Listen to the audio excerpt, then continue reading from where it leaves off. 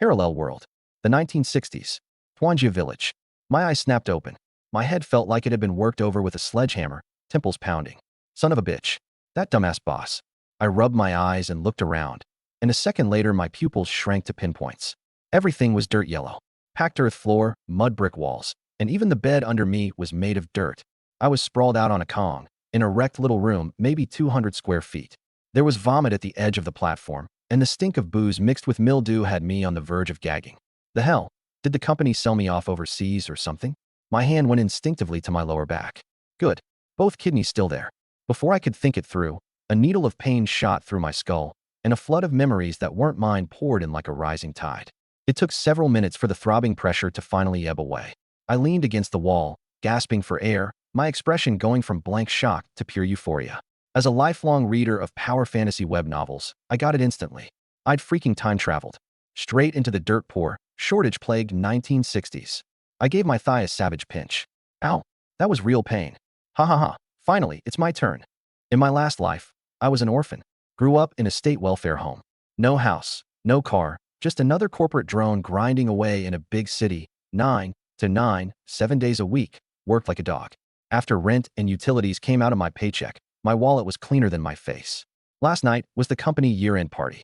Dozens of us crowded around a couple of measly dishes, drinking the cheapest ergwota money could buy, with management so stingy they wouldn't even spring for extra peanuts.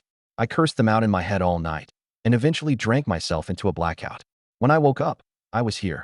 I calmed down and started sorting through the original owner's memories. He was also named Lin Hao, 18 years old. His mother died of illness not long after giving birth to him, and he'd grown up leaning on his grandfather, a mountain hunter, just the two of them. Recently, his father, a factory worker in the city, had died in a workplace accident. The factory paid out 500 yuan plus some grain and industrial coupons. The grief hit his grandfather so hard the old man took to his bed and never got up again. He passed 2 days ago. Last night, after finishing the funeral arrangements for his grandfather, the original Lin Hao drowned his sorrows in liquor until he blacked out. And when those eyes opened again, it was me behind them. Man, rough life, kid. I let out a sigh. Ding. Daily check-in system successfully activated. Congratulations, host. You have received 1 transmigration gift pack. Open it. A soft, sweet voice sounded in my head. My whole body jolted. I bolted upright so fast I nearly tumbled off the kong. Baby, there you are. Quick, open the gift pack. Ding. Congratulations, host. You have obtained Spirit Spring Space, 1 marrow cleansing pill, hunting mastery. Holy crap. A Spirit Spring Space and a marrow cleansing pill. The standard issue Transmigrate starter kit. Now that's what I'm talking about. Transmitting hunting mastery. My head went heavy, and countless hunting techniques flashed past like scenes from a movie. Drawing a bow, setting snares, digging pit traps, stripping and maintaining a rifle, reading game trails, tracking prey, dressing hides and furs, all of it. The knowledge felt carved into my bones, like I'd spent decades running the mountains and could do it all in my sleep. I forced down my excitement, took a deep breath, and sank my consciousness into the Spirit Spring Space. The scene shifted before my eyes. A massive warehouse, 1,000 cubic meters of it. Out front stood an ancient well, the water so clear it seemed to glow, faintly shimmering. Beside it, 1 acre of paddy field and 1 of dry farmland. Behind that, 10 acres of woodland. The water in the old well had to be the Spirit Spring. The marrow cleansing pill sat on a shelf, bottle and all. A system notice popped up. Time stood still inside the warehouse. Whatever you put in came out exactly the same. My eyes lit up. Now that was a useful feature. Ding. Host has 1 check-in available. Check-in. Check-in. Ding. Check-in successful. Obtained. 3 4-piece bedding sets, 3 custom-tailored men's outfits, 10 bottles of air freshener. I gave the list a once-over and nodded, satisfied. Not exactly world-shattering treasures, but exactly what I needed right now. 3 full outfits, inside layers and out, the fabric buttery to the touch, the styles period appropriate enough not to draw stares. And the bedding, well, 1 look at the quilt on that kong made me itch.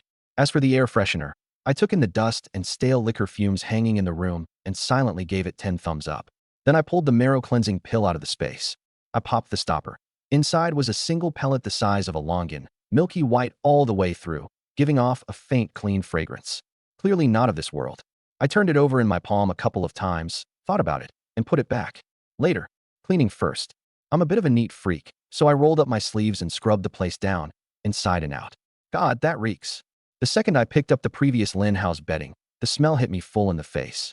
Holding my nose, I shoved the bedding and all the old clothes into the space and torched the lot. Too filthy and reeking of mildew. No salvaging any of it.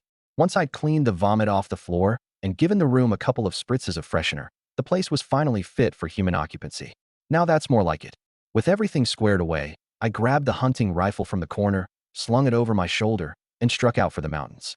Twanjia village sat with its back against a vast mountain range, an endless sea of forest hiding more game and medicinal herbs than anyone could count. In an era with no wildlife protection laws, these mountains were a hunter's treasure vault. They were also lethal. One careless step and you'd end up in some animal's belly. Standing at the foot of the range, looking up at the boundless old-growth forest, even I felt a flicker of awe. The original Lin Hao and his grandfather used to gather herbs on their hunting trips for extra income. More than a decade ago, deep in the mountains, the old man had dug up a 20-year-old wild ginseng root. And that stroke of luck was how the kid ended up apprenticed to the village's old Chinese medicine doctor. His skills weren't refined, but with all those years of absorbing it secondhand, he could handle a cold, a fever, a sprain, or a bruise well enough. Unfortunately, the old doctor didn't make it through the winter before last, and the kid had handled those funeral arrangements too. I sorted through the memories as I climbed. It was work hours in the village, so there wasn't a soul on the mountain paths. Following the memories, I came to a small stream. The water ran clear over smooth, rounded pebbles, the vegetation lush, the air so fresh it went straight to my head. Environment's not bad at all. Air's a hell of a lot better than my last life. I picked out a shallow spot, stripped down in a few quick motions, took a deep breath, and tossed the marrow-cleansing pill into my mouth. It dissolved the instant it touched my tongue. A warm current spread down my throat and out into every limb, every joint. SSSSSS. Oh, that is good. Not pain, pleasure, almost too much of it. I felt like I was floating on a cloud, a tingling numbness working its way out from the marrow of my bones, like 1,000 tiny feathers tickling me from the inside, like soaking in a hot spring with every pore opening wide. Then black grime began seeping out of my skin, greasy and sticky, and translation. The stench got stronger and stronger, like someone had caked a black shell all over me. The creek water around me was visibly turning black. Holy crap. I hurried upstream and waited for the tingling to fade completely. I pulled out my bar of soap and scrubbed myself from head to toe. Hair, face, behind the ears, between the toes, not a single spot missed. The water running off me was pitch black. It took 3 full rounds of scrubbing before I felt clean. When I climbed out to get dressed, I looked down and nearly jumped. Remade by the marrow-cleansing pill, my once scrawny body had turned solid and perfectly proportioned, clean lines everywhere, a total transformation. I was in better shape than those martial arts actors from my last life. Sigh? Wonder which lucky bastard ended up with all those grad school prep materials I worked so hard to collect. Just thinking about it made me ache. I shook my head and felt my face. The shape hadn't changed, but my skin was better by more than 1 grade. Wait a second. I turned around and glanced at the birthmark below my waist. Exactly the same as in my previous life. Then I looked down and found that familiar mole underneath my little brother. This is literally my own damn body. I'd noticed it the moment I got in the water. The face was practically identical to my old one, right down to the details around the eyes and brows. Ridiculously handsome. Coincidence? Whatever, not worth digging into. Doesn't matter anyway. Right now I just felt clear and light all over, like I'd shed a good 15 pounds of dead weight. I'd never felt this relaxed in my life. My body felt so light it seemed like one jump could take me 3 feet off the ground. My back didn't ache, my legs didn't hurt, and even breathing felt 100 times smoother. Haha, that stuff's basically a bioweapon. Good thing I'm smart enough not to have taken it at home. I glanced at the fish and shrimp floating belly up in the creek and grinned. I tossed my old clothes into the space and burned them, picked up the hunting rifle, and headed straight for a patch of scrub brush. There's gotta be pheasants hiding in here.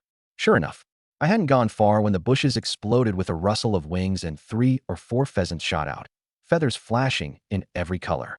Quick as a flash, I scooped up a pebble and snapped my wrist. Whip. One pheasant dropped on the spot, flapped twice, and went still.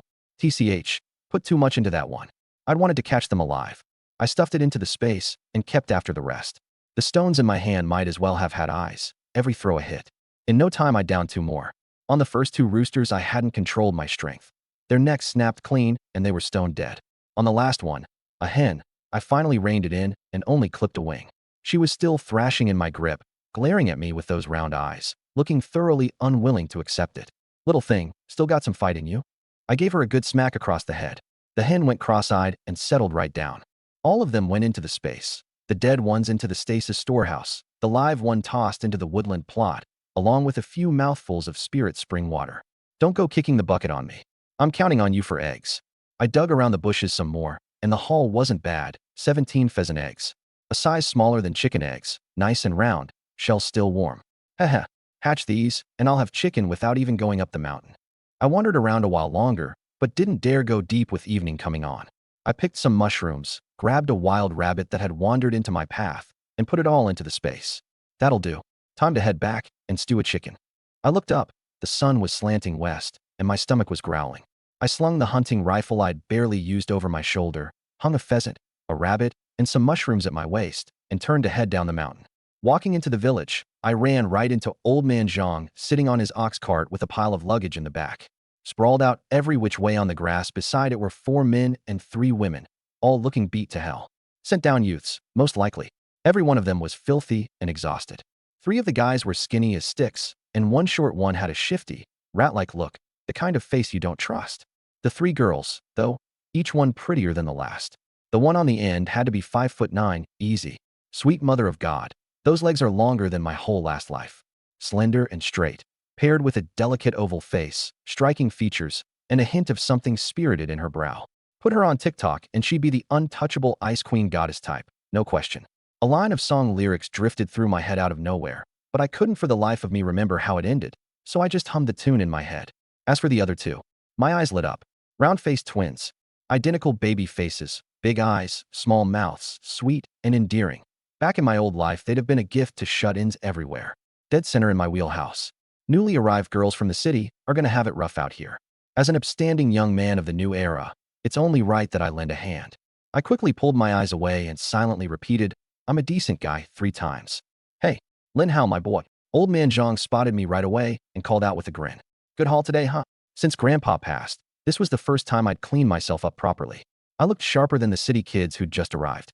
He and my grandfather went way back, and he knew that in the old days the most I ever brought down from the mountain was some medicinal herbs. The times I'd actually bagged game you could count on one hand. Got lucky today. I fished out a pack of great front gates and handed one each to Old Man Zhang and the brigade leader. More sent down youths you're hauling in. Yep. Brigade leader Lu Fengsheng took the cigarette with a sour expression and tapped it against his thumbnail. 3rd batch this year already. Ayo. He shot a look at the crowd slumped around the ox cart and raised his voice. All of you up. We haven't even done 20 line look at the state of you. Only then did the youths drag themselves to their feet, bracing their backs and rubbing their legs, faces full of reluctance. Hello, comrade. A small, wiry male youth sidled up with a broad smile. I'm one of the new arrivals for our Unity Brigade. Xie Shuqing. How about one for me too? I gave him a once-over. It was the shifty little guy from before.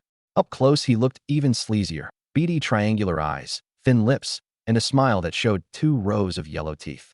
Nothing about him sat right with me. I didn't like him, but you don't slap a smiling face, so I handed a cigarette over anyway. Thanks, comrade. Mind if I borrow a light too? Xie Shuqing took the cigarette, his face crinkling up like a chrysanthemum. All right, let's move. Lu Fengsheng clamped the cigarette but between his lips and slapped the side of the ox cart. The brigade's got work waiting. I stepped aside to let them through. The cart slowly rolled forward. As the long-legged girl passed, she gave me a gentle smile, the kind of face you don't get tired of looking at. I paused for a beat, nodded in acknowledgement, and left it at that. Not the time or place. One of the twins had been sneaking looks at me this whole time. Her earlobes flushed red, and her eyes darted away. I gave her a little wink, and her breath immediately hitched. She ducked her head in a panic and stared at her own toes. I turned and headed home, unable to resist rubbing my chin. This face of mine, it'd be a killer in any era. I strolled back at an easy pace. In my past life, I'd lived alone, and the original owner of this body had helped his grandpa dress game since he was a kid, so my cooking was nothing to sneeze at. The moment I got inside, I rolled up my sleeves and got to work. Pheasant with the mushrooms I'd just foraged into the pot to stew. Flames from the stove licked the bottom of the pot, and before long the smell was drifting through the house. I rinsed the last bit of rice we had and set it on to steam. There was still cornmeal and mixed grain flour piled in the corner of the kitchen, but I had zero appetite for that stuff. I made up my mind. Tomorrow I'd head to the commune and stock up on supplies. As for that hare, I skinned and cleaned it, then tossed it straight into my storage space. Once I'd saved up enough pelts, I'd take the whole lot to the black market in the county seat. Evening. This chicken soup is unbelievably good. Bowl in hand, I alternated bites of chicken and mushroom, grease smeared all over my mouth. The broth was golden and glossy, the meat stewed until it fell off the bone, the mushrooms swollen with soup. One bite, and the flavor exploded across my tongue. After dinner, I leaned back in my chair and let out a satisfied sigh. This beat working myself to death for somebody else any day. I was just settling into the moment when an argument broke out not far off. From the direction of it, the educated youth compound. At it again. A few rundown rooms crammed with dozens of people. It'd be a miracle if they didn't fight. My house sat on the very outskirts of the village, with the mountains not far behind it. The youth compound was a little ways in front of my place. Those new girls, they weren't getting picked on, were they? No way. I had to go take a look. I pulled the yard gate shut behind me and ambled over toward the compound. Before I even got close, I could hear the ruckus inside. By the time I arrived, a ring of villagers had already gathered outside the mud wall, up on their toes, necks craned, buzzing with gossip.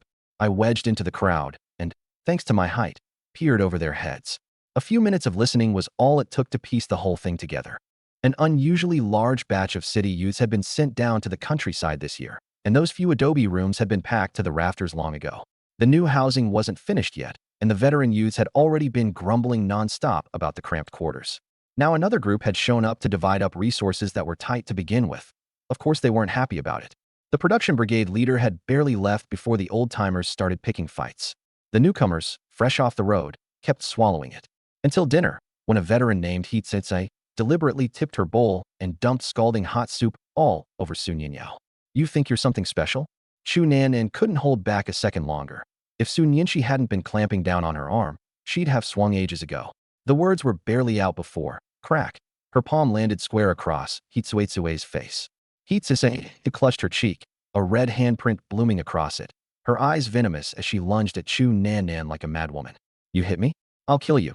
Shinro, the captain of the female youths, reacted fast, grabbing her and holding on tight. Then she whipped her head around and glared at Chu Nanan. How could you hit someone? When she dumped that soup on Ninyao on purpose, where were you? Chu Nanan's gaze was sharp as a blade, not yielding an inch. Don't think a few days' seniority gives you the right to bully people. Sob? My hand slipped, and I knocked the bowl over. I already apologized. What more do you want from me? Unable to break free, Hitsuse simply plopped down on the ground, slapped her thigh, and started wailing, the picture of pitiful innocence. Do you think we're all idiots? Su Nyanyao's face went red with fury as she stepped forward, fists clenched. You call that an accident? You did it on purpose, and everybody knows it. So what if I did? Hitsuetsue's head snapped up, her wounded act flipping instantly to indignant rage, her voice shrill. Those two have shady class backgrounds. What gives them the right to eat at the same table and live in the same yard as those of us from good, red families? The moment the words left her mouth, the whole yard went dead silent. Several pairs of eyes swung toward her, hard with displeasure. A few of the veteran youths visibly changed color and looked away. Huh. Chu Nanan scoffed, her voice quiet, but every word crystal clear. How many people here can honestly claim their own record is spotless? Are you trying to sow discord and undermine the unity of the collective? You. Hitsuetsue was struck dumb. Her mouth opened and shut, but nothing came out. I understood perfectly. Plenty of the youths sent down in this era were here precisely because of their family backgrounds. Hitsuetsue's little outburst had just jabbed a sore spot for the entire yard. Shunro was breaking into a cold sweat beside her, inwardly cursing Hitsue for the liability she was, no doubt. All right, enough. We're all educated youths here. We're going to be seeing each other every single day. Do me a favor and let it go. Shunro hurried to smooth things over, then turned to the three newcomers with a somewhat apologetic look. There really isn't room in the house. You should go ask Party Secretary Wang about it. The brigade leader had, in fact, given instructions before he left. The new arrivals should drop off their luggage and collect their grain rations first, and after dinner Secretary Wang would sort out their housing. The three girls exchanged a look, gave a cold snort, and went inside to grab their few belongings and their papers. Su Ninyao had barely stepped through the gate when she spotted me leaning against the wall. She stopped dead in her tracks, her cheeks quietly going pink. After a few seconds of hesitation, she came over, pinching the hem of her shirt, her voice soft and sweet. Nothing like the girl who'd been tearing into Hitsue a minute ago. See, comrade, could you tell me how to get to Secretary Wang's house? Su Nianxi trailed behind her, eyes flickering as she studied her little sister's reddening ears. Su Ninyao noticed and dropped her head in a hurry, the tips of her ears so red they looked ready to bleed, fingers twisting at her shirt hem. Oh, Secretary Wang's place. I winked at her and smiled. This girl really was adorable. I'm not busy anyway. I'll take you over. Consider it a walk to settle my dinner. Su Ninyao's eyes lit up, her nervousness melting into undisguised delight as she nodded quickly. Thank you so much, comrade. Hello, comrade. Chu Nan sauntered up and stuck out her hand. I'm Chu Nan. Hello, Lin Hao. I shook it politely. Her hand was rough, the knuckles hard, the mark of years of manual labor or martial arts training. I stole a discreet glance at the way she walked, steady and powerful, yet light on her feet. That settled it. This girl almost certainly knew how to fight. I'm Sun Yinyao. Looking a little shy, she tugged the girl beside her forward, her voice thin and small. This is my older sister, Sun Yinshi. Sun Yinshi gave a slight nod by way of greeting. The two sisters looked exactly alike. Baby faces, big eyes, small mouths. The only difference was that the older one carried herself with a cooler air, like a solitary poplar standing quietly in the snow, the kind of presence you couldn't take your eyes off of. This type would probably be a real handful to comfort once she started crying. Sun Yinshi kept feeling like there was something odd about the way I was looking at her, but for some reason, she couldn't bring herself to be put off by it. Let's go. I pulled my gaze away, turned, and took the lead, slowing my pace to match the three girls. Comrade Lin Hao, you're one of the village hunters, right? Chu Nanan bounced up beside me, eyes bright and eager. I saw you bagged a rabbit today. Is there a lot of game up in those mountains? I do run the hills, I nodded. Plenty of game. Wild boar, pheasant, roe deer.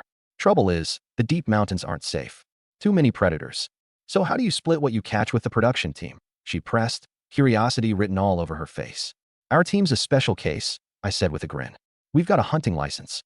Turn in 300 pounds of game to the team every year, and the rest is yours. Eat it, or trade it at the food station for whatever you need. 300 pounds. Sun Yinyao crowded in too, her tone innocent. That doesn't sound like all that much. Don't go thinking it's easy, Comrade Su. I shook my head, my voice turning serious. Running the hills is no picnic. Out in all weather, rain or wind, and you're dealing with wild animals. Just the other day, a hunter from the next village got eaten by a tiger. What? There are tigers up there. Both sisters went pale. Sun Yinyao instinctively pressed closer to her sister, small hands clamped around Sun Yinshi's arm. Sun Yinshi kept her composure on the surface, but the fingers gripping her luggage visibly tightened, veins standing out against her fair skin. Chu Nan, on the other hand, looked perfectly calm. She even glanced up at the mountains with real interest, a flicker of something eager in her eyes. You bet there are. I shot her a look and added, unhurried, bears and wolves too. Sun Yinyao shrank into her shoulders and muttered something under her breath. I didn't catch it. We talked and laughed the whole way, and before long the four of us were on easy terms. It wasn't much of a walk before we reached Party Secretary Wang's place. The secretary was sitting outside his yard just then, pipe in hand, eyes half shut as he puffed away, the picture of contentment. I stepped up first, pulled out a cigarette and offered it to him, struck a match to light it for him, then lit one for myself. Uncle Wang, you eaten yet? Just finished. Taking a breather. Wang Dachui drew on his pipe and blew out a perfect ring of smoke. Then he looked up, spotted the three girls behind me, and raised his eyebrows. How'd a punk like you end up traveling with the educated youth comrades? Secretary Wang, sorry to trouble you. Sun Yinyao took a step forward, her voice soft and a little tentative. We're the new sent-down youth. We just arrived today.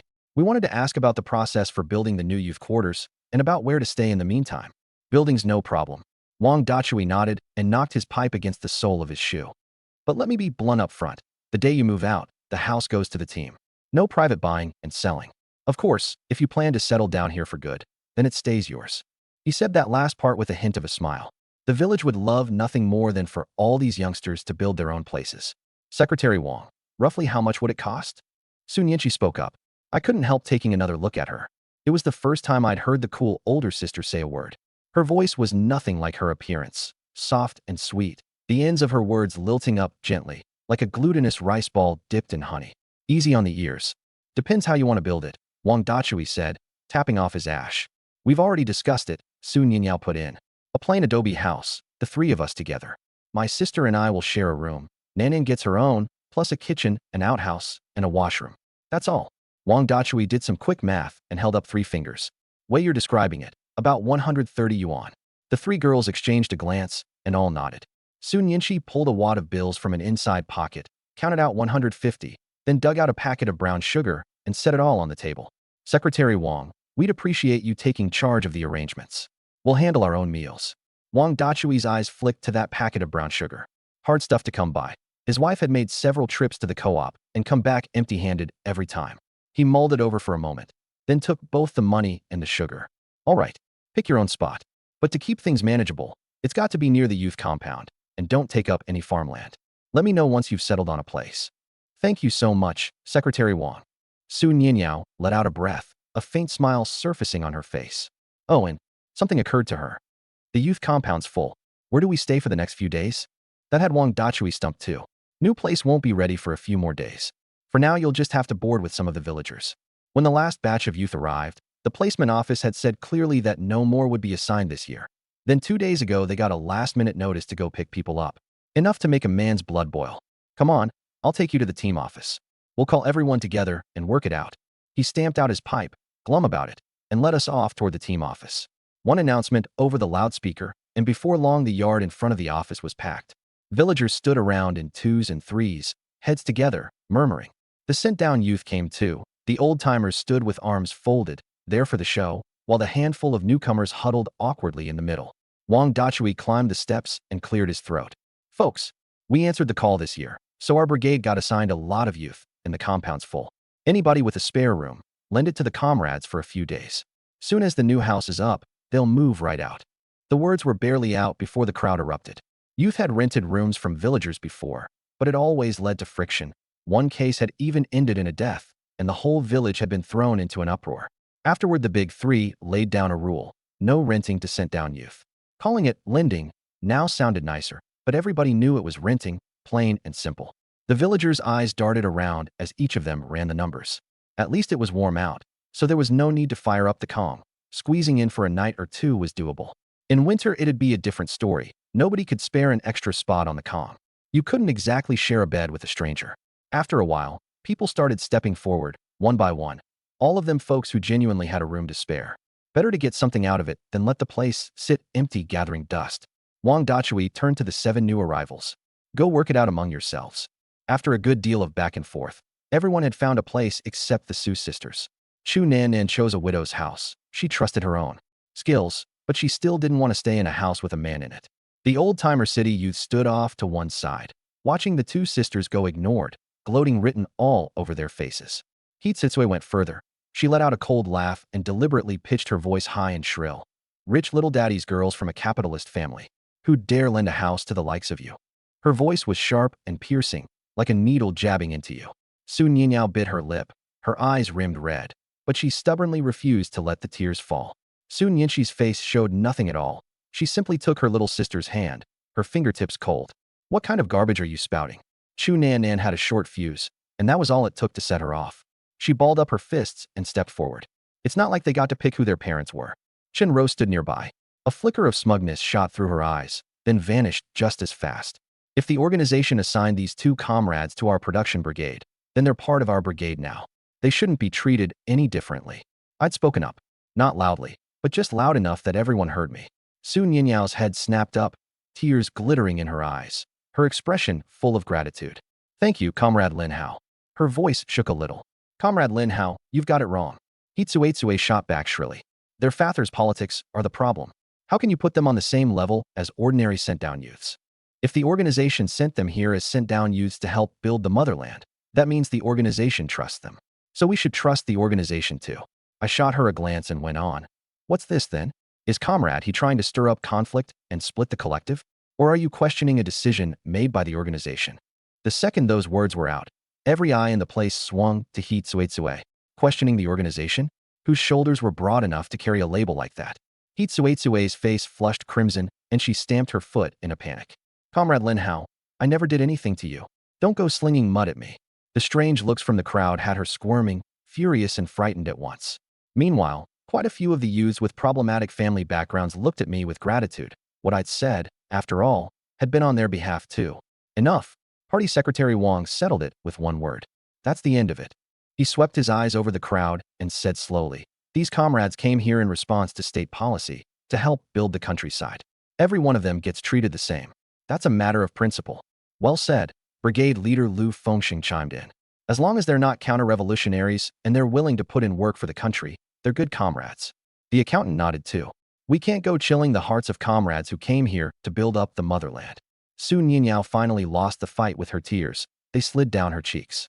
She quickly ducked her head and swiped them away with her sleeve, and when she looked up her eyes were shining as she gazed at me. Her lips moved, but 1,000 words jammed up in her throat. Even Su Nianxi, who'd been stone-faced the whole time, cold as an iceberg, had something different in her eyes when she looked at me now, like a crack opening across a frozen lake, letting the warmth underneath show through.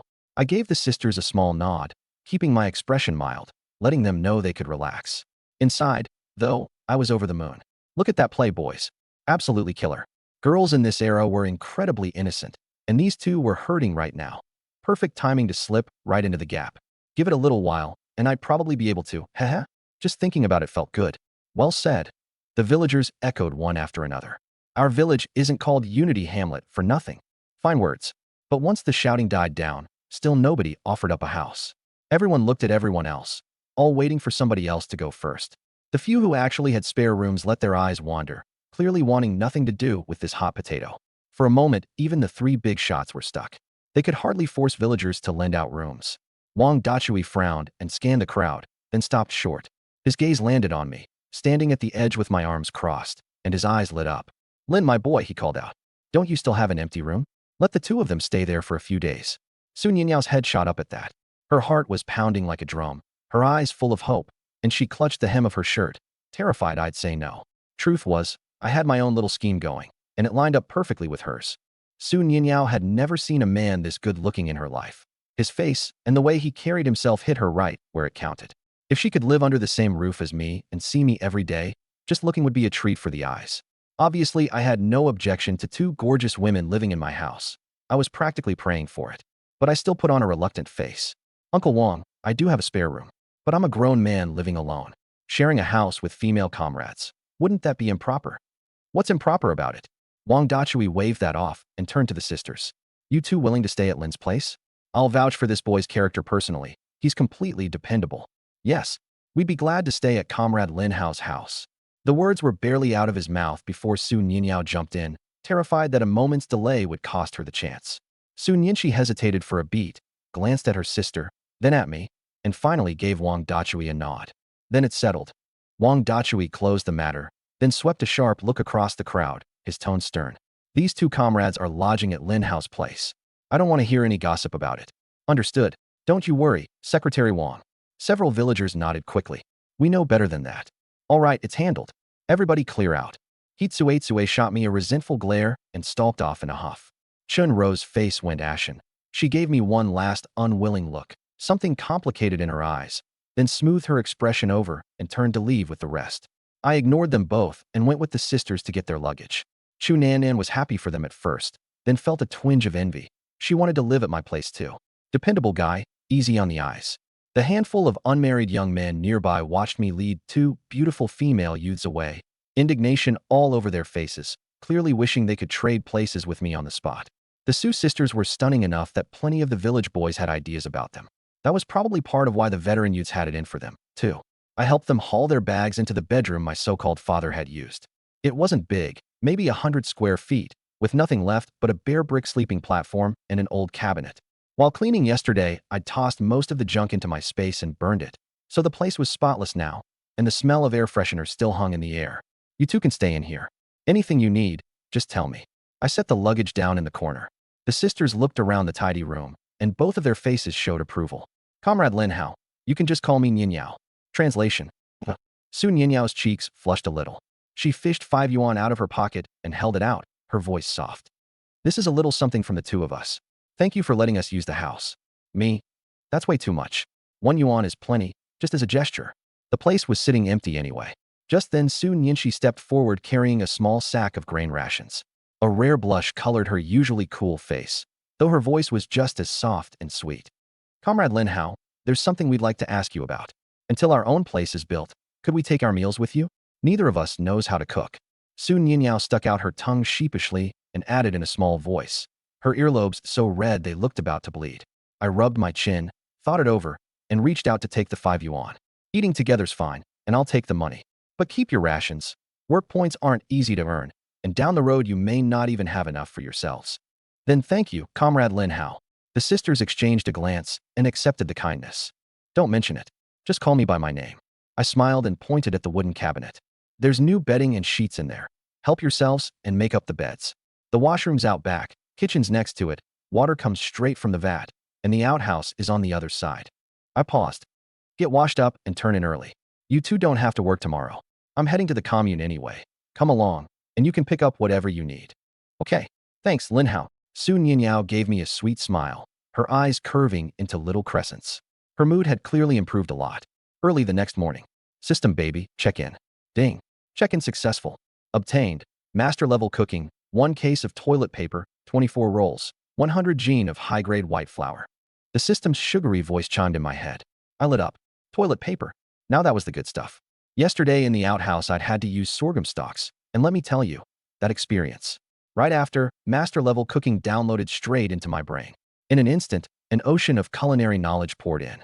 Pan-frying, stir-frying, boiling, deep-frying, braising, stewing, baking, roasting, all 8 great regional cuisines, Western pastries too. Ingredient prep, seasoning ratios, all of it felt carved into my bones, ready at a moment's notice. And high-grade white flour. In my last life, I was a southerner, used to eating rice, but white flour beat cornmeal any day. Especially the finest white flour, steamed buns, stuffed buns, absolutely mouth-watering. For in the morning, and the sky was already bright. Lin Hao, Su Nianyao came out of her room looking rosy and refreshed, beaming at me. That bedding you gave us is so comfortable. The mattress pad is even softer than the one at home. Su Nianxi followed behind her, equally well-rested, a natural flush on her face, with no trace of yesterday's exhaustion and awkwardness. System issued goods. All right, the quality really was top-notch. Glad you slept well. I smiled. Go get washed up, or the ox cart will leave without us. The sisters headed off to fetch water. Both of them were privately curious about where I'd gotten bedding that nice, but by unspoken agreement, neither asked. I was pleased. These two really knew how to read a room. Once we were ready, I took them to the edge of the village. Quite a few people had already gathered, standing around the ox cart in 2s and 3s, some smoking, some chatting. Comrade Lin Hao, Nianyao, Nianxi, over here, over here. Chu Nan was sitting at the back of the cart. She spotted us from a distance and waved excitedly. I walked up and handed a cigarette to old Zhang, the driver. Morning, Grandpa Zhang. Old Zhang took it, lit up, drew a puff, and laughed. Been waiting on you, kid. Hop on, we're off. You got it. We paid the fare, 2 fin per person, round trip. I climbed onto the cart and sat down next to Chu Nan, right at the back. I brushed the dust off my pant legs and said with a grin, You're up early, educated youth Chu. Ugh, don't get me started. I can't sleep in a strange bed. I barely slept at all last night. Chu Nan yawned listlessly, eyeing the bright-eyed Su sisters with open envy. It was her first night in an unfamiliar place, and combined with all the gossip she'd overheard on the train, she'd drifted in and out of sleep all night, tensing at every little sound. The Su sisters had it different, sharing a room with someone they knew, and a bar across the door. That was peace of mind. Once everyone was aboard, old Zhang cracked his whip, and the old ox ambled off toward the commune. The cart rocked and swayed. Su Nianyao sat pressed up beside me, chattering away nonstop the whole ride, her arm brushing mine now and then, and every time it did she'd blush, then pretend nothing had happened. Su Nianxi sat off to the side, staring at the ever-widening gap of empty space beside her sister, and shot her an exasperated look. But Su Nianyao didn't notice a thing, which only made her sister roll her eyes harder. Chu Nan leaned against Su Nianyao's back with her eyes closed, resting, chiming in with a word or two now and then. Lin Hao, what are you buying? Su Nianyao asked, tilting her head. Just some oil, salt, soy sauce, vinegar. I answered offhandedly. What I was really thinking about was rice and pork leaf lard. Buy it and stash it straight into my space. And I needed to look for vegetable seeds. Those 2 mu of land in my space were still sitting empty. The old ox was slow, and we made small talk the whole way. After roughly 2 hours of jolting along, we finally reached the commune. Roads in those days were nothing but ruts and potholes, so with the cart lurching and everyone packed in shoulder to shoulder, bumping into each other was unavoidable. When we stopped, Su Nianyao's legs must have gone numb from sitting so long. She missed her footing and pitched forward. Careful, I reacted fast, hooking an arm around her waist and pulling her back toward me. Su Nianyao yelped and tumbled into my chest, her face pressed against me. She froze for a second, and then her face went up in flames. I froze too. I'd grabbed her on pure reflex, and what my hand was resting on didn't feel quite right. One of my hands had landed, dead center, right on the soft part at the front of her. The air went completely still. Su Nianyao's face was red enough to bleed. She stood rooted to the spot, barely daring to breathe. I quickly slid my hand up to steady her shoulder instead, playing it cool. You okay? I'm fine. Her voice was as thin as a mosquito's whine. She ducked her head lower, not daring to look at me.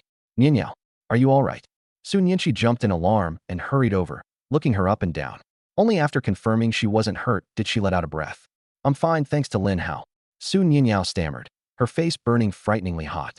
Ahem, good thing you're okay. Be more careful next time. I smiled, my gaze drifting inadvertently across her front. Well damn, young as she was, the girl was already this well off. Then I found myself glancing at Su Nianqi too. Twins, all right, another major shareholder. Just how rich did their family have to be to keep 2 airports in business? Su Nianqi happened to. She was looking at me too, her eyes cold as ice. Caught in that glare, I rubbed my nose awkwardly and quickly turned my head to look somewhere else. Once everyone was off the cart, old Zhang tied the ox up under a big tree and hollered, "Remember, we meet back here in 2 hours. Miss it, and you're walking home." "Got it, Grandpa Zhang." People answered, drifting off in 2s and 3s. "Brother Hao, let me buy you lunch." Su Nianyao still hadn't recovered from the ride. She eyed the state-run restaurant across the street, patted her flat, growling stomach, and shifted around a little bashfully. I smiled. No rush. Let's hit the supply co-op first. Go too late, and all the good stuff will be picked clean. Brother Hao, you really know your way around. Su Nianyao gave me a look of genuine admiration, then suddenly panicked and grabbed her sister's arm. Then let's hurry. Let's split up. Meet back at Grandpa Zhang's cart when you're done. Okay. I made a circuit of the co-op and bought a pound of salt, 2 pounds of oil, and 2 bars of soap, plus some toothbrushes and toothpaste. I also grabbed a few packs of cigarettes and a few boxes of matches and stuffed them in my pocket. At the grain station, I bought 10 pounds of rice. If it weren't for the purchase limits, I'd have stocked up a whole lot more. Passing a counter, I spotted a bicycle displayed in the most prominent spot, gleaming frame, brand new tires. Just looking at it made my heart itch. I wanted it, but I didn't have a coupon. Money I still had, over 1,300 yuan. But in these times, money without coupons couldn't get you a single step. I walked the whole place and didn't see so much as a shadow of vegetable seeds. I shook my head. I'd have to go back and ask whether the production team had any left over. After thinking it over, I also had 10 pounds of bulk liquor poured out for me and carried the whole load back toward the ox cart. Back at the meeting spot, old Zhang was leaning against the tree, smoking and dozing. I stowed my things and sat around for a good while before the girls finally showed up.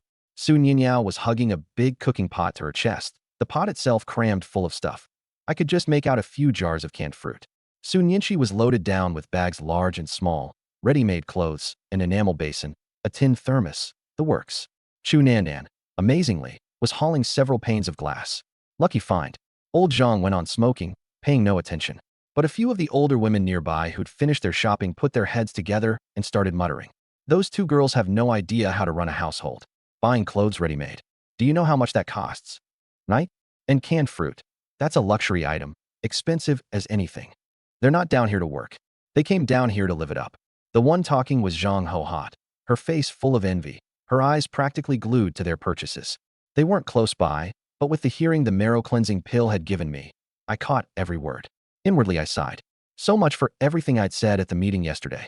Not bothering with the gossips, I went over and helped load everything onto the cart, then handed old Zhang a cigarette. Grandpa Zhang, mind keeping an eye on our things?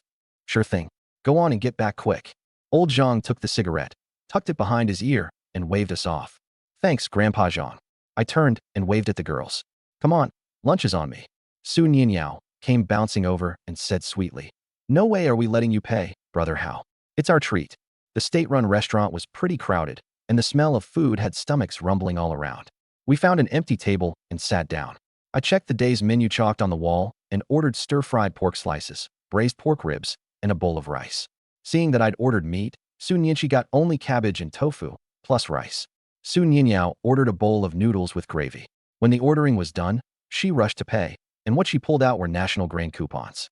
One look and the waitress's attitude warmed right up. Even her smile turned genuine. Chu Nannan ordered a bowl of rice too, then leaned over and whispered in Su Nianyao's ear, "Nianyao, you get a much better deal trading national coupons for local ones." "You can do that," Su Nianyao said, surprised. "I'll ask Brother how to trade them later." She filed it away quietly. The moment the food hit the table, nobody had time for talking. "These ribs are amazing." Su Nianyao abandoned all pretense of daintiness and shoveled noodles into her mouth, cheeks bulging like a little hamster's. Chu Nannan was no better. Her chopsticks flew, and she cleaned her rice bowl down to the last grain. Su Nianqi was more refined, eating in small bites, glancing at her sister now and then with a helpless, doting smile at the corner of her mouth. After the meal, we went with Chu Nan Nan to mail a letter home. The two sisters stood outside and didn't go in, their expressions complicated, a longing for home and an unspeakable sadness hidden in their eyes. Soon Yinshi let out a soft sigh and squeezed her sister's hand. I leaned against the corner of the wall and smoked, not intruding. When Chu Nan Nan came out, I said gently, "Let's head back. We'll stew that rabbit. You should join us, Comrade Chu." "Sure. Thanks, Brother Hao. And just call me Nan Nan." We waited on the cart a while, and people trickled back. It wasn't quite time yet, but since everyone was there, no point waiting around. "Hold on tight." Old Zhang barked, flicking the whip lightly, and the old ox went swaying off toward Tuanjia village. The whole way back, the older women's mouths never stopped, happily trading gossip about every household in the village. Country women are a bold bunch, though. Every so often they'd toss out something off-color, and soon Yin Yao and the others would turn beet red and duck their heads, pretending they hadn't heard. One woman in her 40s looked Chu Nan Nan over, and her eyes lit up. She tugged at Nanan's sleeve. "Girl, how about Annie sets you up with a match? I've got a nephew, tall, strong, earns 12 work points a day. Hardest worker in our village." Another woman sitting nearby sized Chu Nan Nan up and down and got fired up too. One look at that figure, and you could tell she'd bear children just fine, and she was well endowed up top, not like those two flat little things behind her. No baby of hers would ever go hungry. Refusing to be outdone, she cut in. "Don't you listen to her nonsense. That nephew of hers has a rotten temper. He's already driven off 2 wives. If you ask me, my second boy's the better catch. Only 16, and still a pure young lad. You lying old crow." The first woman turned on her instantly. "That good-for-nothing of yours. Skinny as a kindling stick, loafs around all day, can't even feed himself. Talk about nonsense. My second boy." The two of them, who a moment ago had been as close as sisters, were now red in the face and spitting as they shouted at each other. "And no thank you. I." Chu Nan Nan was normally sharp and spirited, but even she flushed now, waving her hands helplessly, wishing she could find a crack in the floor to crawl into. Sun Yinyao and I watched from the side, thoroughly entertained. Even Sun Yinshi was perking up her ears and stealing glances at the commotion. At high noon, the ox cart finally rocked its way to the edge of the village. Chu Nan Nan looked like a prisoner granted amnesty. She scooped up her things, hopped off the cart, and ran for my house without a backward glance, the two aunties' unfinished arguments still drifting after her. Once everything was carried into my yard and put away, Sun Yinyao. She even pushed a few cans of fruit on me before I could say no. I poured water for the 3 of them. "Take a breather. I'll go make dinner." "I'll help." Sun Yinyao gulped down most of her glass, and her eyes lit up. The exhaustion seemed to melt right off her. I smiled to myself. I'd slipped a little spirit spring water into it, and the effect was obvious. "No need. You 3 rest." I waved her off. "Work starts tomorrow. Save your energy today." Chu Nan Nan had martial arts training and plenty of stamina, so she wasn't all that tired. Spirit spring water mainly relieved fatigue, and it helped a bit with a mild cold, but you couldn't call it medicine. Of course, those were just side benefits. Its real use went far beyond that. "Is the work really that exhausting?" Sun Yinyao asked, tilting her head. She and her sister had been pampered since childhood. They had no idea how brutal farm work was. "You'll find out tomorrow." I just smiled and left it at that. It can't be worse than my boxing drills, can it? Chu Nan Nan pumped a fist, clearly unimpressed. I chuckled and dropped it. Some things you can explain until you're blue in the face, and it won't land. One day in the fields, and they'd understand. I went into the kitchen, got a pot of white rice steaming, then chopped up the wild rabbit I'd skinned yesterday and set it to marinate. I'm going to trade for some tanger, some vegetables. Don't wander off. With that, I grabbed a half sack of cornmeal and headed out. My yard was genuinely big. It sat right against the foot of the mountain, and since we'd worried about animals wandering in, the house had been built with a wall of big stones packed with mud, enclosing a wide, open stretch of ground. More than enough room to grow vegetables. But the original owner and his grandfather had never bothered. They'd just traded game, money, and ration coupons with the villagers instead. I made my way over to Accountant Lin's place. I knew the route by heart. "Auntie, haven't eaten yet?" "Not yet." Wang Shufan was sorting vegetables in the yard. She looked up, saw the sack in my hand, and understood immediately. "Xiao Hao, here to trade for vegetables again?" "Yep." I handed the sack over with a grin. "The cabbage you gave me last time was so good I had to come back." "You rascal, did you put honey on your tongue today? Listen to that mouth." Wang Shufan was beaming ear to ear as she took the sack and headed inside. "Hold on, Auntie'll get it right now." A moment later, she came out lugging a huge burlap sack. I looked inside. Napa cabbage, radishes, cucumbers, garlic, pumpkin, all stacked up neat as could be. My few pounds of cornmeal weren't worth anywhere near that much. "Auntie, this is way too much." "Too much, my foot." Take it and eat. Tell Auntie if it's not enough. She waved a hand at me. Well, thank you, Auntie. I didn't argue. I'll go up the mountain this afternoon and bring you back some game. Shaolin, don't you go pushing your luck. Wang Shufin's face changed the second she heard it. Whatever you do, don't go deep into the woods. Your uncle was out gathering firewood a few days back and heard a tiger roar. Thank goodness it was far off. Her voice was actually trembling. She'd watched me grow up, and her family wasn't short on meat. She just didn't want me taking risks. Her husband, Lin Fengshou, was distantly related to me. The blood tie was long past counting, but we'd always been close. Don't worry, Auntie. I thumped my chest. Just the outer edge. I'm pretty capable these days, and I'm not going in deep. Promise. Good. Only then did she let out her breath. Oh, right, Auntie. Do you have any vegetable seeds left? Sure do. You planning to grow your own? My eyes lit up. Yeah, thought I'd try my hand at it. Spare me a few. No problem. A little while later, she handed me a small packet wrapped in newspaper. Here you go, a bit of everything. I opened it up, a bunch of little paper twists, each one labeled cabbage, radish, cucumber, eggplant, chili, a pretty complete selection. Thanks, Auntie. Ah, it's nothing. She waved it off, then walked me carefully through some planting tips. Come ask anytime you get stuck. I pressed her on a few more details before getting up to go. Back at the yard, Sun Yinyao was already sitting by the door waiting for me. The moment she saw me, she came over with her eyes shining. That's so many vegetables. Sure is. I hefted the sack. I'll stew some Napa cabbage for you tonight. It's really sweet. Cabbage is my favorite. She bounced along behind me. Let me help you wash them. Sure. I set the vegetables down in the kitchen. I'm going to stir-fry that rabbit I caught yesterday. Oh, can you all handle spicy food? I wanted to make a numbing spicy rabbit, but I wasn't sure they could take it. We can. Sun Yinyao jumped in. My sister and I both eat spicy. I'm from Sichuan. Of course I can handle spicy. Chu Nanan came out too. A little Sichuan firecracker. That explained a lot. I thought of the handprint on Hitsuetsue's face and had to hide a smirk. I pulled out a head of cabbage and peeled off the tough outer leaves. Didn't throw them away though. I was saving them for the pheasant in my space. Half of one is plenty. Got it. Sun Yinyao took the cabbage and skipped over to the wash basin.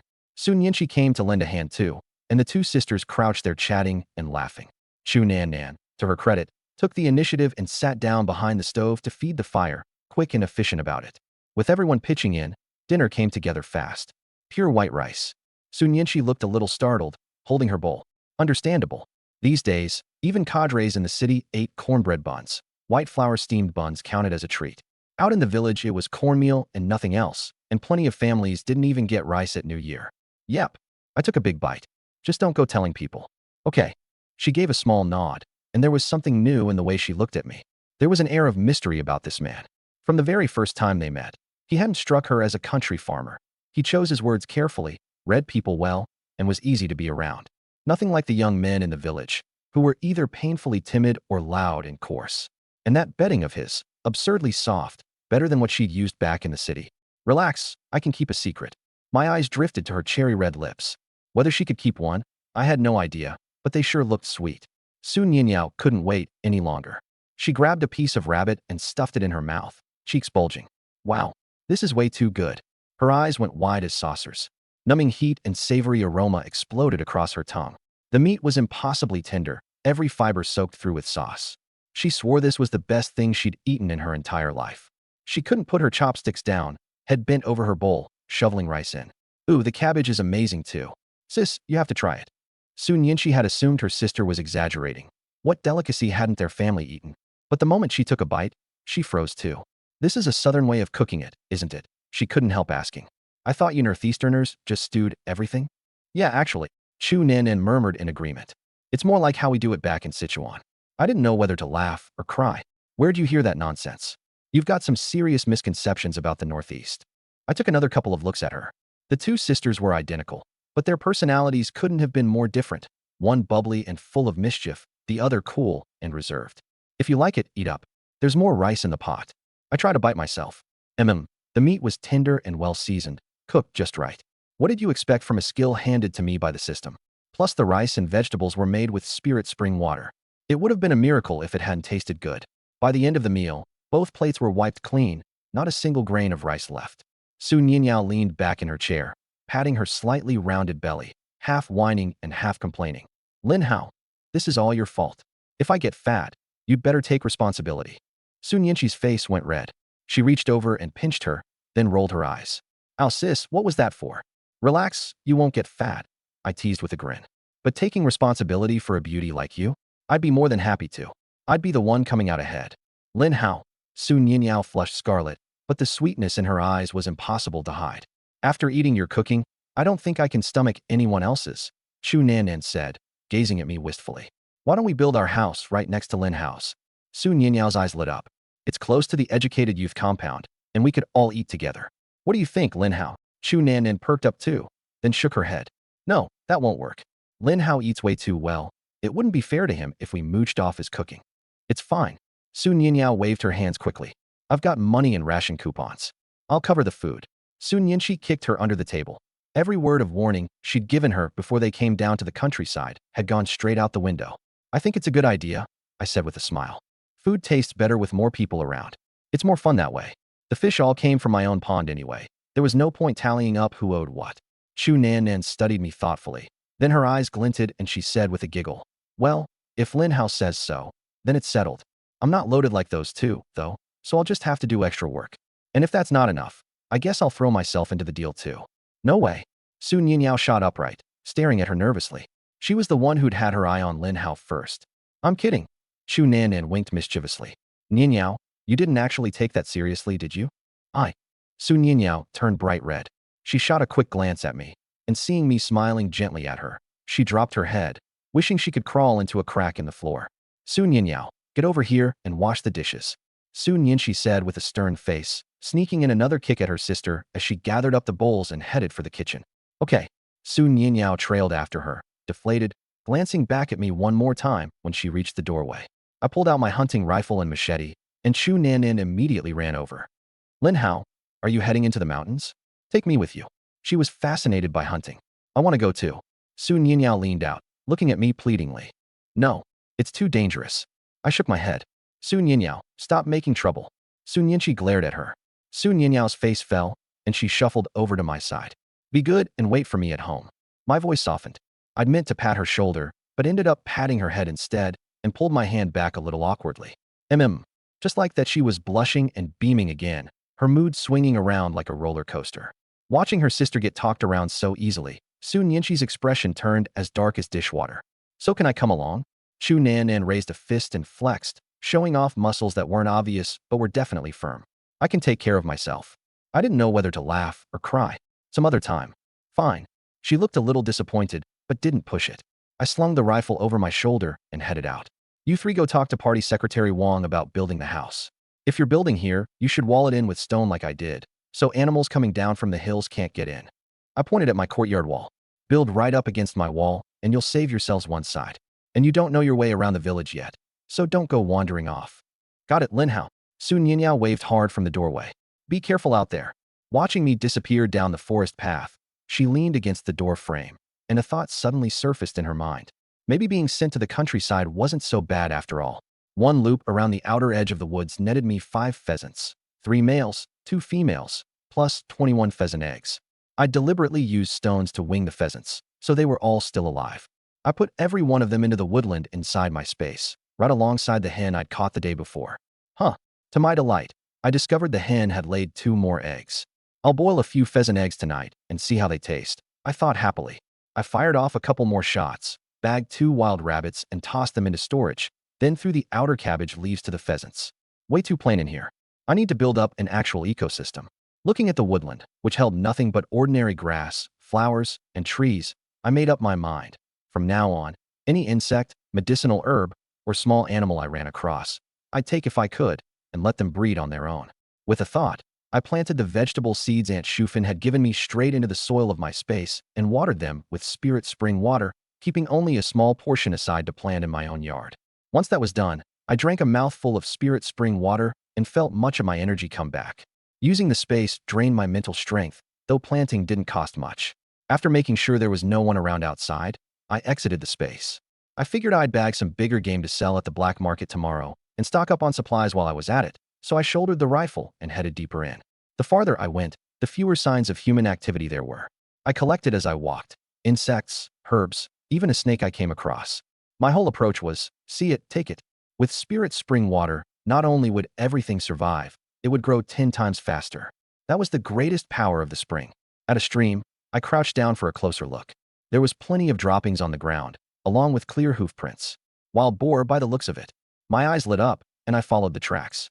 I hadn't gone far before I spotted them, a whole sounder of boars, heads down, rooting for food. 1 boar, 3 sows, and 13 piglets. Would you look at that? Most people were going hungry in these famine years, and this bunch was fat and glossy. That boar had to be 400 pounds at least. 2 of the smaller sows were around 200, and the big one looked to be over 300. I quietly climbed a big tree, braced the rifle, and took aim at the boar first, the biggest threat. Bang! The shot cracked through the woods. A flock of birds burst into the air. The bullet caught the boar right in the eye. My hands never stopped. I put a round into each of the 2 nearer sows, one in the neck, one in the hind leg. The farthest sow lost her nerve completely, plunged into the underbrush, and vanished in the blink of an eye. But that boar didn't go down, even with a bullet in it. It rolled over once on the ground, then came charging at me, roaring. Damn it, I swore under my breath. The stopping power on this Type 38 was just too weak. From any real distance, even a hit to a vital spot wouldn't kill. I needed to get my hands on a decent rifle when I had the chance. I put 2 more rounds into it, both on target, but it was already seeing red. It slammed into the tree over and over, heedless of its own life, the trunk humming from the impact, leaves raining down. Lucky for me the tree was thick enough. Otherwise I'm honestly not sure it would have held. The sow with the neck wound was closing in too, so I hurried to put another round in her. The last thing I could afford was letting them gang up on me. 3 shots in a row. By the time that sow reached the base of the tree, she finally collapsed, out of strength, her whole body twitching as blood pumped out of her. The boar ramming the tree was weakening too. It had already snapped off one of its tusks. I reloaded, fired 1 more round, and it gave an unwilling grunt before crashing to the ground. The last one came charging in and rammed the trunk hard. I stowed the rifle in my space, drew my machete, and leaped down, using the momentum of the fall to drive the blade deep into its neck. Both hands clamped down on the handle as pig blood came gushing along the steel. I threw my whole weight onto its back, stuck to it like a plaster it couldn't shake off. It thrashed wildly, whipping its head and kicking, splattering me with blood. After a good long struggle, all 4 legs finally stretched out stiff. I let go, dropped onto my backside, and sucked in air in great gulps. A few minutes rest, then I got up, put all 3 boars into the warehouse, and went looking for the piglets that had scattered. After searching a good while, I only caught 5. 2 males, 3 females, every one of them trembling with fear, huddled in the grass, and too scared to move. I tossed them into the woodland in my space, gave them some spirit spring water, and finally felt satisfied. I glanced over the hall, then took the bled out sew back out of the space, slit her belly open, pulled out the intestines, and hung them on a branch. The stomach went into the warehouse. Now that was good stuff. Wild boars eat plenty of medicinal herbs up in these mountains, so the stomach makes an excellent tonic. The rest of the pork I planned to turn over to the brigade. Combined with what I'd already handed in, that would cover my quota for the year. At the edge of the woods, I took out 2 wild roosters and a hare, strung them up on my belt, hoisted a boar onto my shoulder, and set off for the village with long strides. Gutted, the boar still weighed about 180 catties. With the strength the marrow-cleansing pill had given me, carrying it was effortless. My stride didn't even waver. I hadn't gotten far from the tree line when I ran into a few villagers with hoes over their shoulders. The moment they spotted the monster on my shoulder, plus the pheasants flapping at my waist and the hare dangling there, their eyes locked on and their throats started working, swallowing hard. Well, I'll be. Lin Hao, my boy, you bagged a wild boar. Lu Jianxi stroked his goatee as he sidled over, eyeballs practically glued to my shoulder. Got lucky. Ran right into them. I said with a nod and a smile. Uncle Lu, don't forget to tell everyone to head over to the brigade office for their share of the meat. Game turned in by mountain hunters was always divided by head count across the whole brigade. Now that's more like it. Lu Jianxi's eyes lit up. He rubbed his hands and stepped forward. Here, let me carry that for you. It's heavy. At the mention of meat, the other villagers instantly perked up, heads together, whispering, faces full of anticipation. In a lean year like this, getting a mouthful of meat was more of an occasion than New Year's. No need to trouble yourself, Uncle Lu. I waved him off. You all head back and spread the word.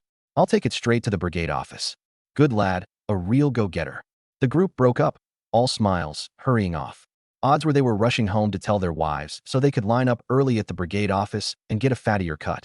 One person stayed behind. Lu Jianxi's youngest son, Lu Ergu.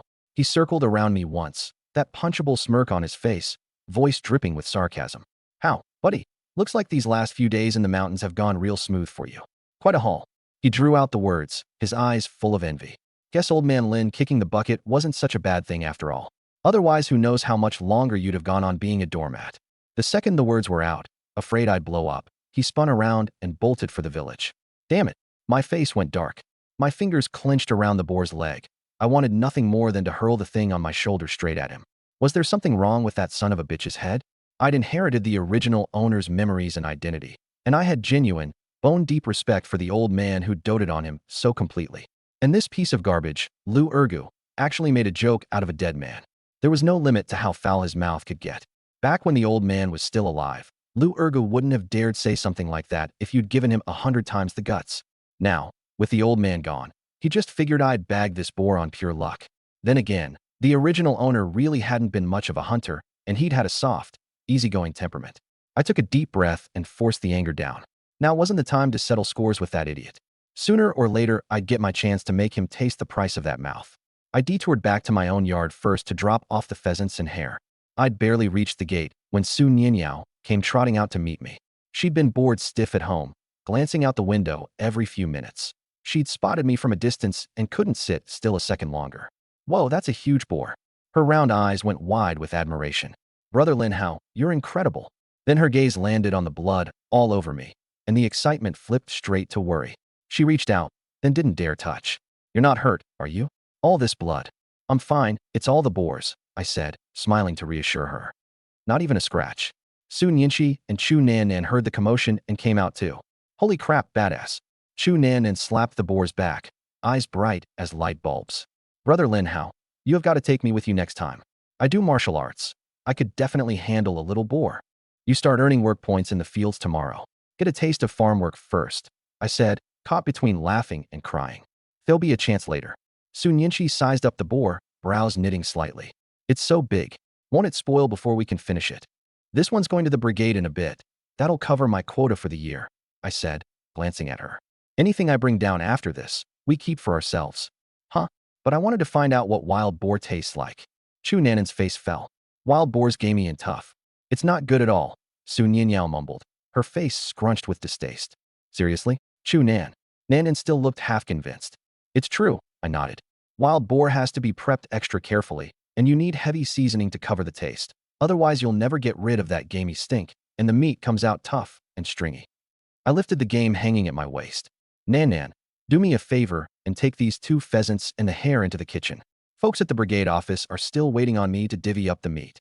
The 2 pheasants were still alive, thrashing against the cords around their legs. The hare had already been bled and hung there limp. Oh, sure. Chu Nannan hurried over to take them, ran them into the kitchen, and came flying back out like a gust of wind. The 4 of us pulled the courtyard gate shut and set off for the brigade office together. You actually divide up the meat? Nannan asked as we walked. Do the sent-down youth get any? Of course we do, I said. Anything the mountain hunters turn in gets shared out with everybody. It's only when a big group hunt brings in a lot that we sell it under the collective's name to a state-run restaurant or a factory. You girls are part of the brigade too, so yeah, you get a share. Technically, by the rules, it was all supposed to go to the state food purchasing station, but the prices they paid were so low the brigade never wanted to sell. By the time we got to the brigade office, the open yard was already packed shoulder to shoulder. Men, women, old folks, kids, all talking and laughing. It was as lively as market day. How's here? Party Secretary Wang strode over and clapped me hard on the shoulder, grinning ear to ear. Would you look at that? A boar that size. You just put a real feast on the table for this brigade. What are you all standing around for? Get over here and give him a hand. The brigade leader hollered at a few of the young guys. Get it up on the scale. Let's get this meat divided. Several men jumped to it and carefully hoisted the boar onto the platform scale. 183 Gene. Accountant Lin pushed his glasses up, wrote the number down, then looked me over with real concern in his voice. How? Listen, you've already met your quota for the year. Quit heading deep into the mountains every single day. It's too dangerous. If you ever ran into a tiger, that'd be the end of it. Stay home and study those medical books your grandpa-gu left you. Get yourself certified as a barefoot doctor soon. Playing it safe is the smart road. I hear you, Uncle Lin. I nodded. Before long, the butcher had broken the board down with practiced speed, laying the cuts out in neat rows on the block. Line up, everybody, quit shoving. The brigade leader bellowed, keeping order. 2 Gene per household, half a Gene for each of the sent-down youth. Take your turn. There's enough for everyone. Brigade leader, I'll pick first. I spoke up before anyone else. As the hunter, I had first dibs. Give me 2 Gene of lean meat. And I'll take the shares for Su Nianyao, Su Nianxi, and Chu Nanan while I'm at it. Lean for all of them. The brigade leader blinked, glanced at the three girls, and seeing that none of them objected, he nodded. Fine, I'll wrap it all together. None of the villagers minded either. In those days, everybody wanted the fat. More grease meant more energy, the way people saw it. A wild boar doesn't carry much fat to begin with, so my taking the lean cuts just meant more fat for them. Nobody was about to complain. I got 2 gene, plus half a gene each for the 3 girls, 3.5 gene of lean meat total. I had it wrapped in oil paper and carried it in my hand. Let's go. Time to cook. Hee hee. Su Nianyao was thinking about my cooking and those pheasants and that hair, and she was just about drooling. You must be worn out, how? Let me carry that. Chu Nanan stepped up and took the meat. Ever since we'd agreed to pool our meals, she'd still been sleeping over at Widow Bai's place, but she ate every meal at mine. That afternoon, she'd even hauled over her grain ration and the cured sausage and salt pork she'd brought from home. The Su sisters had moved all their grain into my kitchen too. Oh, right. Did you settle things with Secretary Wang about building your house? I asked idly along the way. Ages ago, Su Nianyao said, skipping along. Secretary Wang said we can build right next door to you. We threw in 5 extra yuan to have him wall in a courtyard for us while he's at it. How? We've got some national grain coupons. We want to trade them for local ones. Where do we do that? I'm going into the county town tomorrow. I'll take care of it for you. I'd overheard what they said back at the state-run restaurant. It wasn't the kind of thing I could bring up myself, so it was just as well they'd asked. Then could you just trade them straight for fine grain? How? All the brigade hands out is corn and sweet potatoes. I'd much rather have white rice and noodles. Chu Nanan couldn't help rolling her eyes. Good thing nobody else heard that, or she'd have been hauled into another criticism session. In those days, you had to grind the cobs in with the corn just to stretch it, and not starving to death counted as doing well. And here she was, turning her nose up. Sure, just don't let anybody in the village find out. We keep our doors shut and mind our own business. No sense giving them something to stir up. Understood. Su Nianxi nodded seriously. How? Do they sell toilet paper in the county town? Su Nianxi had been suffering something awful on her trips to the outhouse these past few days. She'd asked at the supply and marketing co-op that very day. They had none. That stuff's in high demand. You don't just stumble across it, Chu Nanan said with a little laugh. The second any comes in, it's gone. Sorghum stalks are miserable to use, and they don't even get you clean. Su Nianyao pulled a face. That stuff was not kind to a woman. Smack. Su Nianxi's face went hot, and she gave her sister a light slap on the backside. Su Nianyao, have you no shame? Even easygoing Chu Nanan was blushing. I glanced over, swallowed without meaning to, and cleared my throat. As a matter of fact, I've got some. I'll get each of you a bit in a while. Really? All 3 pairs of eyes lit up at once. How, you're the best. Su Nianyao forgot all about her stinging backside, her eyes shining. Thank you so much, How? What can you do? Nobody on earth can turn that stuff down. Back at the house, I went into the bedroom and came out with several big rolls of toilet paper in hand. White as snow and soft just to look at. 2 rolls each. Come ask me when you run out. Thank you, How. They cradled the rolls, turning them over and over like they'd been handed treasure. This paper is so smooth. Su Nianyao stroked it again and again, unwilling to put it down. This much will last us ages, Chu Nanan marveled. Su Nianyao handed me over 100 gene worth of national grain coupons right then and there, plus a big black 10 yuan note. Chu Nanan passed over some grain coupons too, along with tobacco and liquor coupons. I'll take the coupons, but keep the money. I pushed the bill back at her. Absolutely not. We agreed to pool our meals. We can't have you footing the whole bill. Right, just take it, How? All right then. I stopped arguing. Nanan, mind the fire for me. Get some hot water going first. Tonight, we'll stew one of the pheasants and stir-fry some of that boar. You got it. Chu Nanan rolled up her sleeves and ducked nimbly in behind the stove. How, my sister and I want to help too. Su Nianyao wasn't about to be left out. Fine, you 2 can wash that half a cabbage left over from lunch. No way was I letting those 2 sisters near the fire. If they ever. Translation. If the house burns down, we're finished. You got it. Su Nianyao was raring to go. I'm gonna run some game over to Auntie Shufan. Be right back. I grabbed a pheasant and that hare and headed out.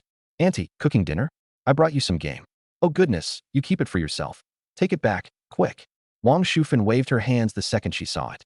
It's fine, I've got plenty more. I didn't give her a chance to argue. Just carried it straight into the kitchen.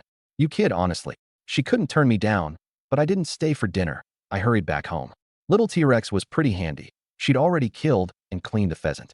The Su sisters had finished washing the cabbage and were watching her pluck the feathers, fascinated. I got a pot of rice steaming first, then started another pot to blanch the wild boar meat. Su Nianxi turned out to be genuinely interested in cooking. She stood quietly off to the side watching, handing me a seasoning here, a plate there, learning in earnest. I didn't hold anything back either. I threw in tips as I went. How much salt, when to add things to the pan, how to control the heat. Honestly, I'd love for all these girls to pick up my cooking skills. That way I could slack off later and just show up for the finished product. The smell in the kitchen got richer and richer until it filled the whole courtyard. Dinner's ready. I set the last dish on the table. It was absolutely loaded, almost too much to take in. A big basin of chicken stewed with mushrooms, the broth a rich golden color, with 8 pheasant eggs nestled inside. Halfway through the stewing, I deliberately cracked the shells so the whites and yolks could soak up all that concentrated flavor.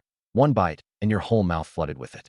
A big bowl of stir-fried wild boar, glossy red and glistening, the smell of chilies and garlic shoots going straight up your nose. A small bowl of hot and sour chicken giblets, sliced thin, tangy and spicy enough to wake up your appetite. A bowl of boiled water cabbage. It looked plain, but one sip and you understood how much flavor was in that broth. Su Nianyao sat on her stool breathing in all those smells, swallowing over and over, eyes practically glued to the food. How gee, didn't you buy liquor this morning? Food this good deserves a drink. Let's have some together. I laughed and poured her a cup. Who knew this little T-Rex was a drinker too? How gee, I want some too. Su Nianyao had always been curious what liquor tasted like. They kept her on a short leash at home, and the more they told her no, the more she wanted it. Absolutely not. Su Nianqi shot her a glare. Sis Su Nianyao immediately went into full pouting mode, hanging onto her arm and shaking it, her voice all soft and sweet. It's a happy occasion. A little bit won't hurt. I stepped in to smooth things over, then turned to Su Nianqi. Nianqi, you should have some too. Before she could refuse, I'd already poured 2 cups and set them down in front of the sisters. Heh, liquor's a wonderful thing. I smirked to myself. Su Nianqi gave me a suspicious sideways look. She had a feeling this guy was up to no good, but she didn't say anything more. All right, cheers. To our revolutionary friendship. I raised my cup with a grin. Yeah, cheers. Su Nianyao got swept up in the moment and clinked hers against mine. To revolutionary friendship. Chu Nanan lifted her cup too. 3 cups came together, and 6 eyes swung over to Su Nianqi. She let out a resigned sigh and touched her cup lightly to the rest. Cheers. For cups clinked. Little T-Rex tipped her head back and took a big swallow, smacking her lips in satisfaction. Su Nianyao copied her exactly. Didn't even smell it first. Just poured a huge mouthful down her throat. Cough, cough, it burns. It burns. Her eyes instantly watered, her face scrunched up like a steamed bun, and she stuck her tongue out and fanned it. Su Nianqi was somewhere between annoyed and amused as she shoved a cup of water at her. Are you stupid?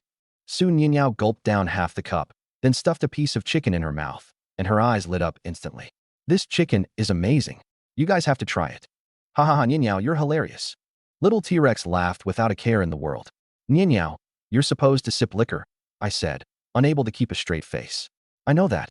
How gee, here's to you. She patted her chest, putting on her best tough guy act, and raised her cup again. I grinned and clinked with her, tilting my head back for a good swallow. Su Nianyao's eyes fixed on my throat as I drank, and she swallowed without meaning to, her face going even hotter. She only dared take the tiniest sip. A few cups in, all the girls had flushed cheeks. How gee, pour me some more. I want more. Su Nianyao wobbled to her feet and leaned my way, cup dangling from her fingers. That startled me. I grabbed her arm to steady her. How gee, you're really good looking. She squinted and leaned in close. Huh, why are there 2 of you? Su Nianyao. No more drinking. Su Nianqi reached over to pull her back, but the liquor had gotten to her too. Her hand was unsteady. Chu Nanan could hold her own. 2 cups in, and she was only slightly pink, currently hunched over her bowl shoveling in rice. Nanan, give me a hand. Help her to the bedroom. Sure on it. She polished off her rice in a few bites, and the 2 of us got Su Nianyao between us and hauled her into the bedroom. A while later, once both sisters were settled, Chu Nanan came back out. I'd already cleared the table and was washing dishes in the kitchen. How gee, go rest. I'll wash them. She snatched the bowl out of my hands and nudged me out of the way. I leaned against the doorframe and teased her. Whoever marries you is one lucky guy. Wonder which little punk's gonna get that deal. How gee.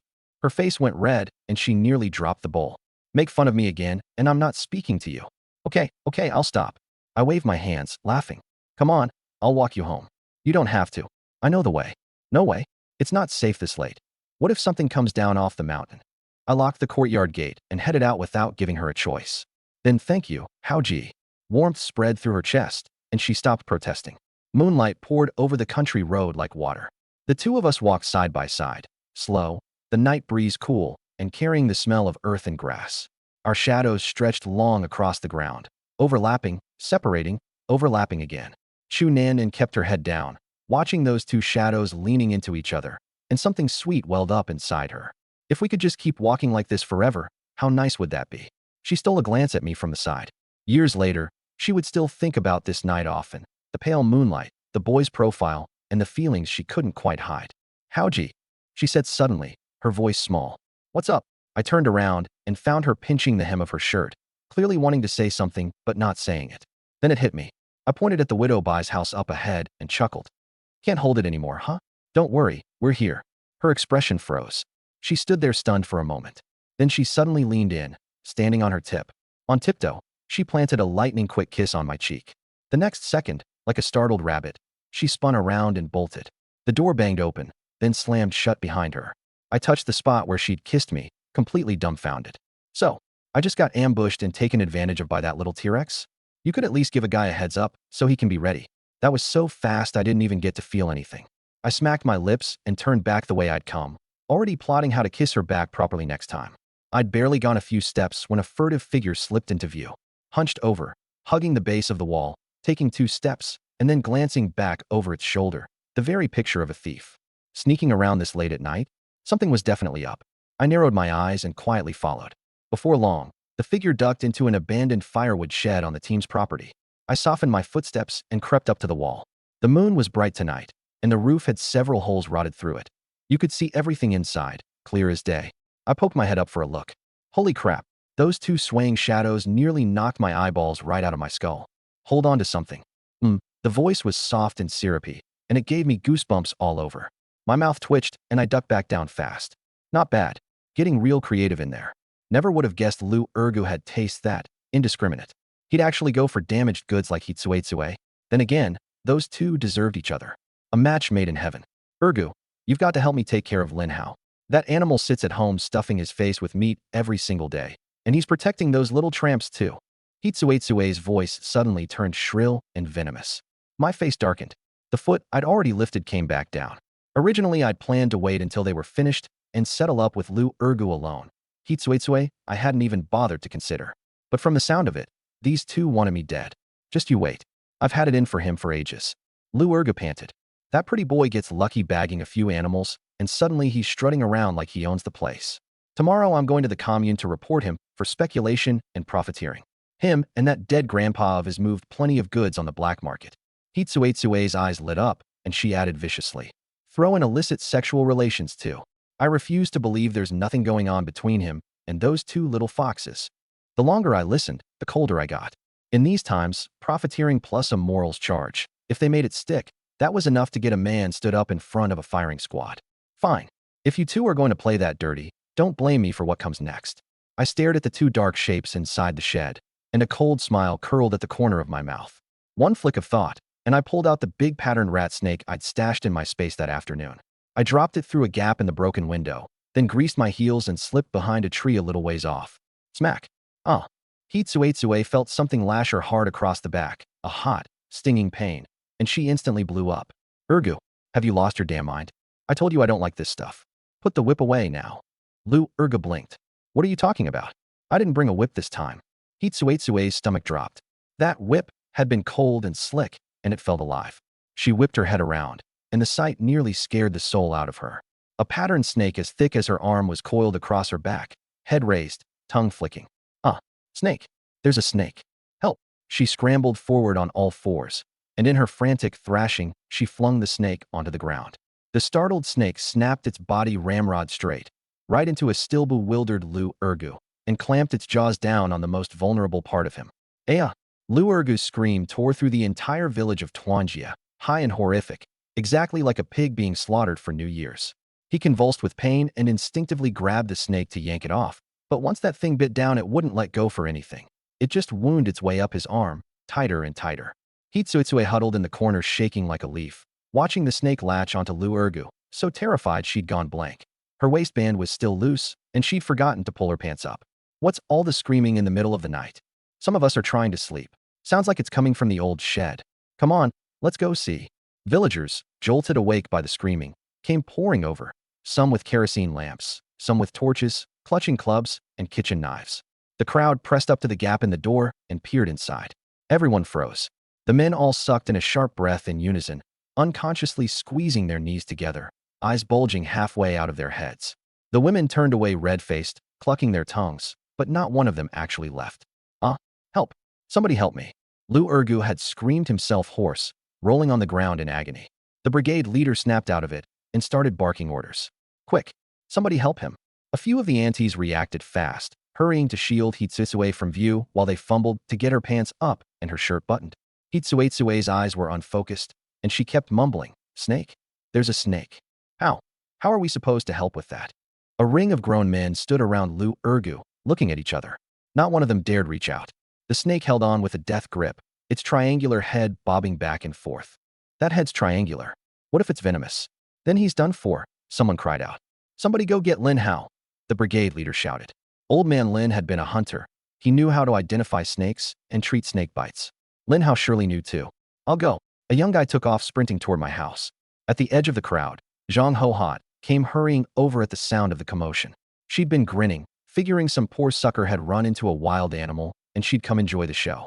But when she squeezed her way in and looked, the one rolling on the ground was her own son, and the smile froze on her face as every drop of color drained out of it. Urgu, my boy, she shrieked and threw herself down beside him. When she saw exactly where the snake was hanging from, her vision went black and she nearly passed out. Old man, get over here. Something's happened to Urgu. Lu Jianxi came stumbling over, took one look at the scene, sucked in a breath, and reached out to rip the snake off. Uncle, don't touch it. The brigade leader grabbed his arm just in time. You can't just tear it loose. If you cause a second injury, there'll be no saving him at all. Then you tell me what to do. Lu Jianxi roared, eyes bloodshot, veins standing out on his neck, stamping his feet in panic. Move aside, move aside. Lin Hao's here. The crowd hurried to open up a path. Truth is, I hadn't gone far. I'd just been listening from behind the tree, and once I figured things were cooked about right, I strolled over nice and slow, still wearing the bleary look of a man who'd just been dragged out of bed. Lin, my boy, take a look, quick. Is this snake venomous? What do we do? The brigade leader seized my arm. I stepped up and took a peek, and even I was a little taken aback. I hadn't expected the snake to be that vicious, biting down on such a critical spot.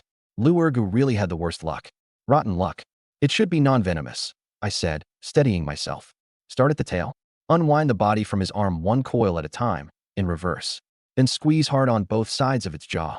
It'll let go on its own. The moment they heard non-venomous, everyone breathed a sigh of relief. And what exactly is Comrade Lin Hao playing at? Came a sneering voice. The head is clearly triangular. How could it not be venomous? I think you're hoping to watch Lu Urgu drop dead.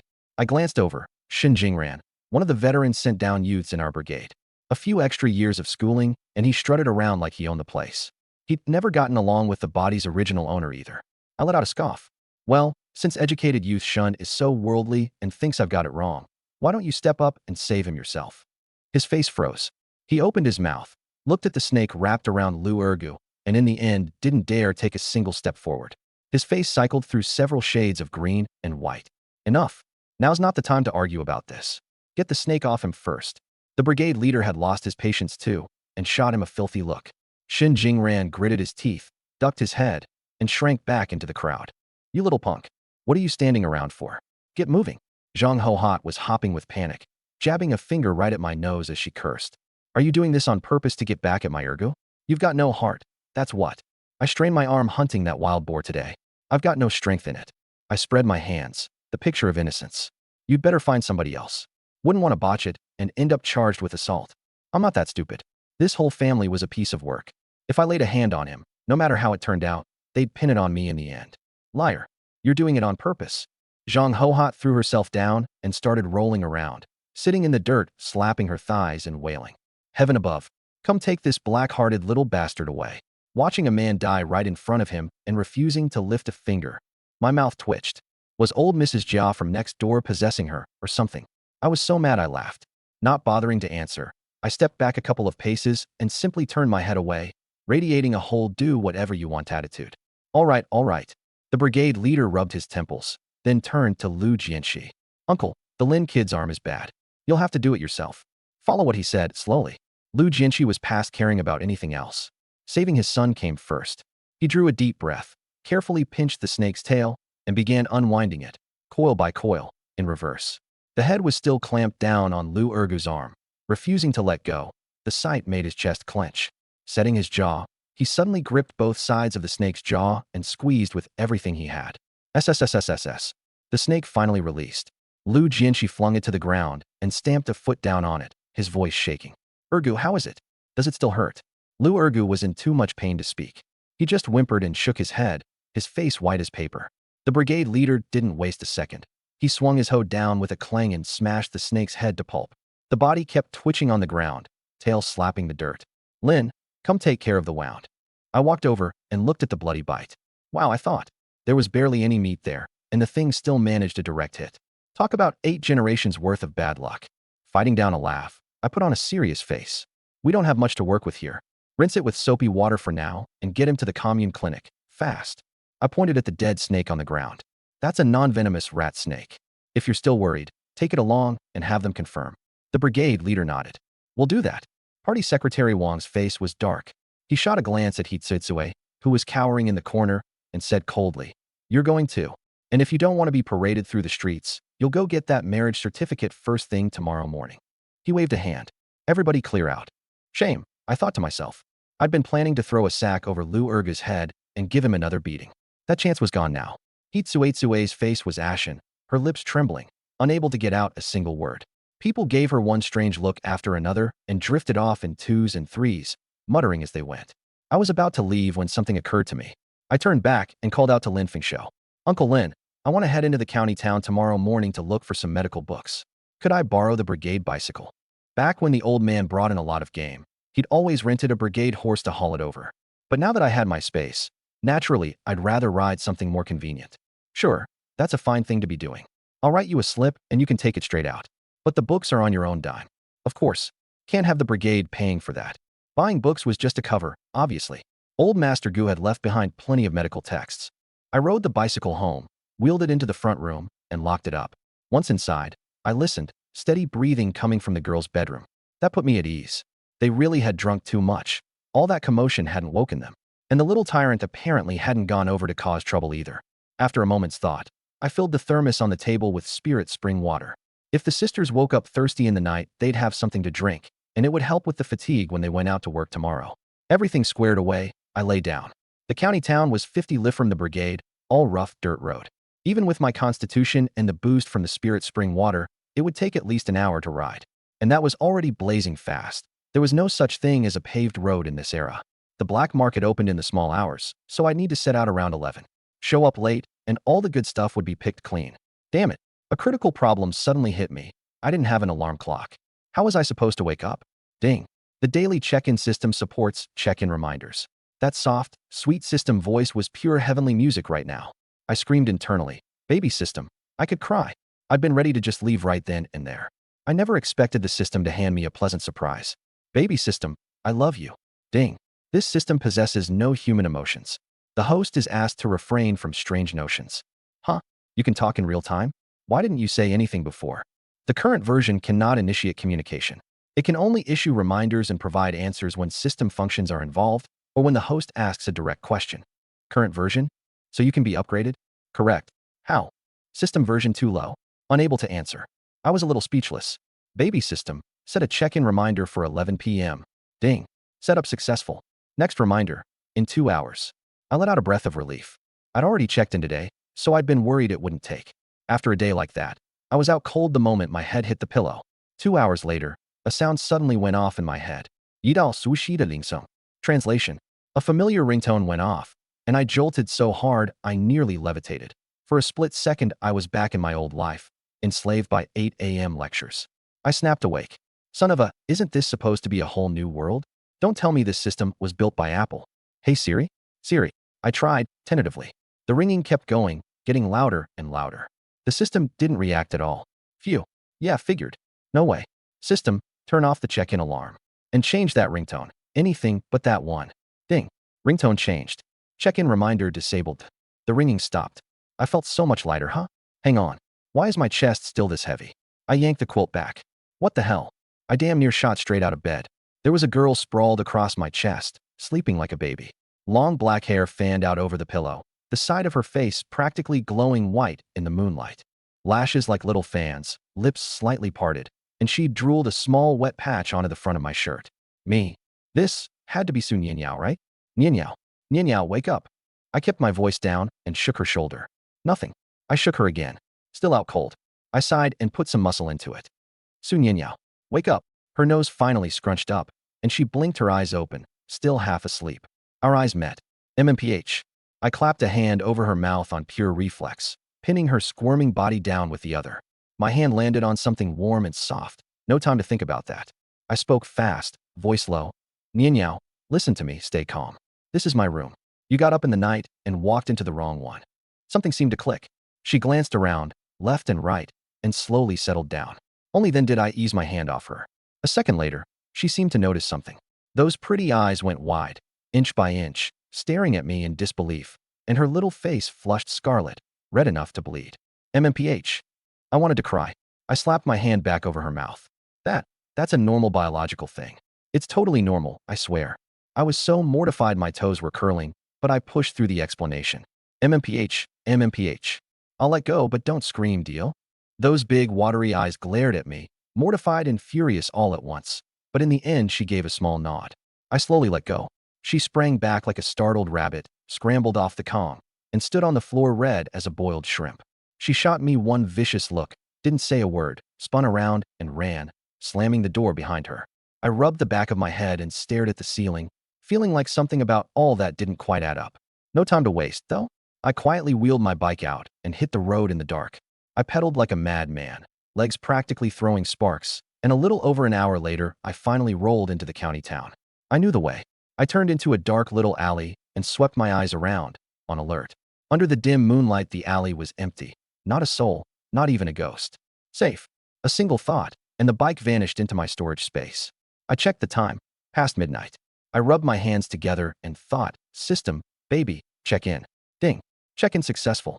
Congratulations, host, you have obtained Bajiquin Mastery, Deception Mask ×1, Deception Hat ×1.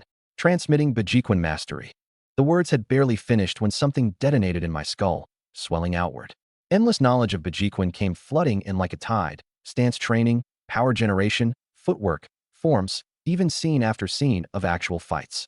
Every punch, every kick, as vivid as if I'd thrown it myself. A moment later, the pressure slowly faded. I closed my eyes and took stock. Strength coiled quietly through my whole body, a current humming between muscle and bone. I could control every single muscle at will, and my mind felt sharper too. This feeling was so damn good. I opened my eyes, and they lit up. The black market was a mixed bag of every lowlife and lunatic you could imagine. With Bajiquin in my back pocket, I was basically untouchable in close quarters.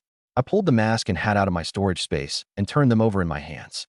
System, pull up the descriptions for the Deception Mask and Hat. A screen of light, visible only to me, floated up. Deception Mask blurs others' visual and auditory perception of your face and voice. Effect varies slightly with your outfit. My eyes lit up. This beat the hell out of the scraps of black cloth the old man and I used to tie over our faces. I didn't waste a second. Hat on, mask up. My whole vibe changed instantly, low-key, forgettable. Then I found the entrance to the black market. Two big guys blocked my way. Buying or selling? Buying. One of them glanced at the empty basket on my back and waved me through. That was the rule here. 10 cents to sell, free to buy. Inside, by moonlight, I could just make out that the alley was packed with vendors hawking every kind of thing imaginable. The air was a mix of raw meat and blood, the stink of chickens and ducks, and the harsh bite of cheap tobacco. I tugged my hat lower and headed deeper in. I stopped at a pork stall and clicked on a little flashlight for a look. At least 4 fingers worth of fatback, and the color was decent, fresh enough. How much? I switched the light off and kept my voice low. The vendor was a wiry, middle-aged guy. He gave me a once-over. $2.30 a pound with a coupon. $5.30 without. I knew the market. The state co-op only charged 55 cents a pound, but regular folks never got a shot at it. For the black market, his price was fair. $5 a pound.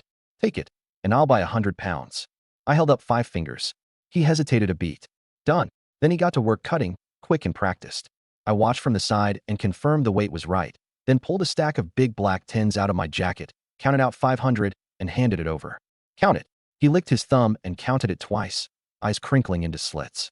All there. I loaded the meat into my basket, covered it with cloth, and kept walking. Hey buddy, you buying national grain coupons? I stopped in front of Little Six, the most famous coupon dealer around. Buying. How many you got? Little Six looked up. Around 100 pounds worth. What's your price? His hand twitched. He cleared his throat. For a pound. I turned and walked. Hey, hey, hey. Big bro. You're my big bro. I was just messing with you. Little Six panicked and grabbed my sleeve. Translation. Kid. And put on a fawning smile. This was a big order. Over 100 pounds worth of national grain coupons. Flip them and he'd clear a few hundred. Easy. I'll give you 450. I held out my hand. I'm not gonna waste your time or mine. 5 a pound. Take it or leave it. Little Six gritted his teeth. Fine. Consider it me making a friend. Just come see me for your business from now on, big brother. Sure thing. Just like that. The money I'd spent on the pork was back in my pocket, with over 100 to spare. I tucked the cash away and said casually, I'm looking for rice. A lot of it. You got a connection? I didn't have seeds yet, and even if I planted some, I'd have to wait. Better to just buy in bulk. With the system and my abilities, money was never going to be a problem. Little Six's eyes lit up. He lowered his voice. I do. Follow me. We wound through alley after alley until we came to a nondescript single-story house. Little Six stepped up and knocked 3 times. 1 long, 2 short. A few seconds of silence. Then the door cracked open from the inside. A round, chubby face peeked out, gave us a once-over, and pulled the door wide. Come in. Inside, the light was dim, and the place was packed with burlap sacks and wooden crates. The air was thick with the smell of grain. Little Six rubbed his hands together and grinned. Bro, this is Fatty Wong. Grain's his whole business. You two talk, I'm out. I nodded. Fatty Wong sized me up and asked with a smile. So what are you after, friend? Rice. I didn't waste words. How much you got? Price is right. I'll take all of it. Fatty Wong's eye twitched. Big spender. I can do around 1,000 pounds. Since Little Six brought you, I'll give you the friend price. 150 a pound. Too high. 1 yuan. I shook my head. The state grain station charged about 12 cents. Come on, man, you're cutting me to the bone. I can't even source it for 1. Fatty Wong made a pained face. Tell you what, let's both give a little. 120, and let me make a little something too. I thought it over. Let me see the goods first. You got it. Don't worry, this is all grade A rice. Quality's way better than anything you'll get at the grain station. He thumped his chest and led me into the back room. I opened a few sacks and took a look. The grains were plump and a glossy white. The quality really was good. Weigh it out. Right away. He hurried to get his men on the scale. 1,104 pounds at 120 a pound. Comes to 1,324.80. Just make it 1,324 and we're square. I nodded. Fine. Haul it out to the alley for me. You too, bring the cart around. Soon enough, a few of them took the back door out of the black market and hauled the load to a side alley where I directed them. Right here's good. Fatty Wong didn't ask questions. He just told his men to do it. I checked the goods over one more time, confirmed everything was in order, and counted the money out from inside my jacket. Fatty Wong took the cash, licked his thumb, and counted it twice before breaking into a grin. Now that's a stand-up guy. Come straight to me next time you need anything. I guarantee you the lowest price. Sure thing. I watched them disappear down the street, then waited in the alley a while longer. Once I was certain nobody was around, a single thought, and all 1,000+ pounds of rice vanished into my space. In my last life, I was a Southerner, and rice was practically written into my DNA. If the staple wasn't rice, it wasn't a real meal. 1,000-some pounds would keep the 4 of us fed for a good long while. Later, I'd get my hands on some rice seed and plant every last patty in my space. Around the corner of the alley, Fatty Wong and his 2 men were heading back. Boss, that guy's all alone, and he's carrying that kind of cash. You want us to. One of them rubbed his hands and made a throat-slitting motion. Fatty Wong smacked him upside the head. You got rocks for brains? You think one man eats 1,000 pounds of rice by himself? The guy clutched his head, looking wounded. The other one lowered his voice. Boss is right. And there's something off about that guy. He's got this presence. Made my skin crawl. You don't mess with people like that. Come on, let's go. Fatty Wong waved them off. Nobody who could operate in the black market and throw money around like that was a pushover. He knew that much. I ducked into my space, changed clothes, and came back out into the black market. First, I found a secluded alley. I pulled out a bucket of wild boar blood I'd drained ahead of time, about 20 pounds. Then I brought out the 400+ pound boar, heaved it onto my shoulder, grabbed the bucket with my free hand, and found a nearby spot to set everything down. Holy! The vendor next to me nearly jumped out of his skin. He leaned in for a closer look and his jaw dropped.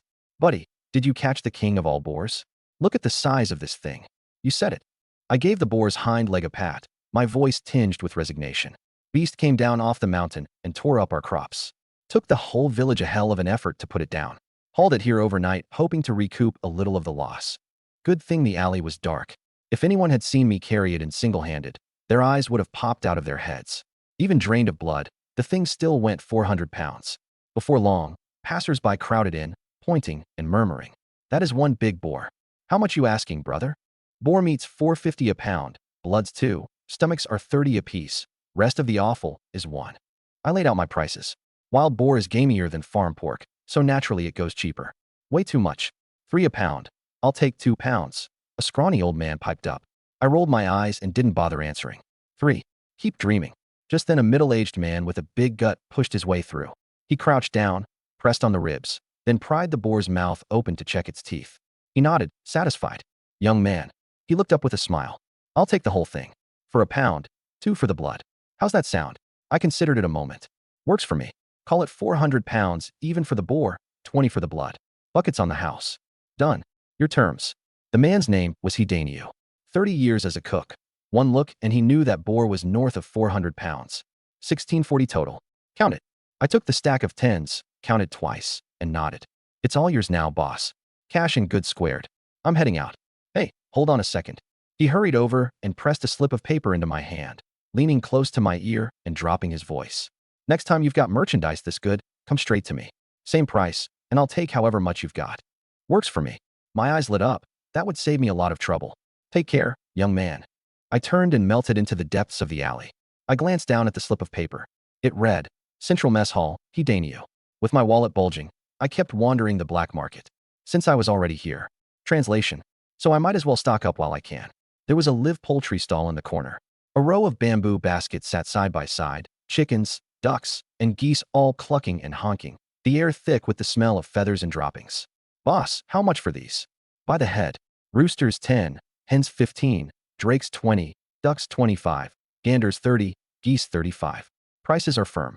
The vendor was dark and wiry, a cigarette but dangling from his lips, barely bothering to look up. I crouched down for a look.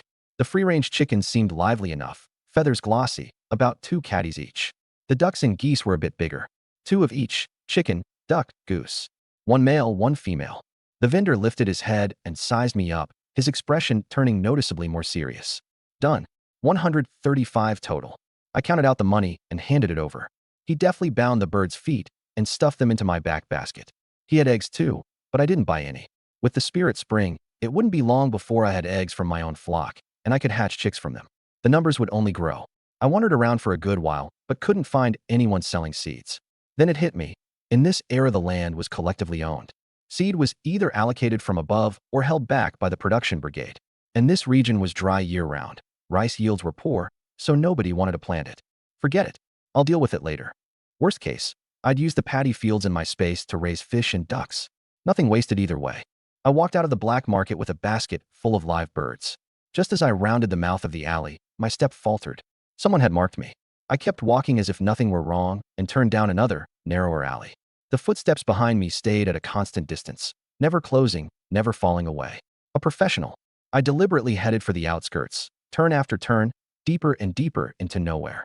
The moonlight was blocked out by the crumbling walls on either side, and the alley went pitch black. I couldn't see my own hand in front of my face. Only a thin strip of sky overhead let down a few threads of ghostly pale light. The footsteps behind me drew closer and bolder. I turned one more corner, stopped, and turned around. You followed me the whole way. Come on out. The alley was silent for a moment. Then 2 figures stepped out of the darkness. The one in front was around 30, lean and hard, with high cheekbones and a vicious glint in his slanted eyes. And in his hand, of all things, a pistol, its black muzzle aimed at my chest. The one behind him was barely past 20, thick and beefy, a dagger tucked at his waist. Not the sharpest tool in the shed, by the look of him. My pupils contracted. A Browning M1910? The lean man let out a low chuckle, bearing a mouthful of yellow teeth, and gave the gun a little wave. Be smart about it. Hand over your money and your ration coupons, and we won't make things hard for you. Boss, he's got stuff in that basket, the big one pointed out. Right. Leave the basket too. Greed filled the lean man's eyes. My mind raced. Instantly my face crumpled into panic and my voice shook. B brother, let's talk this out. I've barely got any money on me. Don't shoot, please. As I spoke, I slowly slid a hand into my jacket, as if reaching for my cash.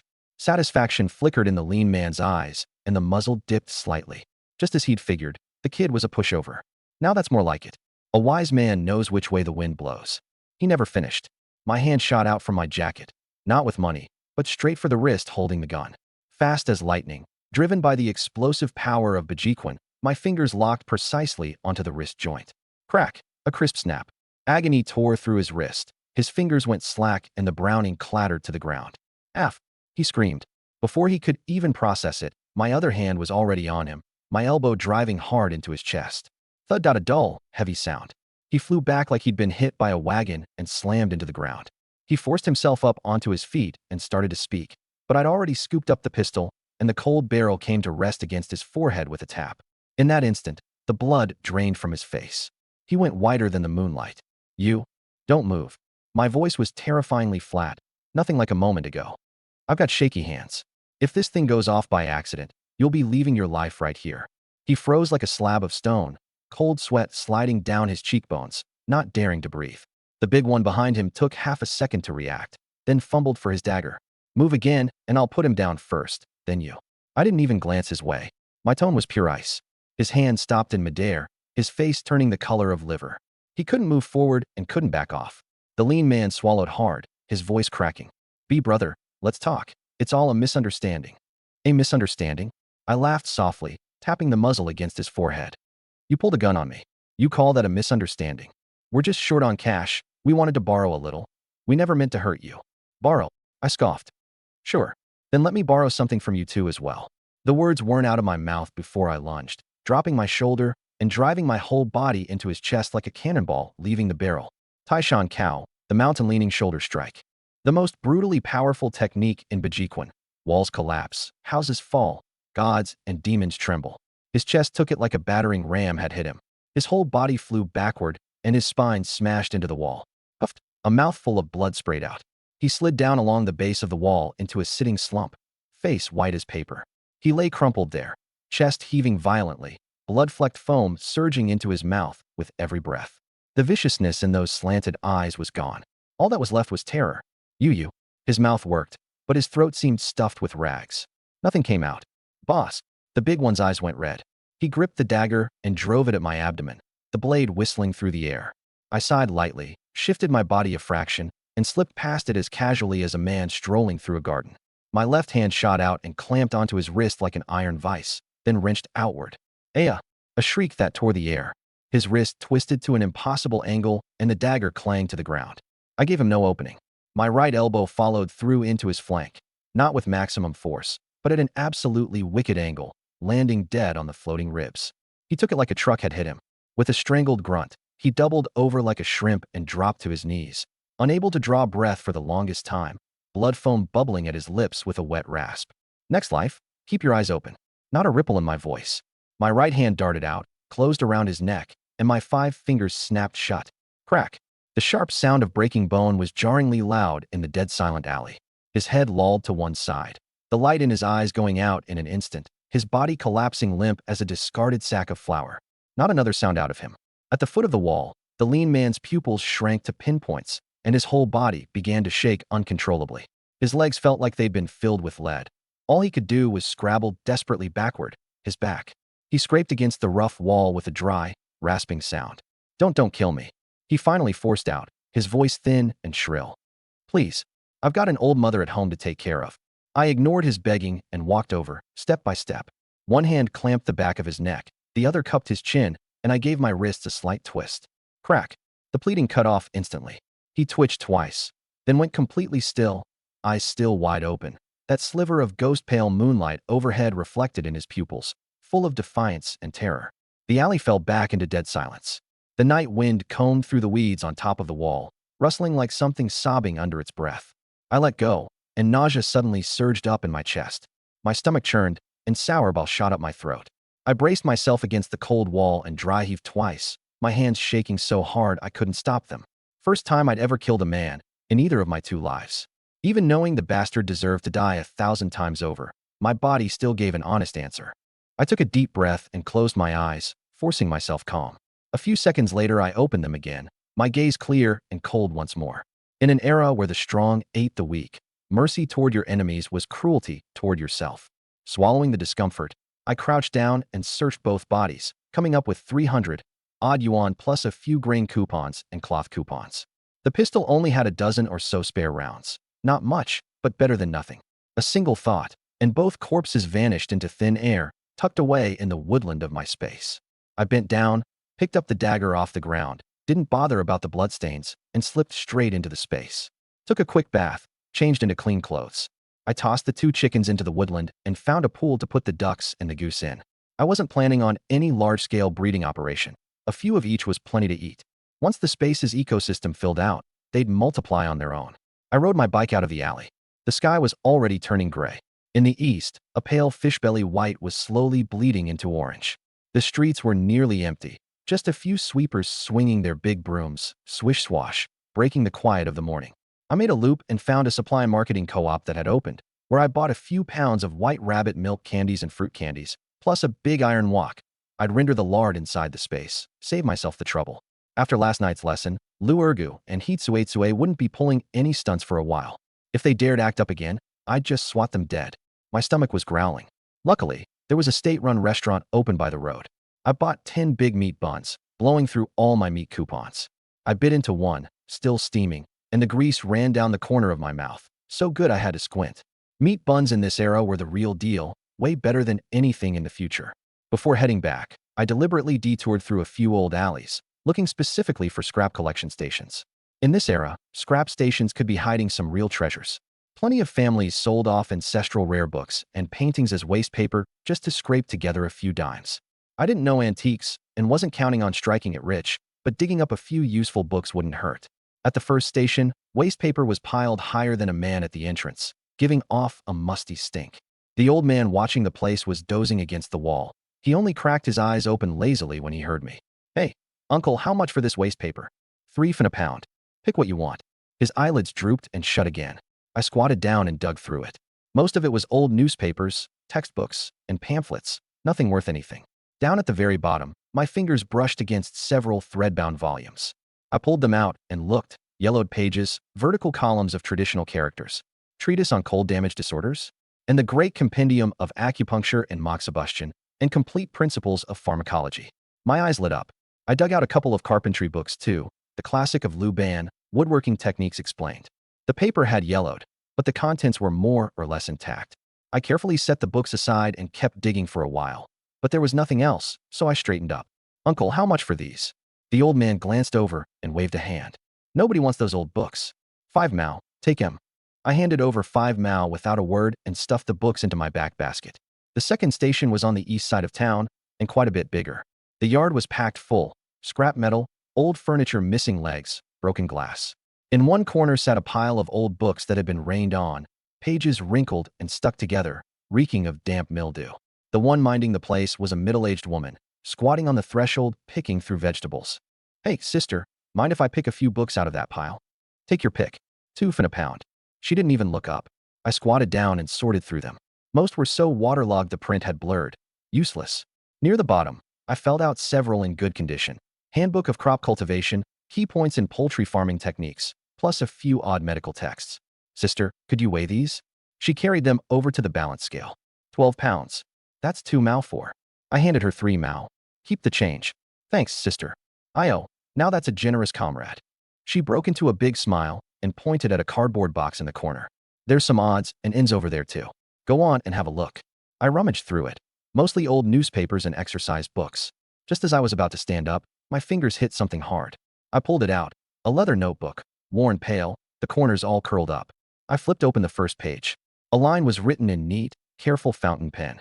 The 8-character charter for agriculture, soil, fertilizer, water, seed, close planting, protection, management, and tools. Inside, it was packed edge to edge with agricultural techniques, crop cycles, pest and disease control, even hand-drawn charts and diagrams. The handwriting was messy, but the logic was crystal clear, obviously written by someone who knew the trade. This was way more practical than any official handbook. Delighted, I quickly tucked it into my basket and walked out of the scrap station a very satisfied man. I got on the bike and headed home into the rising sun.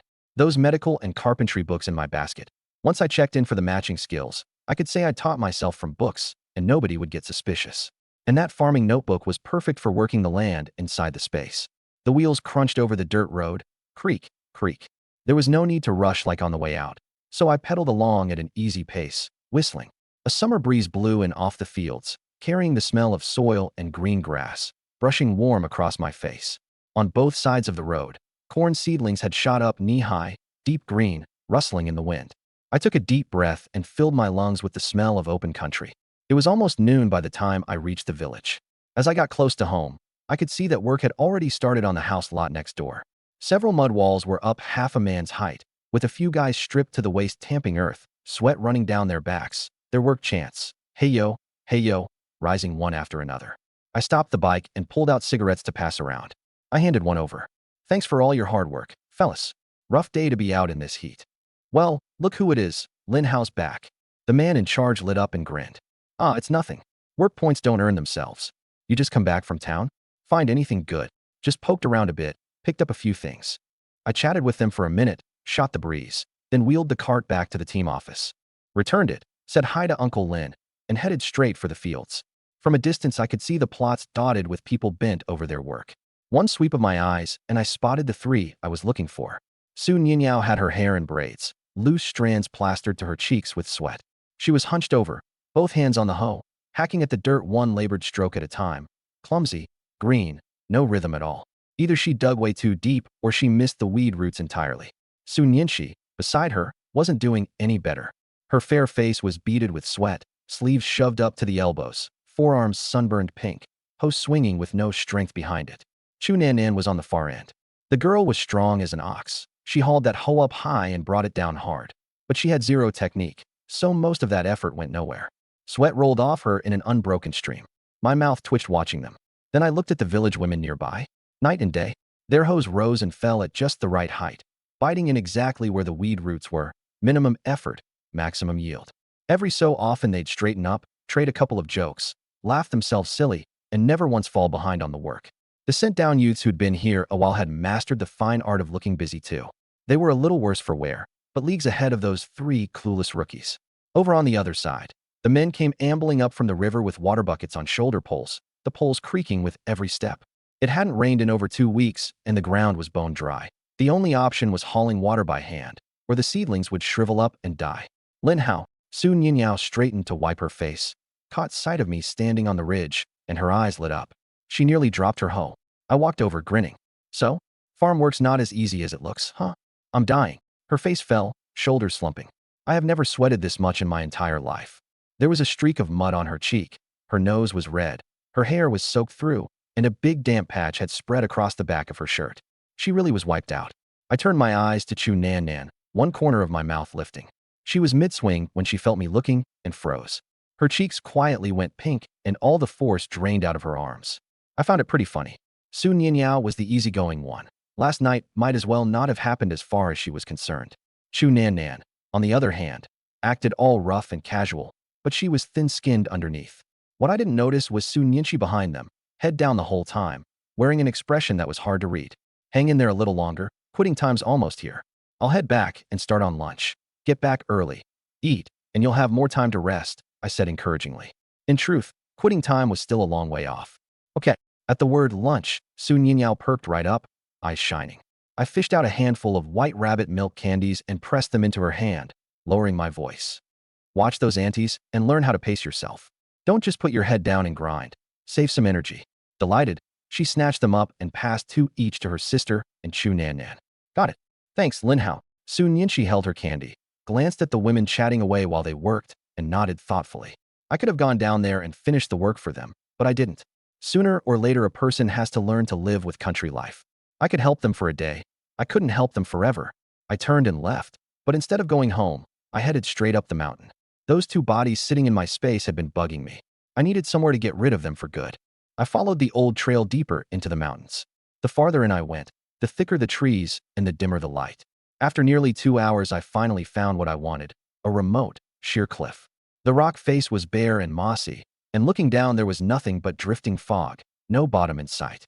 I stood at the edge, confirmed there wasn't a soul around, and with a thought flung both bodies out of the space. They dropped straight down, swallowed by the fog within seconds. Gone without a trace. The noon sun was blazing when the courtyard gate creaked open. Lin Hao, we're back. Su Nianyao's shout had no strength left in it. She dragged herself in on legs that felt like lead, wrung completely dry, head drooping, hair stuck to her face.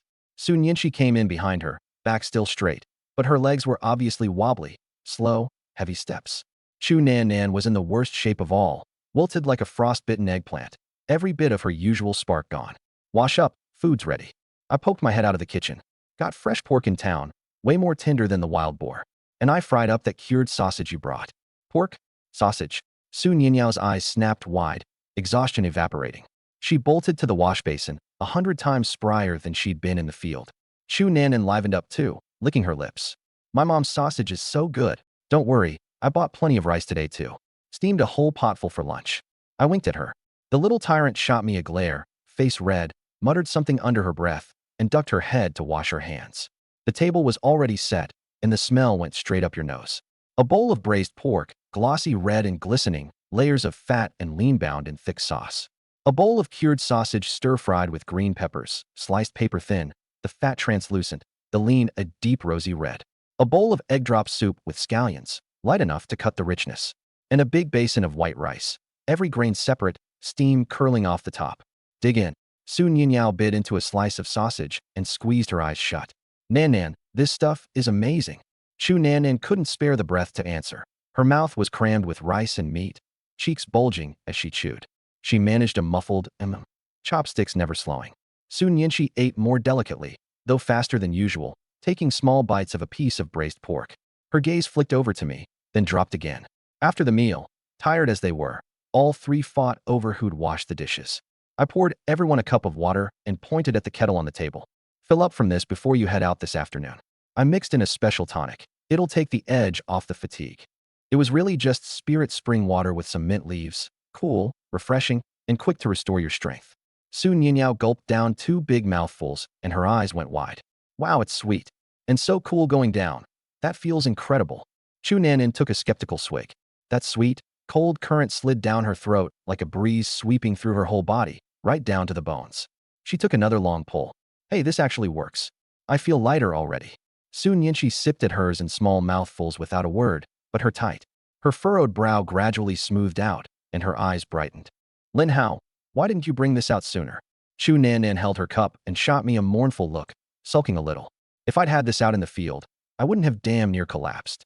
I leaned against the doorframe with my arms crossed and laughed at them. I had the water ready yesterday. Nianyao just didn't notice this morning. She filled up from the jar in the kitchen. Su Nianyao froze for a second, then thought back. Sure enough, that morning she dipped straight into the water jar and never even glanced at the kettle sitting on the table. I waved a hand. Get some rest, all of you. We've got to be back at work soon. They hadn't rested long before the work gong started clanging through the village. Sharp, urgent, like a summons from the Grim Reaper. Lin Hao, we're heading out, Su Nianyao called weakly. Go on. I waved them off. I'll cook you something good tonight. Something good like what? Su Nianyao perked right up and stopped in her tracks to press me on it. It's a secret. You'll find out. The three of them wobbled out the gate and merged into the stream of people heading to work. Once their backs disappeared from sight, I shut the courtyard gate, slung my hunting rifle and machete over my shoulder. The farther in I went, the thicker the trees and the dimmer the light. I slowed down and kept an eye on the plants around me. Hardly anyone came through here, so it was well preserved. There ought to be plenty of good things. Sure enough, a few steps later, I spotted a tangle of Schisandra vine climbing an old oak, strings of bright red berries hanging down like tiny lanterns.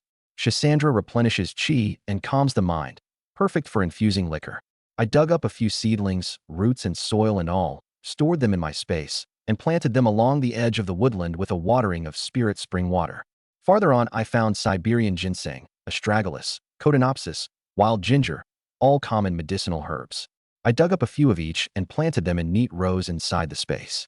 Passing a small stream, I stopped to splash water on my face. The water was crystal clear. You could see the stones and the fish swimming along the bottom. Crouched at the edge, an idea suddenly came to me. A single thought, and the soil beside the paddy field in my space rolled slowly aside, as if pushed by a giant invisible hand. Before long, a pond half an acre across had taken shape, its walls tamped down solid, watertight. Then I channeled water from the mountain creek in the space, opened a small ditch, and let the spring water gurgle in. After several rounds of the system pouring knowledge and power into me, my mental strength was already far beyond an ordinary person's, so reshaping a bit of terrain like this was no great strain. Next, I reached out and drew in the stream's fish, shrimp, and crayfish, water and all, depositing them upstream in my space. Some washed down into the pond, The rest scattered into the low-lying parts of the woodland. Perfect live feed for the birds and livestock. I worked at it for close to 2 hours before my temples started to throb a little. A few gulps of spirit spring water, and the ache vanished, so I kept heading deeper. Passing a fallen dead tree, I noticed an ant nest, and I just took the whole thing, tree, ants, and all, into my space. I also grabbed a pine blossom snake, over a pound.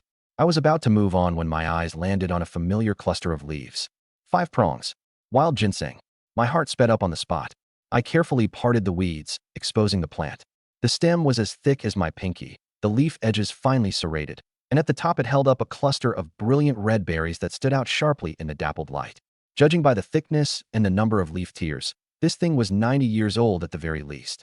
I took a deep breath, pulled out a fine deerbone needle, and began scraping away the humus bit by bit until the rhizome neck showed.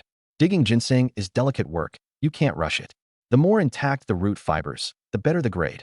Snap one, and the value drops off a cliff. I worked my way down from the neck, clearing the fine tendrils one at a time, light and steady. I was deep in concentration when footsteps came up behind me, along with a barking dog.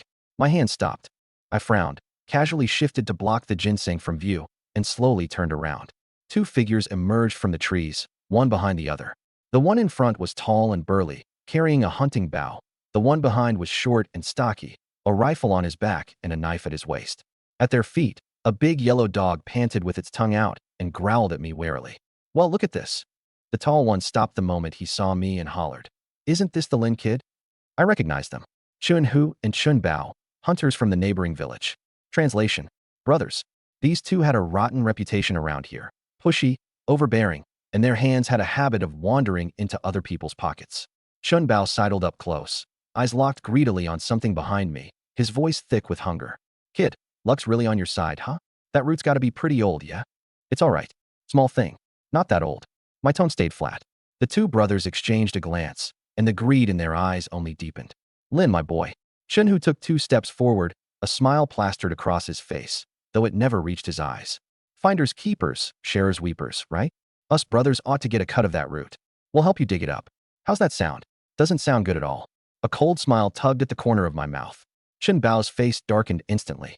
He pressed forward a step, hand already resting on the hilt of his knife, his voice turning vicious. "Think it over real careful, kid. Deep in these mountains, a man can die and nobody'll ever find the body." Beside him, the big yellow dog bared its teeth, a low growl rumbling in its throat, front paws scraping at the dirt, ready to lunge at any second. "Fine." I eased back half a step, my tone light and easy. "Since Brother Bao wants it so bad." Before I finished, my hand whipped out from behind my back, and I fired twice. Bang! Bang! The gunshots exploded through the forest, sending a flock of birds scattering into the air, leaves rustling down from the branches. It happened in a flash, too fast for either of them to react. Chun Hu and Chun Bao each had a fresh hole punched between their eyebrows, eyes bulging wide, faces frozen in disbelief as they toppled straight backward. Thud! Thud! They hit the thick carpet of dead leaves. The yellow dog let out a frenzied bark and sprang at me. I caught a flash of yellow in the corner of my eye, twisted my body on instinct, and drove my foot square into its jaw. The dog howled as it flew sideways, crashing to the ground where it convulsed and whimpered. I stepped forward, brought the blade down, and finished it clean. The barking cut off dead. Second time I'd killed a man. Still didn't sit right with me, but a whole lot easier than the first. I glanced at the 2 corpses and let out a cold laugh. "Bunch of nobodies. You had the nerve to try robbing Master Hao. I mean, come on, I'm an ice guide guy with a system. Can't go embarrassing all the transmigrators who came before me." I bent down and picked up the knife Chun Bao had dropped, then searched Chun Hu. A dagger, half a pack of cigarettes, a few crumpled bills, less than 10 yuan altogether. Chun Bao didn't have much either. A few cents, half a box of matches, a slingshot, and 20-odd rounds of ammo. Their baskets, though, held 3 pheasants and 2 wild hares. But hey, all mine now. I gathered everything into one pile and picked up the hunting rifle. A Mosin. My eyes lit up. Tui, what a waste of a good gun on you two. The stock was a bit worn, but it had been well maintained, a solid step or 2 above that Type 38 of mine. I stood up and stashed both bodies and the dead dog into my space. All that was left on the ground was a pool of blood and churned up dirt, with the faint smell of gunpowder still hanging in the air. I went over the scene carefully, shell casings, blood, footprints, cleared it all away. Only then did I go back to the ginseng and keep digging. It took a solid half hour to get the whole plant out intact.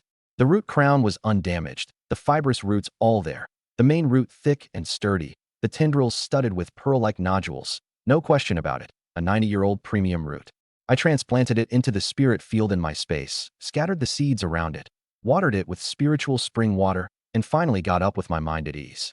I scanned the area one more time to make sure I hadn't missed anything, then slung the Type 38 over my shoulder and set off at a quick pace toward that cliff I'd found earlier in the day. It wasn't far, just over one ridge. Treacherous terrain, sheer smooth rock face, clouds and mist swirling below. You could throw a stone down and never hear it land. Consider it a favor. Now you've got company down there. Next life, keep your eyes open, huh? I raised my arms and pitched all three bodies, 2 men and a dog, over the edge. After a quick cleanup of any traces, I looked up at the sky. The sun was already leaning west. If I didn't head back soon, the 3 girls would be getting off work. This trip into the mountains had paid off big. I didn't waste any more time and picked up the pace, heading back down the way I'd come. Moving at full speed, I reached the foot of the mountain an hour later. I pulled the 3 pheasants and 2 hares out of my space and loaded them into my basket, then grabbed the pine flower snake, chopped off its head, and laid it on top. I left the roe deer inside for now. Tonight, I had a classic dish in mind. By the time I reached the edge of the village, the sun had dropped behind the mountains, leaving just a streak of orange on the horizon. From a distance, I could already see a thin ribbon of cooking smoke drifting up over my own yard, curling out into the dusk. Halfway there, I ran into Lu Jianxi and his family coming the other way. Zhang Hohat's stare was pure venom, fixed on me like she wanted to bore 2 holes clean through. Lu Jianxi looked cold too, his old face set as hard as a shoe sole, mouth turned down at the corners like I owed him a few hundred yuan and had skipped town. Lu Degu was staring hard at my heavy basket, eyes practically red with greed. I couldn't be bothered. I didn't slow down, just headed straight home. Once I was far enough away, Zhang Hohat finally spoke through gritted teeth, her voice shrill and cutting. Look at that little bastard. Last night, he deliberately let Urgus suffer, and now look, he's out hunting in the mountains. Does that arm look injured to you? Lu Jianxi said nothing, but his expression got even uglier, something dark churning behind his eyes. Lu Degu swallowed and said sourly, exactly. Look how heavy that basket is. He must have bagged some good stuff. And not one bit of it for Urgu to build his strength back up. Heartless, that's what he is. Degu's right. Zhang Hohat wiped at her eyes and started sobbing. Urgu's still laid up in bed. Doctor says he'll never be able to do that again. My poor boy. And today he got forced into registering the marriage with that little slut, Heat Suitsue. His whole life's ruined. The more she talked, the angrier she got, her voice climbing out of pitch. It's all that slut's fault. If she hadn't seduced Urgu, would he have ended up like this? Ma's right. Lu Degu's eyes shifted, and he lowered his voice. But that animal Lin Hao's got blood on his hands too.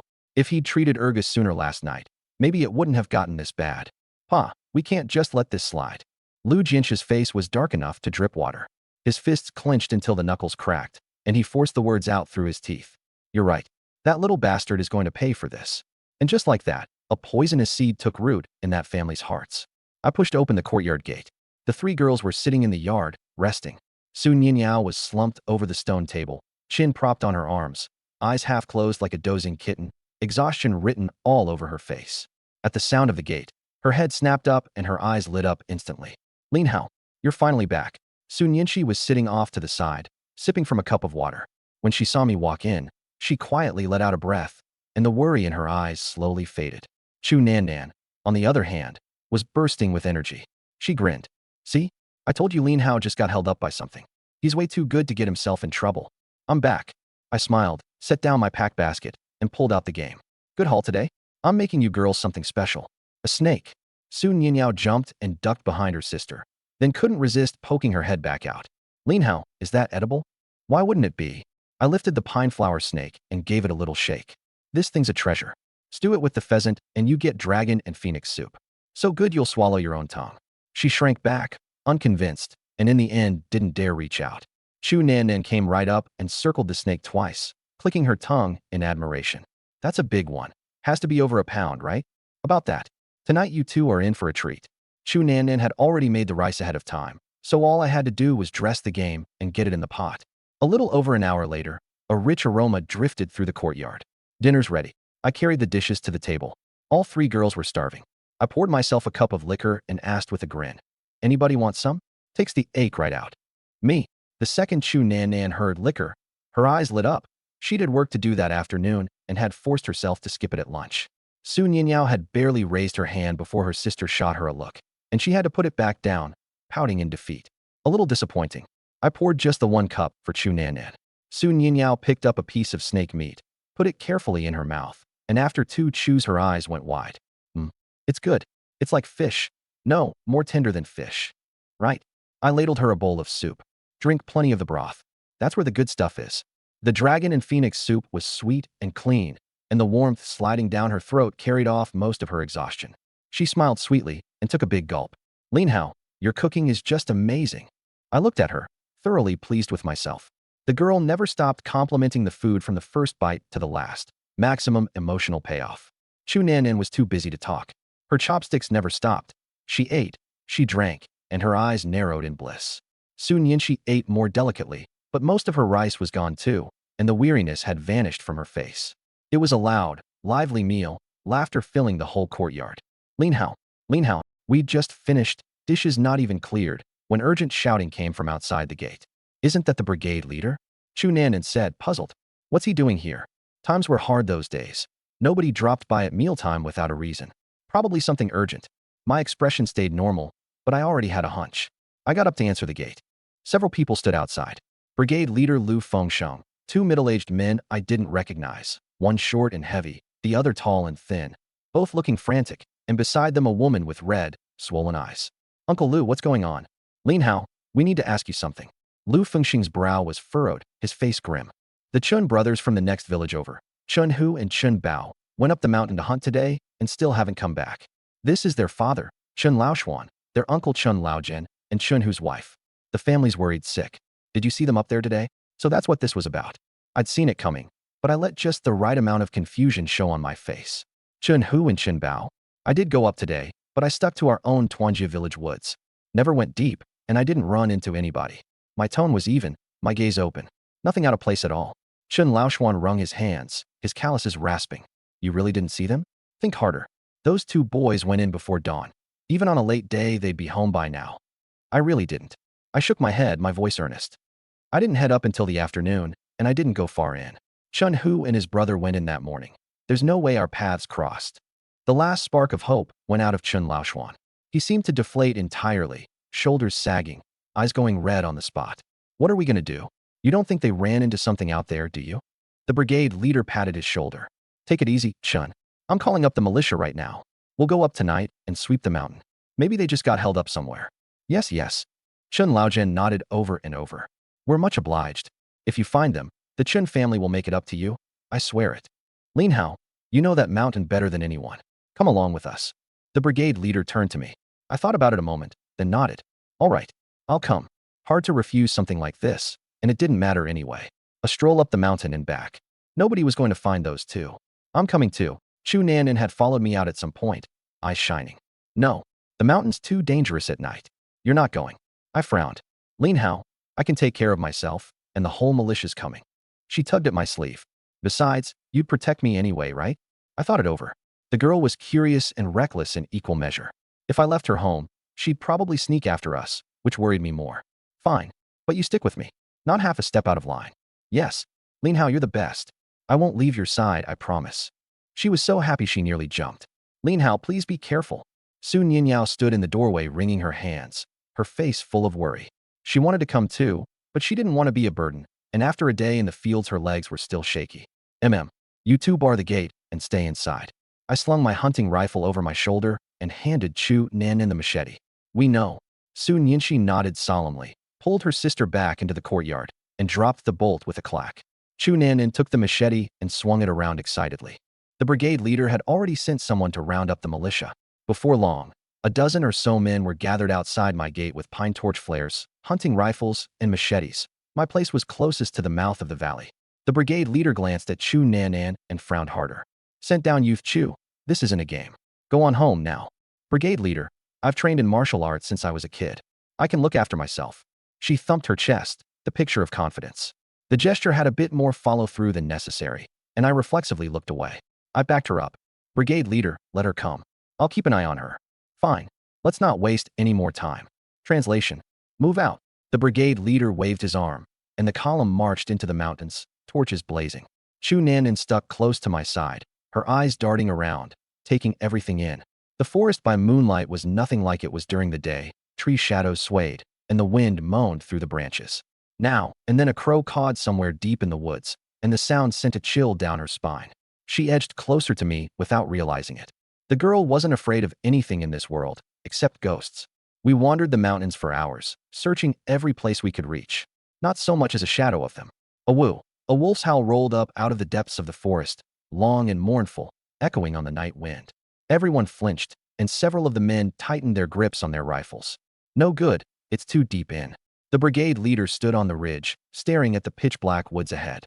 Any farther, and we won't be able to see the trail at all. If somebody falls, or we run into a wild animal, we'll have real trouble on our hands. We head back tonight, and pick the search up at first light. Chen Laoxuan's lips trembled like he wanted to argue, but he knew the leader was right. Hunting for two men in the deep mountains in the dark was like looking for a needle in a haystack. The whole group trudged back down, heads hanging. By the time we reached the village, the sky was already turning gray, a pale white spreading in the east and sketching the distant peaks in faint outline. News travels fast.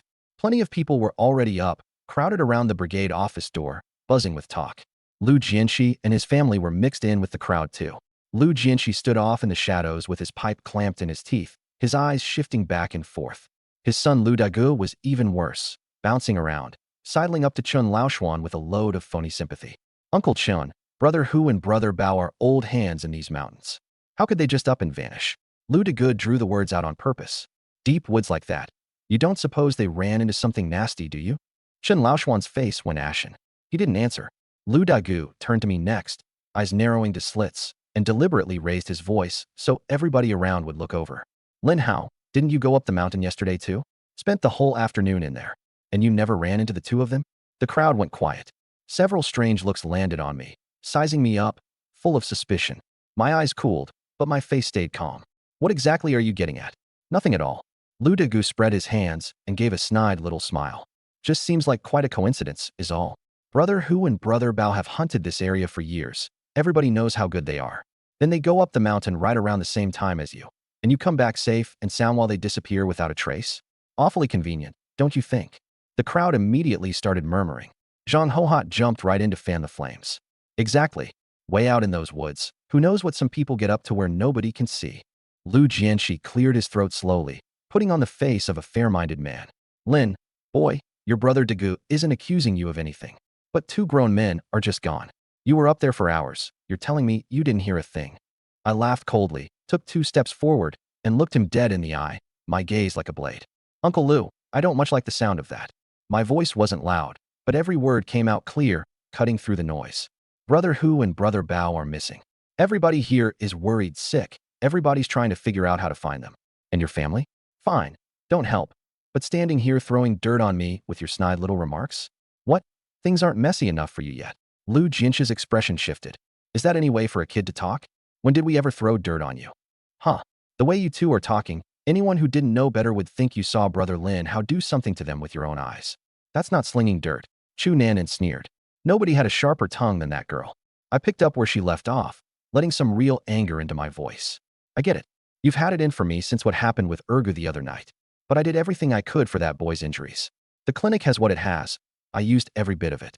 I felt sorry for him, so I didn't charge you a single fund for the medicine.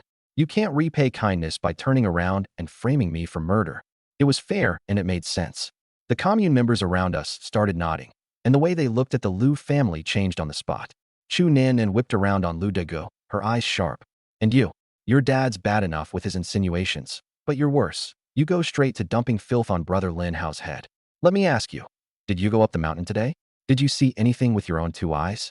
You've got nothing, and you've still got the nerve to stand here running your mouth. Let me tell you something. If you're going to say it, you'd better have proof. No proof means slander. You want me to explain what kind of crime slander is? Lu Dagu's face turned the color of liver. His lips worked for a long moment before he finally forced out. I was just talking. Just talking. Chu Nanan scoffed. 2 men's lives are on the line, and you're just talking? Uncle Chen's whole family is beside themselves, and instead of helping, you stand off to the side stirring up trouble. What's your angle? Every word hit home. The people around us chimed in, and the tide of opinion swung completely my way. She's right. Chen Laoxuan's half out of his mind, and the Lius are standing here making snide remarks. No kidding. Lin Hao's got no grudge against the Chen brothers. What would he have to gain by hurting them? That Lu Dagu's mouth has never had a latch on it. Lu Jianxi's face went from green to red and back again. With everyone staring at him, he had no way to save face. He yanked Lu Degu hard by the arm and turned to slink off. Zhang Hohot looked ready to throw a fit, but he grabbed her and hauled her along, and the three of them squeezed out of the crowd with their tails between their legs. "Look at them," Chu Nannan said smugly, sidling up next to me, flushed with victory. "Don't they look exactly like dogs running off with their tails tucked?" I looked at her, and my expression softened without my meaning it to. This girl really did stand up for her own. Chen Laoshuan came over and took my hand, his eyes rimmed red. "Lin, boy, I'm sorry. You didn't deserve any of that." "It's all right, Uncle Chun." I shook my head and spoke earnestly. "I'm worried about Brother Hu and Brother Bao too. First thing tomorrow morning, I'll go back up the mountain and help you look." "Good, good. I'm much obliged to you." He wiped his eyes. The Chun family shuffled away, defeated. They hadn't gone far when the woman beside him muttered under her breath, "Husband, those two boys going missing. Could it really have something to do with Lin Hao?" What Lu Jianxi said wasn't unreasonable. Two grown men vanish, and he's up there in the mountains and doesn't hear a sound. Chen Laoshuan's steps faltered. His eyes flickered, and the doubt started creeping into him too. Chen Laojin, walking up ahead, spoke up. "Sister-in-law, I don't think it's got anything to do with that boy. Huzi and them had Big Yellow with them, and," translation, Mosen Nagants. With nothing but that beat-up old Arasaka of his, and all by himself, Lin Hao couldn't possibly have hurt either one of them. Old Chen Xuan listened, and some of the suspicion drained from his face. He nodded. "You've got a point, brother." He let out a long sigh, stared at the hazy shadow of the mountains, and started trudging home with heavy steps. "All right, everybody clear out." The brigade leader waved a tired hand. "Go get some rest. It'll be light soon, and we've still got work in the morning." The crowd scattered. I walked Chu Nannan back toward Widow Bai's place, taking it slow. "Nannan, thanks for back there. For sticking up for me." Her step hitched, and her face flushed crimson. It was the first time she'd heard me call her by name, just like that. Not Comrade Chu, not Sister Nannan. Just plain, simple Nannan. Two syllables that somehow came out of my mouth carrying a hint of intimacy. It was nothing. They were in the wrong to begin with. She turned her head away, pretending to study a tree, her voice as small as a mosquito's whine. "Nannan." I stopped short and caught her hand. Her hand was cool, and still trembling faintly. I looked straight into her eyes. "The other night. What did you mean by that?" Panic flickered in her gaze. Her whole body went stiff. Don't read too much into it. I'd had too much to drink." She didn't get to finish. I pulled her against me and covered her mouth with mine. She struggled a little, pushing at my chest, but there was no strength in it, like a kitten batting at you. A moment later, she melted into my arms. Until, not there. Her eyes flew open and she wrenched free, backing up 2 steps, her face as red as a boiled shrimp. "Lin Hao, you're awful." Flustered and mortified, she fumbled at her collar with shaking fingers. "Haha." I scratched my head, the picture of innocence. She glared at that hand of mine. You're filthy." Before she could finish, I tugged her gently back in. This time she didn't fight it. She let me hold her, let me kiss her, her hands clutched tight in the front of my shirt. It was a long while before I let go. I smacked my lips and grinned, eyes crinkling. "Sweet. Lin Hao." She dropped her head, the tips of her ears so red they looked ready to bleed. "It's late. Come on." I took her hand. "And whose fault is that?" She shot me a look and pulled her hand back. Then a second later, I had it again. This time she let it stay. Near Widow Bai's place, we lingered over each other a good while longer. Neither of us wanted to let go. Then she suddenly looked up, squirmed for a bit, and said quietly, "Lin, how about us? Could you not tell anyone for now? Not Nian Yao and the others either. Please." Inwardly, I brightened. I'd been racking my brain for how to bring that up, and she'd beaten me to it. I made a show of pulling a long face and looking wounded. "Why not? We're courting fair and square, nothing shameful about it." "What? Am I not presentable enough for you?" "That's not it." She got flustered, grabbing my arm and shaking it, her voice going soft and sweet. "Just don't ask, okay? Say yes for me, please." That little wheedling act was nothing like her usual brash self. She was like a clingy little cat, and there was no way on earth to say no. Okay, whatever you say." I laughed and flicked the tip of her nose. "But don't keep it a secret too long. I want to be with you out in the open, sooner rather than later." That pleased her right down to her toes. She tilted her face up and kissed me on her own. We stayed tangled up a while longer before she pushed me away, breathing hard. "I really have to go." Straightening her collar, she remembered something, pursed her lips, and said with a touch of jealousy, "Oh, and now that you're courting me, you'd better keep some distance from Yin Yao." Soon Yin Yao's little crush was obvious to anyone with eyes. "Relax." I thumped my chest. "I've got you. I'm not going anywhere near her." Though privately I added, "If she comes after me, though, that's out of my hands." "Good." She went up on her toes and pecked my lips, then went bouncing off, her ponytail swinging. At the gate, she turned back to wave at me before pushing the door open and disappearing inside. I watched her go, then turned and headed home.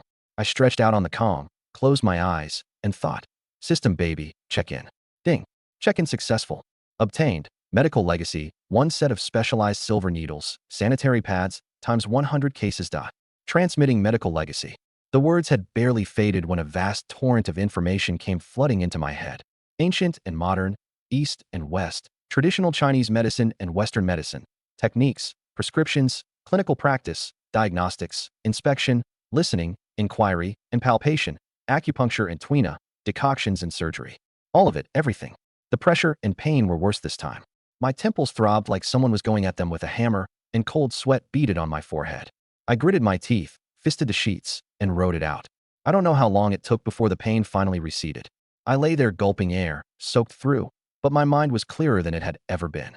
All that knowledge had fused into my bones and blood, ready at a moment's notice. There wasn't a better physician alive in this world. Ding. Upgrade conditions met. Upgrade now. Upgrade now. Everything went black, and I passed out. Early the next morning, sunlight crept across the edge of the Kong. I rubbed my eyes and sat up, feeling loose and light all over, like I'd set down a 1,000-pound load. Holy, the next second, I froze. I could feel it clearly. My consciousness could actually extend outside my body. Formless, weightless, blanketing everything within 10 meters. The table and chairs, a mouse hole, the ants in the crack under the door, all of it mapped itself out in my mind, sharper than my own eyes could manage. I could sense it with my eyes shut. I jumped up, thrilled. System, is this cultivation? Hurry up and hand over the techniques. Ding. There are no cultivators in this world. The host should have faith in science. The upgraded system had apparently picked up a bit of an attitude. Me? My mind can project outside my body, and you're telling me about science? Fine. Walk me through what changed with the upgrade. System shop is now open. Previously checked-in items may be redeemed with cash. Skills excluded. Affection module is now open. You may view the affection levels of anyone within your consciousness range. For females, the system rates as high quality, reaching affection levels of 60 and 100 each grants 1 special check-in. I went quiet for a few seconds. This system, it wasn't some kind of pervert system, was it? Wasn't this flat out forcing a devoted one-woman man like me to turn into a player? Do you really not know what you are? I ran my eye over the shop again. Prices were about the same as the co-op supply store, and no ration coupons needed. Special items like face masks ran a little pricier. Toilet paper and daily necessities I could redeem freely. Talk about convenient. From now on, I'll use all the toilet paper I want. Affinity tiers, below 0, blood feud, 0 to 30, hostile, 31 to 60, friendly, 61 to 80, fond, above 80, infatuated, 100, devoted unto death. My eyes lit up. Being able to see affinity levels was incredibly handy. At the very least, I'd know who meant me harm and who I could trust. Judging by the looks on Lu Jian's family's faces yesterday, their numbers were either negative or pretty damn close. As for the special check-ins, those were just a bonus. The system's secrets were mine alone. I wasn't telling a soul. Better for everyone if I took them to the grave. As for the space, well, once one of my women hit a full 100 affinity, maybe I'd start letting things slip. I got up and washed, studied that handsome face in the water basin for a couple of seconds, and nodded, satisfied. Then I slung the basket onto my back and headed into the mountains. I promised to help look for Chun-Hu's crew, so I had to keep up appearances, even though those two were never going to be found in this lifetime. More importantly, with my spiritual energy projected outward, gathering herbs felt like straight-up cheating. The second I entered the mountains, I saw the benefits. Before, finding herbs meant relying on my eyes and guesswork, digging around for half a day just to turn up a single plant. Now, one sweep of my spiritual energy, and everything within 10 meters was laid bare. Which tree had Cotinopsis under it, which shrubs hid astragalus, which crevice had wild ginger growing in it. All crystal clear, like I had X-ray vision. Half a morning of roaming, and the haul was impressive. Schisandra, Siberian ginseng, astragalus, Cotinopsis, wild ginger, buplurum, balloon flower, atractylodes, Amur cork tree bark, over half a basket full. The ones with fruit, I collected the seeds and scattered them into the space. The ones without, I transplanted roots and all. The whole time I worked with spiritual energy, didn't even have to bend over. Remembering how much effort it took yesterday, sprawled on the ground clearing dirt off ginseng roots, I couldn't help but sigh. Cheating feels so damn good. Once the basket was full, I cleared a patch in the space's woodland for an herb garden, planted the new specimens, and watered them with spirit spring water. Watching those wilted seedlings visibly perk up, I nodded in approval and made a point of fencing the area off so the animals wouldn't trample it. By now, the woodland ecosystem in the space was pretty much self-sustaining. The poultry and livestock didn't even need deliberate feeding. The birds laid eggs daily, and the wild piglets were growing beautifully. Figuring the timing was about right, I hoisted the heavy herb basket and headed back down. Back home, I pulled a fresh rack of ribs out of the space and paired it with the Codonopsis and astragalus I'd gathered that morning, simmering it low and slow into a medicinal soup. Then I netted a few days from the fish pond and braised them in soy sauce. I'd barely set the food on the table when a shout came from outside the courtyard gate. "Lin Hao, we're back." Su Nianyao's voice was always the first one you heard, bright and bubbly, a completely different person from the wilted mess she'd been yesterday. The three of them filed in, carrying the smell of sweat from the fields, but looking far more energetic than the day before. Su Nianyao's cheeks were flushed and her eyes shone like stars. Su Nianxi's back was straight, the wisps of hair at her forehead damp with sweat, her expression a little softer than usual. Chu Nannan had her sleeves rolled up, forearms sunburned red, eyes sparkling. She was eyeing the dinner table the moment she stepped through the door. Clearly, a day of labor was toughening them up, and with the spirit spring water nourishing them, their stamina bounced back fast. Even their skill at slacking off had improved. Curious, I glanced at their affinity levels. Chu Nannan, 86. Su Nianyao, 92. Su Nianxi, 77. Something occurred to me, and I quickly asked the system, "What about the special check-in for hitting 60 affinity?" The system replied, "Check-ins that met the threshold prior to the affinity module's activation are not eligible for retroactive credit." I was suspicious. "You didn't pocket it for yourself, did you?" "System, this system does not engage in favoritism." I shrugged. "Whatever. There'd be plenty of time." Chu Nannan at 86 made sense. After how close we'd gotten last night, that was only natural. Su Nianyao at 92 was reasonable too. That girl had been staring at my face since the moment we met, a total sucker for looks, and I'd been feeding her good food every single meal. No surprise her number was high. But Su Nianxi, 77? I froze. This girl was usually so cool and quiet, always wearing that faint, detached expression, with a bit of a stubborn pride to her. Turns out she had her eye on me too. She was bent over washing her hands. Sensing my gaze, her hands stilled, and she looked up, right into my eyes. Our eyes met for barely a second before her fair cheeks flushed pink. She jerked her head away, her hand movements going clumsy. "What are you looking at?" Chu Nannan had appeared beside me out of nowhere and pinched my waist. Not hard, but the warning was unmistakable, and there was more than a little jealousy in her eyes. Nothing. Just noticing you all look a lot better today." I pulled my gaze back without missing a beat, picked up the braised fish, and carried it to the table, laughing to myself. This little firecracker had a serious jealous streak. At dinner, Su Nianyao was as carefree as ever, chopsticks flying, cheeks stuffed full. "Lin Hao, your cooking is amazing. This fish soup is unbelievable. I could eat it every day for the rest of my life and never get sick of it." "Then eat up." I picked out a boneless piece of fish belly for her and quietly ladled some medicinal soup into Chu Nannan's bowl. Chu Nannan kept her head down over her rice, but the tips of her ears went red and the corners of her mouth curved up. Su Nianxi ate in small bites, her eyes traveling between me and Chu Nannan, then settling on her sister's. No, on Chu Nannan's, reddened ears, thoughtful. The atmosphere was delicate. Chu Nannan's eyes and mine met in midair now and then, only to dart apart again, like a couple of guilty grade schoolers. Only Su Nianyao was completely absorbed in the food, oblivious to it all. After resting about an hour post-meal, the women shouldered their hoes and headed back out to work. Before leaving, Chu Nannan turned and shot me a glare. I spread my hands innocently. That afternoon, I didn't go up the mountain. I stayed home and worked on the yard. First, I sorted the morning's herbs and spread them out to dry. Codonopsis and astragalus got sliced and sun-dried. Schisandra was hung in whole clusters to dry in the shade, while ginger and buplurum were tied into small bundles. Every variety needed different handling, and ever since the medical knowledge had been downloaded into my head, it all came to me as naturally as breathing.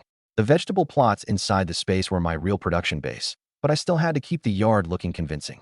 I grabbed the hoe and set my sights on the patch of wasteland along the wall. The weeds were knee-high, with rocks buried underneath. One swing of the hoe turned up deep, loose soil. Having spiritual energy to assist really was convenient. I knew exactly which spots hid stones and which had hard-packed dirt. I cleared out the roots, broke up the clods, and tossed the rocks outside the yard. Before long, a good 2 or 3 foot of land was tilled, the furrows dead straight, the soil soft. "Hey, Lin Hao digging out a vegetable garden?" One of the villagers working on the girl's house next door called over. "Sure am, uncle." I straightened up, wiped the sweat off, then fished out cigarettes and passed one to each of them. Finally got some free time. Figured I'd grow a few vegetables so I'm not always trading with the neighbors. "You've gotten a lot more industrious lately," the foreman said, lighting up and taking a long, satisfying drag. "If old man Lin could see you like this, he'd be. Then I can rest easy too." I just smiled and let it go. The original owner of this body had been lazy. Now that I was here, I couldn't keep drifting through life half asleep. 2.5 hours later, the plot was leveled and ready, and I sowed the seeds one variety at a time. Cabbage, radishes, string beans, cucumbers, eggplant, peppers, tomatoes, garlic, scallions, one short row apiece, all laid out in neat lines. I hauled water up from the creek, mixed in some Spirit Spring water, and watered everything evenly. With the Spirit Spring water working for me, the seedlings would come up fast, grow strong, and even shrug off pests. Nice and low maintenance.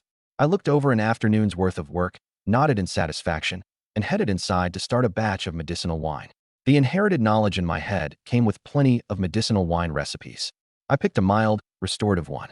Schisandra, goji berries, astragalus, cotinopsis, and eleuthero, measured out to the right proportions, all of it dumped into a big clay crock. Then 5 pounds of white liquor poured over until the herbs were submerged. I sealed the mouth of the crock and labeled it with the date. This stuff needed weeks to steep. No rushing it.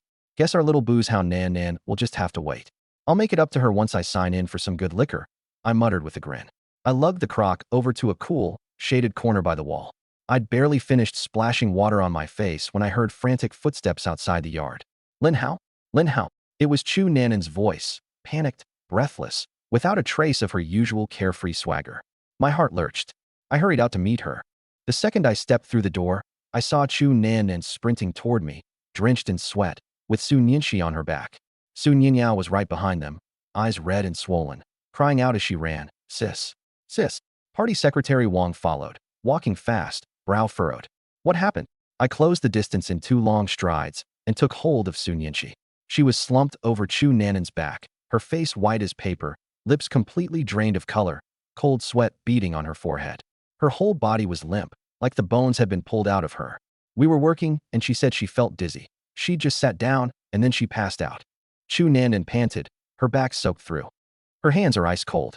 She scared me to death. "Lin Hao, please, save my sister." Su Nianyao threw herself at me and clung to my sleeve, her fingers trembling. "Don't panic. Get her onto the Kong first." My voice came out calm and steady, and it worked like a sedative. All of them settled instantly. Chu Nanan laid her down on the heated brick bed. The moment Su Nianxi was flat on her back, she looked even worse.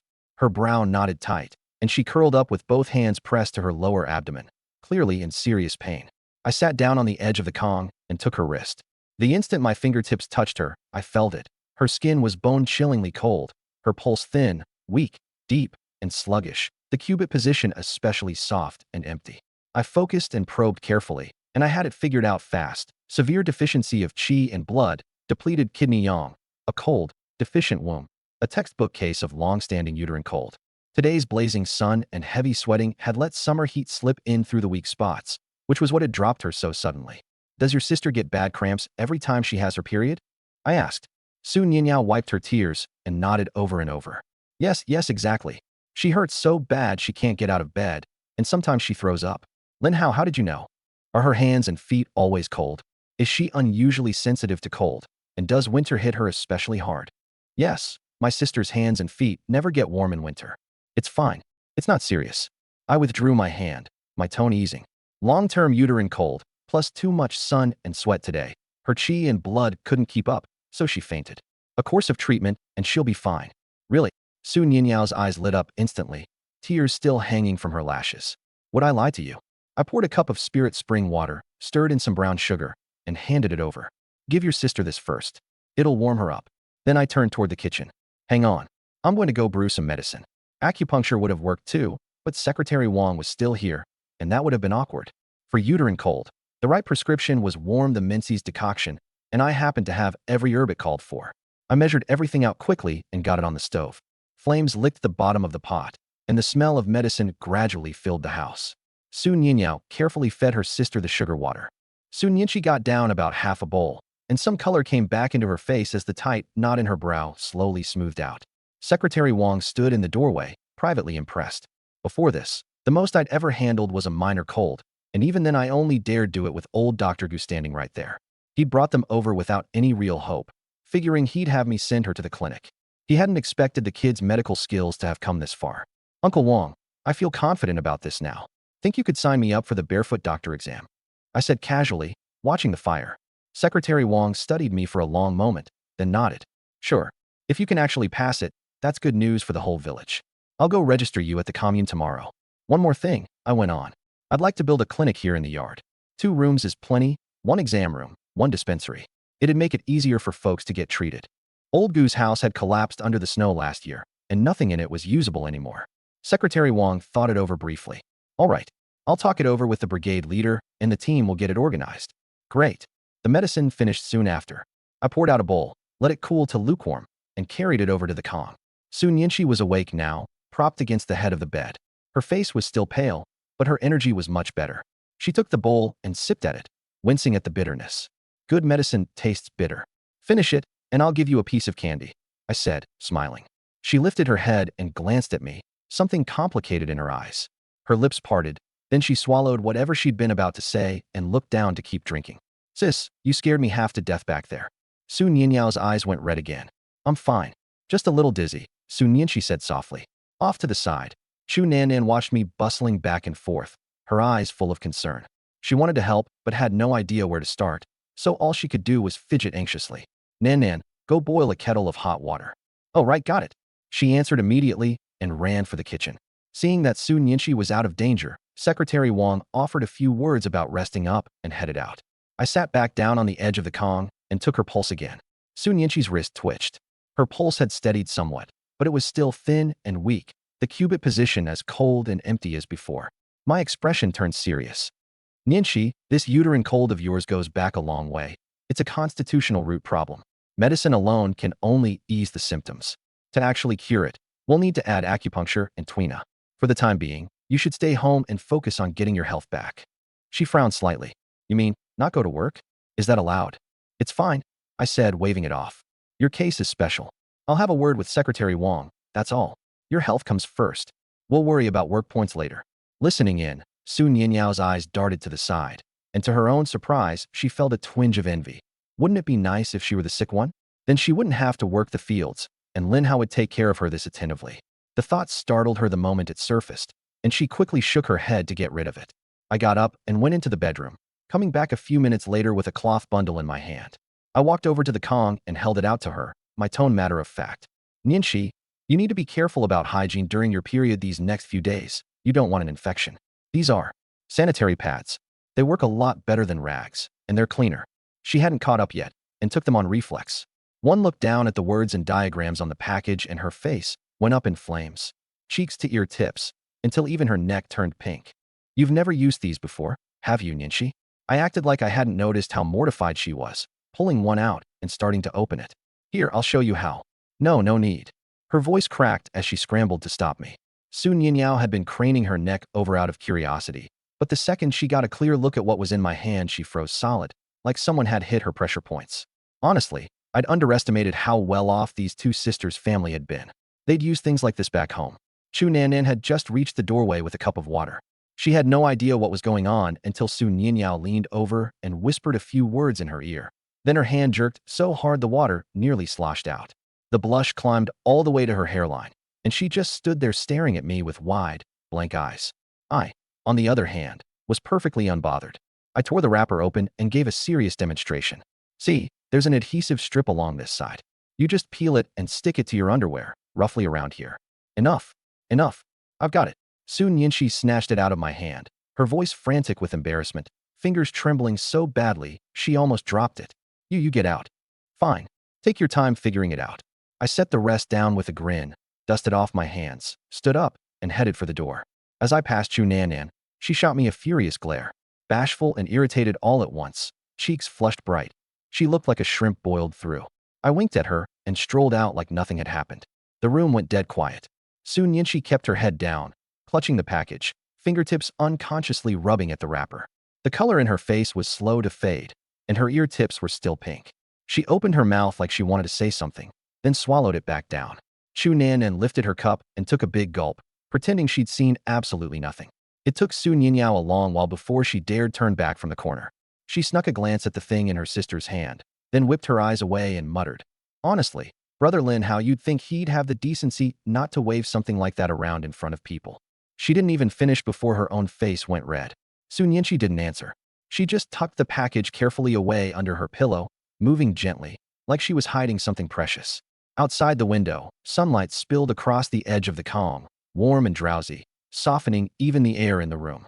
Early the next morning, Chu Nanan and Su Nianyao both left for work, leaving just me and Su Nianqi in the house. I carried in the medicine I'd finished brewing, set the bowl down, and picked up my silver needles, wiping them down with alcohol-soaked cotton. "Nianqi," I kept my tone as matter-of-fact as I could. "For the acupuncture, you'll need to expose your lower abdomen." Huh. Her face went a shade redder, her voice as small as a mosquito's whine. Wouldn't the medicine be enough? "You need to drink the medicine, but without acupuncture and massage along with it. We won't get to the root of the problem," I said, all business. Medicine alone only treats the symptoms. The needles open the meridians and warm the womb. The massage gets your qi and blood moving. That's what actually cures it. I paused, then went straight for the weak spot. "Nianqi, you don't want to spend every single period stuck in bed in agony, do you?" That landed exactly where it hurt. She clenched her teeth, color washing in and out of her face, torn for a long moment. She glanced down at the hem of her shirt, then up at the needles in my hand. Then she steeled herself, shut her eyes, grabbed the hem with both hands, and pushed it up. The motion was decisive enough, but her whole face had already gone crimson, lashes fluttering, eyes clamped shut and refusing to open. My gaze swept over her. My throat moved on its own, and I quietly swallowed. A slim waist, fair skin. Sunlight fell across her stomach with a soft glow. On either side of her navel there was the faintest suggestion of a thin line, running downward, disappearing past the edge of her shirt. I looked away fast, pulled in a deep breath, and forced all the noise in my head back down. Catching her sneaking one eye open to peek at me, I gathered myself immediately, picked up a needle, and said in a low voice, "Don't tense up. Relax. It won't hurt going in." She answered, her voice unsteady, both hands gripping the hem of her shirt for dear life. I laid my left hand on her lower abdomen and found the Guanyuan point. The instant my fingertips touched her skin, I felt her whole body stiffen, muscles pulling tight, stomach drawing in. My hand stayed steady, the pressure judged just right. The needle came down light as a dragonfly skimming water. A faint, prickling sting flashed and was gone, and it was in. That's Guanyuan, the key point for warming the womb and dispelling cold. I twirled the handle lightly as I spoke. "Feel a current of heat." She kept her eyes closed and felt for it. And sure enough, warmth welled up deep in her belly, like she was cradling a hot water bottle.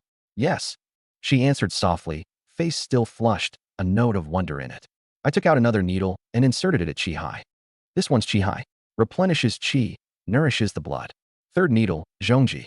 "This one regulates the Chong and Rin channels." That sudden little sound almost broke my composure. With all three needles in, her body drew in on itself. The needles on her stomach quivered slightly, their tails catching the sunlight in tiny glints. She lay on the calm, her breathing gradually evening out, the flush in her cheeks receding a little, the crease between her brows finally smoothing away, the corners of her mouth turning up. I rested my fingers on her wrist and read her pulse for a bit, then nodded. "Your pulse is much better than yesterday. One more massage tonight. Keep taking the medicine, and once this cycle passes you should be more than halfway there." Her reply came out soft and boneless. She opened her eyes on the sly and found me bent over, putting the needles away. Our eyes met head-on. She snapped them shut again instantly, cheeks burning all over. I blinked, then couldn't help a quiet laugh. "Nianqi, what are you so nervous about?" "I don't bite." "Who's nervous?" She mumbled, so indistinctly she couldn't even have convinced herself. I shook my head, smiling, and started removing the needles. Left hand pressing down to hold her skin steady, right hand rolling the handle at Guanyuan, drawing it slowly out. The Qi Hai needle came out just as smoothly. When I got to Zhongji, the tip had just cleared her skin when my fingertips slipped down half an inch, brushing across a patch of soft, tender skin. Her whole body jolted like she'd been shocked, arching up on instinct, a faint sound escaping her lips before she choked it back down. The air froze solid. Her eyes flew wide, filled with blindsided shock, her cheeks flooding scarlet from her ear tips all the way down her neck. Both hands clamped onto the hem of her shirt and yanked it down. Translation. Jerked back, her chest suddenly rising and falling in quick, shallow breaths. Her eyes were wide, embarrassment and panic tangled together in them as she stared blankly at me. My fingers froze in midair, the warm, soft sensation still lingering on my fingertips. I swallowed and cleared my throat, faking composure. Sorry, my hand slipped. She didn't say a word. Her gaze was glassy, and her cheeks were so red they looked like they might start bleeding. I sheepishly pulled my hand back and yanked out the last needle, moving twice as fast as before. Once the needles were put away, I brought over the medicine I'd kept warm, deliberately avoiding her eyes. Drink this and get some rest. She propped herself up, took the bowl, and lowered her head to drink. It was bitter, but she downed it fast, all in one go, without so much as a wince, like she was trying to use the bitterness to smother the embarrassment she'd just felt. I dug a white rabbit candy out of my pocket and held it out. Here, this'll kill the taste. She hesitated, then reached for it. Her fingertips brushed my palm, and we both went stiff at the same instant. She popped the candy into her mouth in a hurry, held it there for a long while before she could bring herself to bite down, and murmured, "Thank you. Don't mention it." I smiled and picked up the tray. "I'll give you another massage tonight. Rest up." "Okay." Just before I shut the door, I remembered the way she'd felt under my hand. That thing of hers, it didn't seem like she'd ever used one. I hesitated, but decided to say it anyway. "That thing I gave you this morning, if you don't know how to use it, just ask me. Don't be shy about it." The words landed, and the door clicked softly shut behind me. Dead silence followed. And 3 seconds later, I could pretty much picture exactly how red her face had turned. After nightfall, the courtyard was quiet, nothing but the occasional chirp of insects. From the back, I could hear water splashing. Su Nianyao was taking a bath. I carried a basin of warm water into Su Nianqi's room, soaked a towel, wrung it out, and handed it to her. "Wipe your stomach down first. Warmer skin makes the massage work better." She took the towel, and the moment her fingertips touched the warm cloth, her face went red again. She hurriedly turned her back, wiped a couple of times, and when she handed it back, her ears were still burning. "Lie down. Try to relax." She lay flat obediently, arms pressed tight to her sides, her whole body strung taut as a wire, even her breathing gone feather-light. The next second, I kicked off my shoes and climbed onto the comm. Her eyes flew open, and before she could react, I was already sitting lightly across her legs. What are you doing?" She jolted and instinctively tried to push herself up. "Don't move. It's a normal massage. This is the only way I can put real pressure behind it." I held her down, keeping my tone strictly professional. By then I'd rubbed my palms warm. I gently lifted the hem of her shirt, laid a warm hand on her lower abdomen, and began working in slow, gentle circles. Whenever I hit a key pressure point, I'd ask quietly, "Does this hurt? Want me to ease up?" "No, it doesn't hurt." Her voice trembled. Her cheek was pressed into the pillow, red enough to stain the fabric. Su Nianyao's faint humming drifted in from the back of the house, which somehow only made the air in the room feel more charged. My hands were steady and practiced, warmth seeping bit by bit into her belly, until the cold, dragging ache started to fade. Without realizing it, her tense body went slack. Her lashes fluttered, and her breathing slowly evened out. Massage gets the blood and qi moving. Combined with acupuncture, you'll recover faster, I said as I worked. You can press these 2 points yourself later, Guanyuan and Qihai. Day-to-day upkeep matters a lot.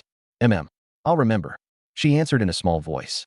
I glanced down and caught sight of the flushed rim of her ear, and her lips pressed slightly together in nervousness. Something in my chest went soft. When I finished, I drew my hands back. "All done. Get some rest." She kept her head buried, her voice almost too quiet to hear. I'd just stood up when the door creaked open and Su Nianyao walked in, toweling off her wet hair. She blinked at the two of us the second she stepped inside. "Sis, what are you two doing?" Su Nianqi went rigid with alarm. The blush that had just barely faded came rushing back, all the way down her neck. She frantically tugged her shirt down and shrank under the covers, eyes darting away, unable to meet her sister's gaze. I stayed calm, casually picking up the basin, and smiled. "Just gave your sister an abdominal massage. Warms the uterus. Good for her." "Oh," Su Nianyao drew the word out, not thinking twice about it, and walked over to the edge of the calm. "Sis, feeling any better now?" A lot better." Su Nianqi's voice was thin, but she finally managed a small nod, cheeks still hot. She snuck a glance up at me, ran straight into my eyes, and immediately dropped her head again, her ears redder than ever. "Why does this feel like getting caught cheating?" I bit back a laugh and waved at the two of them. "I'll head out then. Don't stay up too late." I carried the basin out on quiet feet and pulled the door shut behind me. Over the next few days, I gave Su Nianqi acupuncture and massage every day, paired with a warming decoction for her meridians. There was no shortage of accidental moments along the way, and things between us heated up fast. Every time I put my hand on her belly, she'd turn her face away, blushing, but she wasn't nearly as skittish as she'd been at first. Sometimes she'd even ask me about the medicine on her own. Seeing how quickly she picked things up, I was happy to teach. This angelica root nourishes the blood. Paired with cinnamon twig, it's even better for warming the meridians and driving out cold. Here, smell it. Learn to remember it by its properties. She leaned in and took a light sniff, her hair accidentally brushing across my wrist. We both paused without meaning to, and something unspoken hung in the air between us. I glanced at the affinity panel, Sunyinshi, 85. Just one thin sheet of paper left to break through. I kept busy the rest of the time too, digging out the medical texts old Gu had left behind, along with the ones I'd bought, and going through them again. It was all for show, of course. That knowledge was already carved into my brain, but the act still had to be played. With my skills as they were now, I could poke plenty of holes in those books. Once Sunyinshi was feeling better, she started spending her time in the courtyard helping me sort herbs. Cotinopsis, astragalus, and schisandra were spread out on the bamboo mat, and she crouched beside them, carefully picking out the weeds, her movements gentle but efficient. While I turned the herbs to dry, I casually walked her through the pharmacology. See this astragalus? Warm in nature, tonifies qi, and secures the exterior. Best thing there is for people who get weak and tired easily, or who sweat for no reason. She listened intently, gave a soft lashes lowered, her profile especially soft in the sunlight. Here's the English translation. And, what about cotinopsis? She'd occasionally ask on her own, her voice small and thin. Cotinopsis is mild. It tonifies the middle and boosts qi, without astragalus' drying effect. It's better suited to a constitution like yours, weak qi and blood, sensitive to cold. As I spoke, I couldn't help glancing over at her. Her cheeks flushed, and she lowered her head and went back to sorting the herbs. Sunlight fell over the two of us, quiet and still. When the wind stirred, the smell of medicine drifted everywhere. We were sitting close, and the air between us was hushed and charged. She was a fast learner, one word, and she got it. Without realizing it, my voice softened as I explained. The next day, I rode out to the commune with Party Secretary Wang in old Lu's ox cart. I'd been checking in as usual these past few days, but strangely enough, I hadn't unlocked any new skills, which left me a little frustrated. Still, I was satisfied with what I had gotten. A seed gift pack, 10 sets of special uniforms, 1 modern building in traditional style, a temple of harvest, plus 10 muf pasture land, and 10 head each of male and female cattle and sheep. What I was most excited about was that seed pack, 1 much of rice, wheat, sweet potatoes, and corn, along with all kinds of vegetable seeds. The building had a living room, a study, a kitchen, 1 master bedroom, and 9 guest bedrooms, each with a modern bathroom, a big tub, and 24-hour hot water. The Temple of Harvest was the real kicker. Inside stood a statue of the harvest goddess, and it could accelerate the maturation of plants and animals in my fields and pastures, while also boosting yield and quality. Right now the cattle and sheep were out on the pasture, cropping the tender grass. 2.5 hours later, the ox cart pulled into the commune. The clinic wasn't big. A single row of 1-story buildings, whitewashed walls, and gray tile. The sign over the door read, Red Star Commune Health Clinic. Its paint peeling. A few poplars in the yard rattled in the wind. Party Secretary Wang led me to the director's office and knocked. Secretary Wang? What brings you all the way out here? Director's son was in his 50s, hair going gray, round-framed glasses on his nose. He came over with a smile. Director's son, ever since old Gu passed, our village hasn't had a health worker.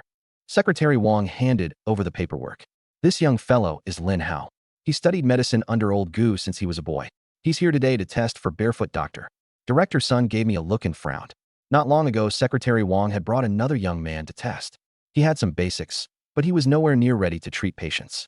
I looked even younger than that guy. No wonder son was skeptical. He sat down and pulled out an exam paper, laying it on the desk. This is the test the clinic designed for barefoot doctors. Give it a try. I skimmed it. Not hard. Diagnosis of common illnesses, standard drug combinations, acupuncture point location, emergency treatment. I picked up the pen and started writing, fast. Director's son hadn't thought much of it.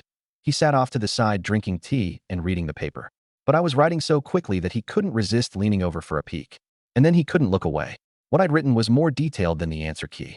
For every question, I'd added etiology and pathogenesis, pattern differentiation and treatment principles, formula modifications, all laid out cleanly. Some of my points were things he'd never even considered. He sat there holding his teacup, forgetting to set it down. A country herbalist out in some village had trained someone to this level? In under 20 minutes, I handed in the paper. He read it through twice, took off his glasses, wiped them, put them back on, and asked in a serious tone, Comrade Lin Hao, In the systematic differentiation of warm diseases, venting heat to turn it out through the chi level. What's your take on that? An oral exam, right here. I answered without any hurry. Venting heat to turn it out through the chi level. The key lies in the word vent. When the pathogen enters the nutritive level, heat becomes pent up inside. You use light, clearing, venting agents to draw the pathogen outward, so that the heat in the nutritive level is transferred out to the chi level and resolves there.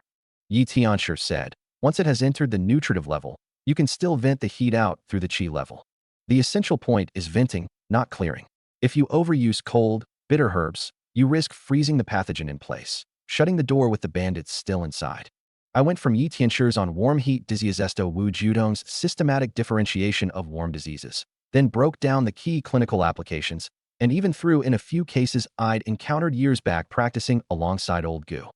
From pattern differentiation to formula selection, right down to prognosis and aftercare, I laid it all out clearly. Director Sun was riveted, fingers tapping a light rhythm on the desk. The scrutiny in his eyes had long since turned to amazement. The more he heard, the more fired up he got. He fired off several more questions, each trickier than the last. The differences between the treatise on cold damage and the essentials from the Golden Cabinet, acupuncture point pairing, emergency management, even rare and difficult cases. I stayed just as composed, answering every question precisely and thoroughly, working in my own insights. Some of my explanations went deeper than his own understanding after years of study. He was silent for a long moment, then suddenly stood up. Come with me. Secretary Wang and I exchanged a glance and hurried after him. He took us to the consultation room. A long bench ran along the wall, a few patients waiting on it, the air thick with the smell of herbs. Behind a big wooden desk at the back, a gray-haired old physician was taking an elderly woman's history. Old Zhou, hold on a minute. Director Sun walked over and murmured something in his ear. Dr. Zhou looked up and sized me up, then took off his stethoscope, stood, and gave me a nod. Comrade Lin Hao, theory is all well and good, but nothing proves real skill like real work. Director Sun gestured at the waiting patients. There are a few patients here. Want to give it a shot? Now he was testing me on live cases. I nodded, not the least bit nervous, and sat down beside the consultation desk. The first was a middle-aged woman, both hands pressed to her belly, her complexion a waxy yellow. I took her pulse and looked at her tongue, pale and swollen, tooth marks along the edges, a white greasy coating. Ma'am, you've had this bloating and abdominal pain for several months now, haven't you? No appetite, loose stools, no energy at all.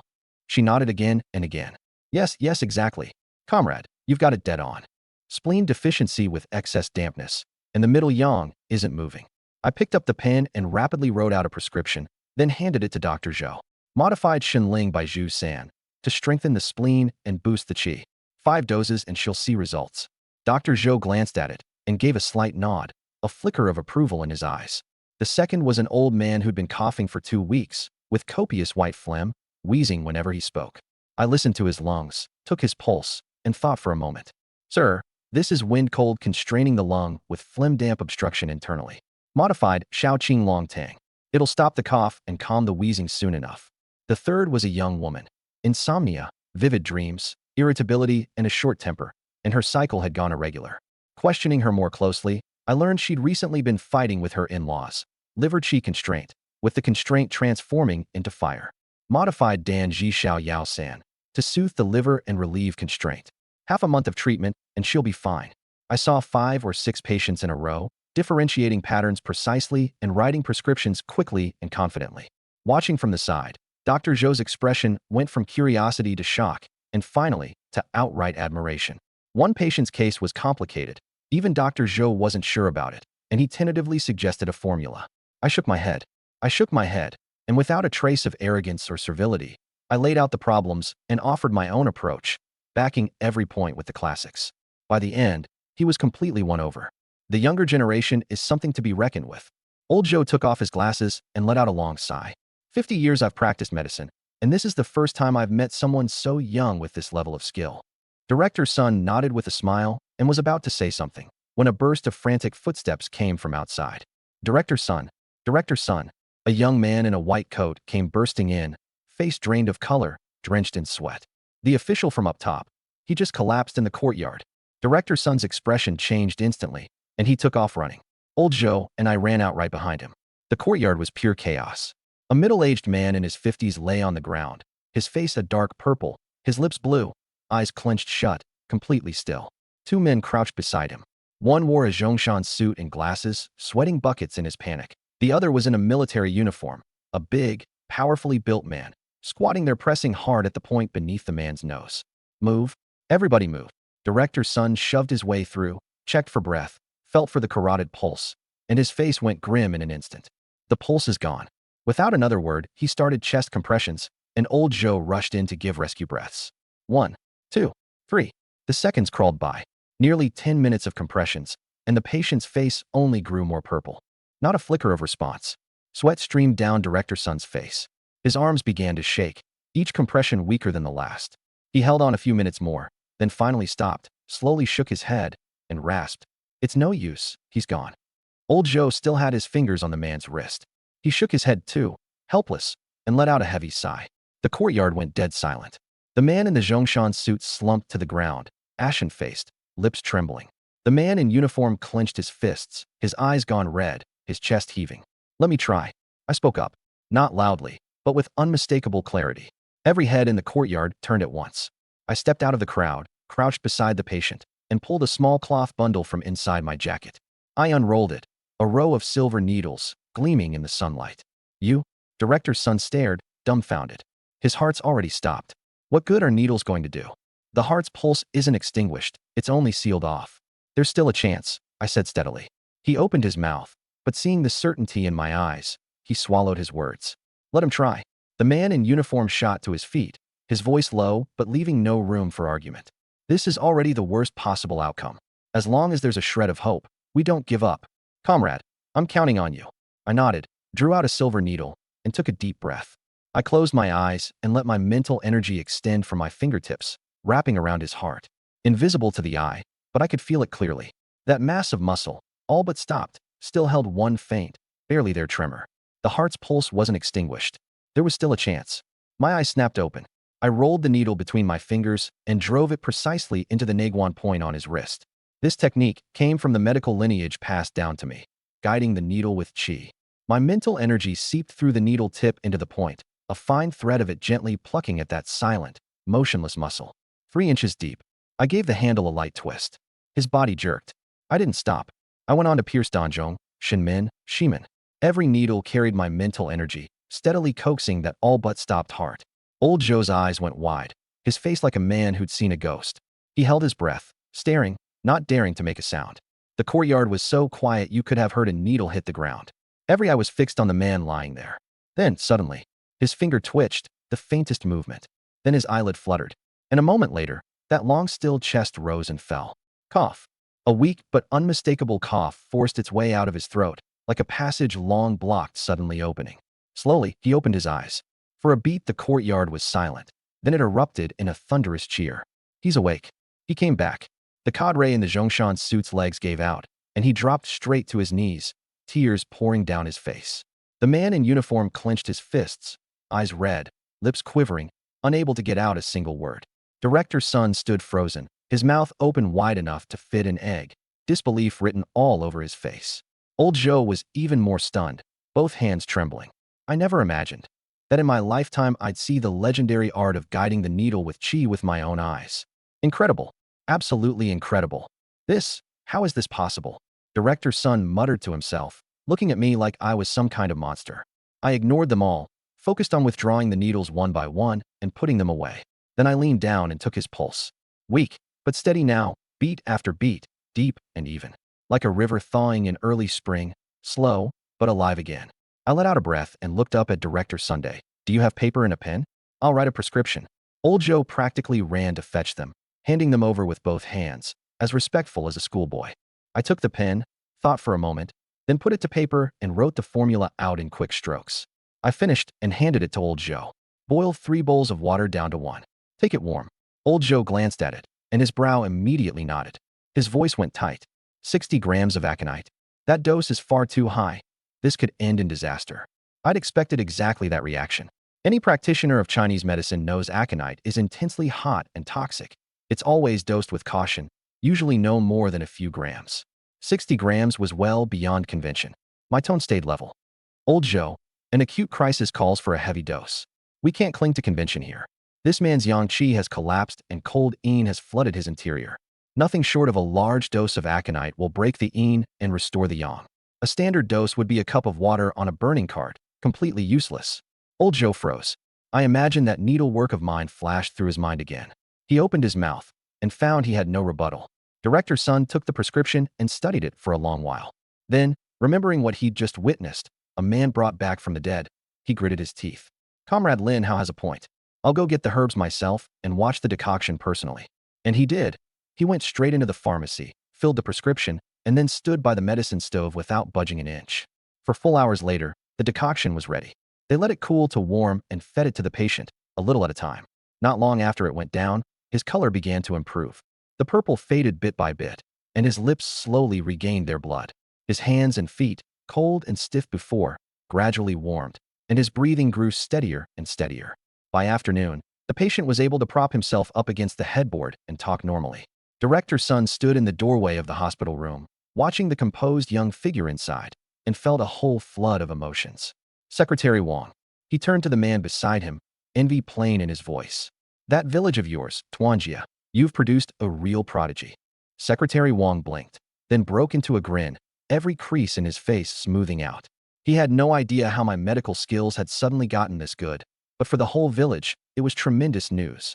Director Sun waved a hand, his tone turning serious. At his level, forget barefoot doctor. He's more than qualified to be an attending physician at our clinic. He thought it over. Here's an idea. Director Sun called me into his office, his expression earnest. Comrade Lin Hao, with skills like yours, it's a real waste for you to stay buried in a village as a barefoot doctor.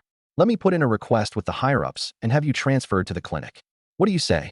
Secretary Wang panicked the moment he heard it and immediately looked at me, terrified that this treasure he'd finally gotten his hands on was about to be poached. I shook my head and smiled.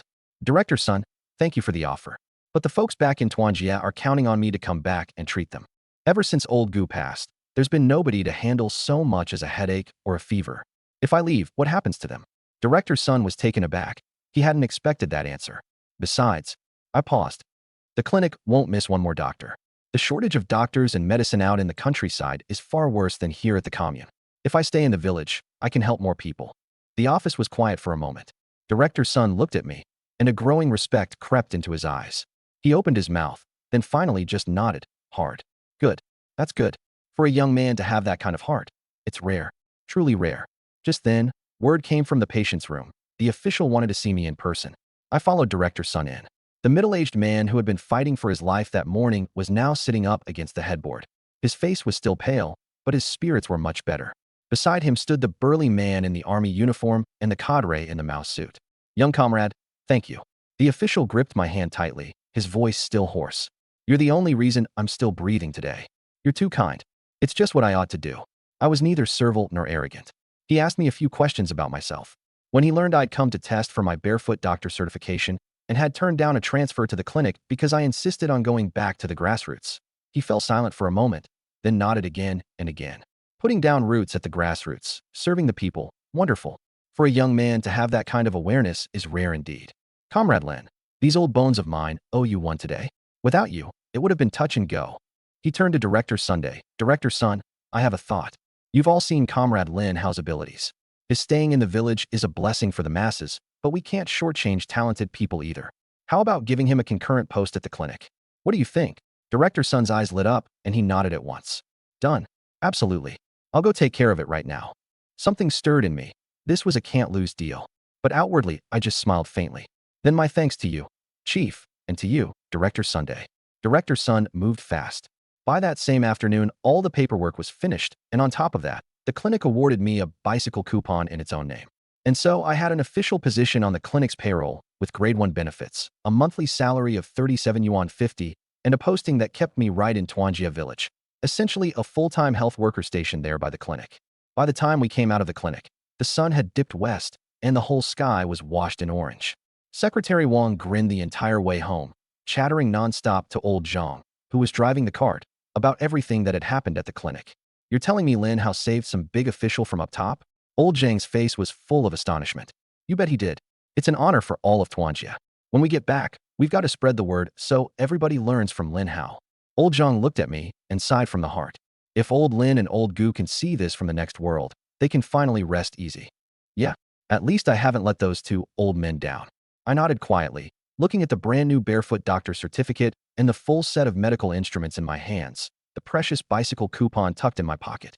I couldn't keep the corners of my mouth from lifting. Ever since Grandpa passed, it was as if something had suddenly clicked open inside me. All those medical texts that used to be impenetrable now made perfect sense at a glance. I figured the old man must be watching over me from up above. Secretary Wang and old Zhang exchanged a glance, and it all dawned on them. That explained every strange thing that had happened.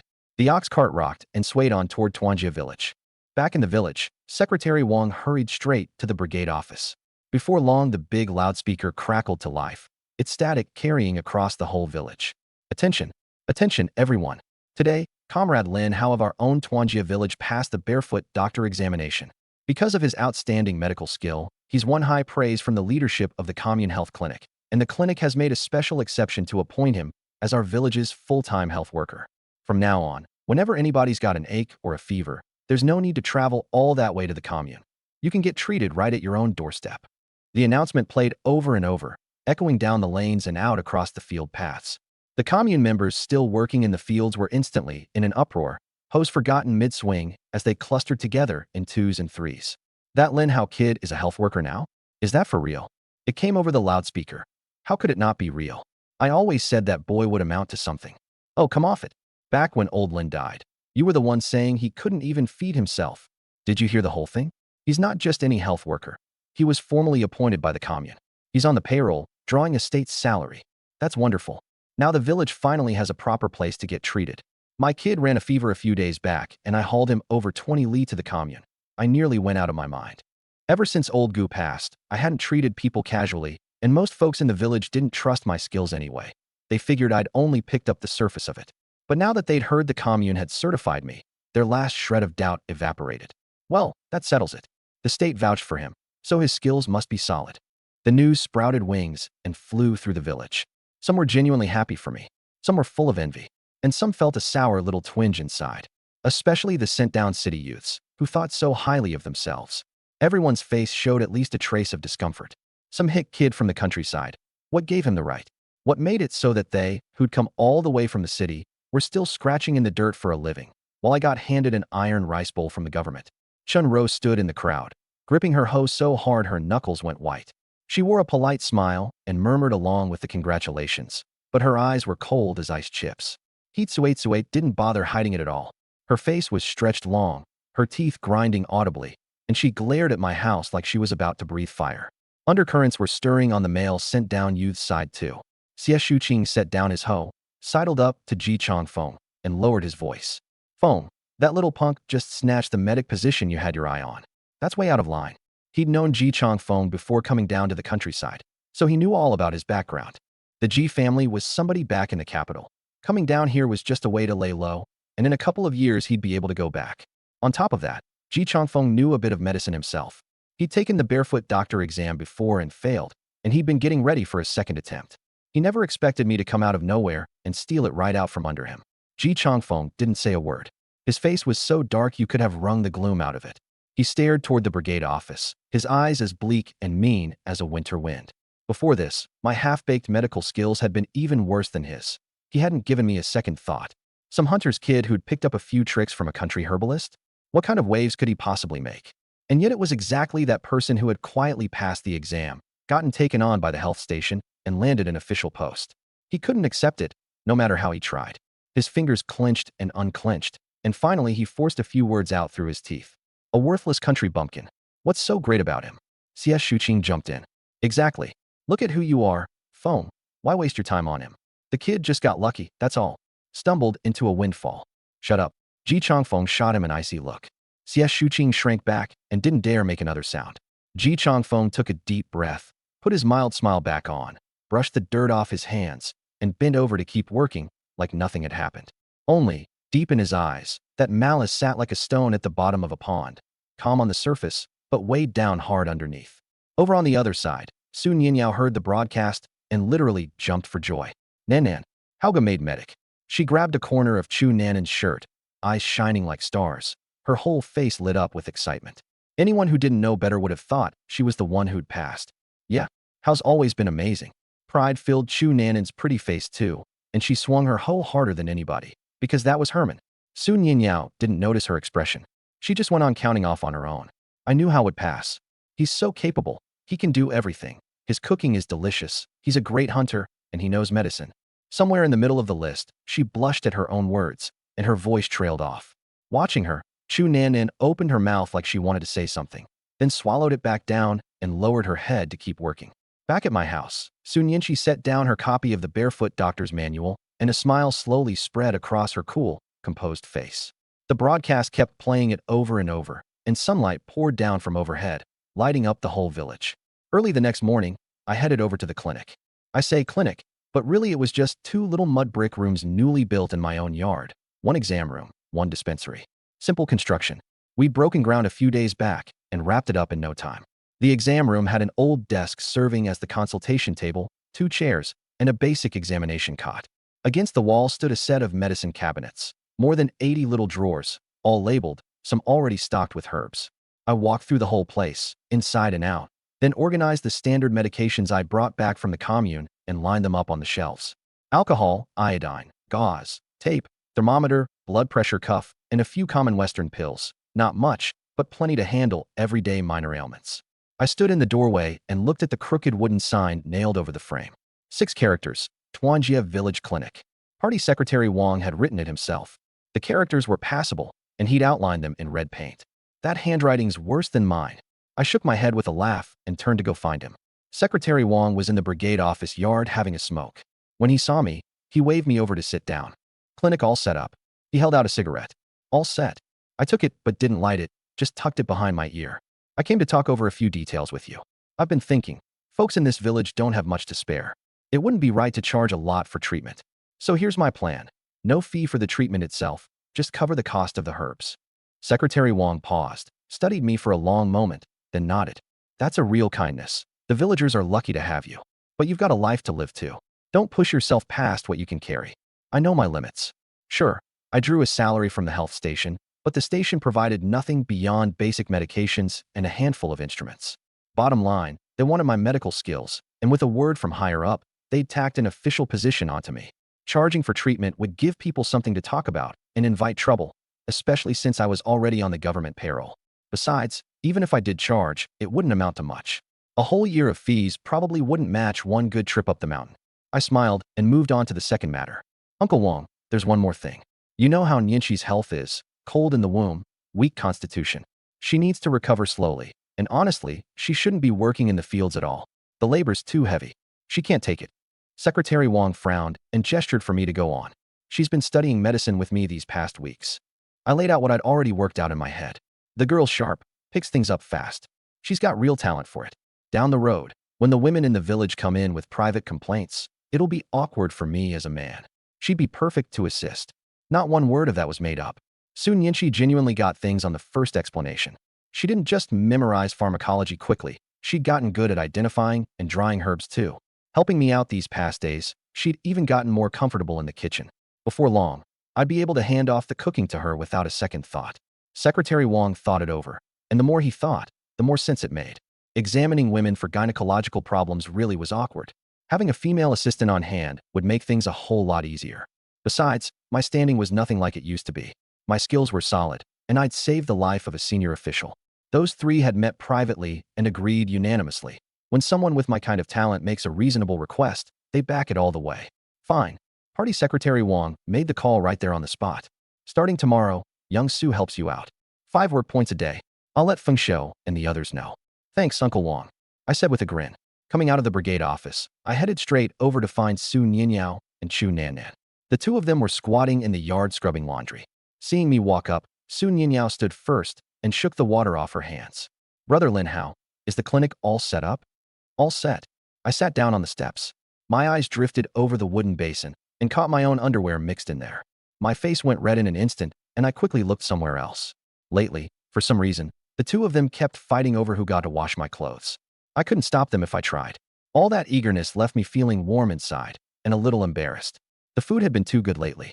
Easy to get overheated. I collected myself and told them everything I'd worked out with Party Secretary Wang. The moment she heard her sister wouldn't have to work the fields anymore, Su Nianyao's eyes lit right up. Really?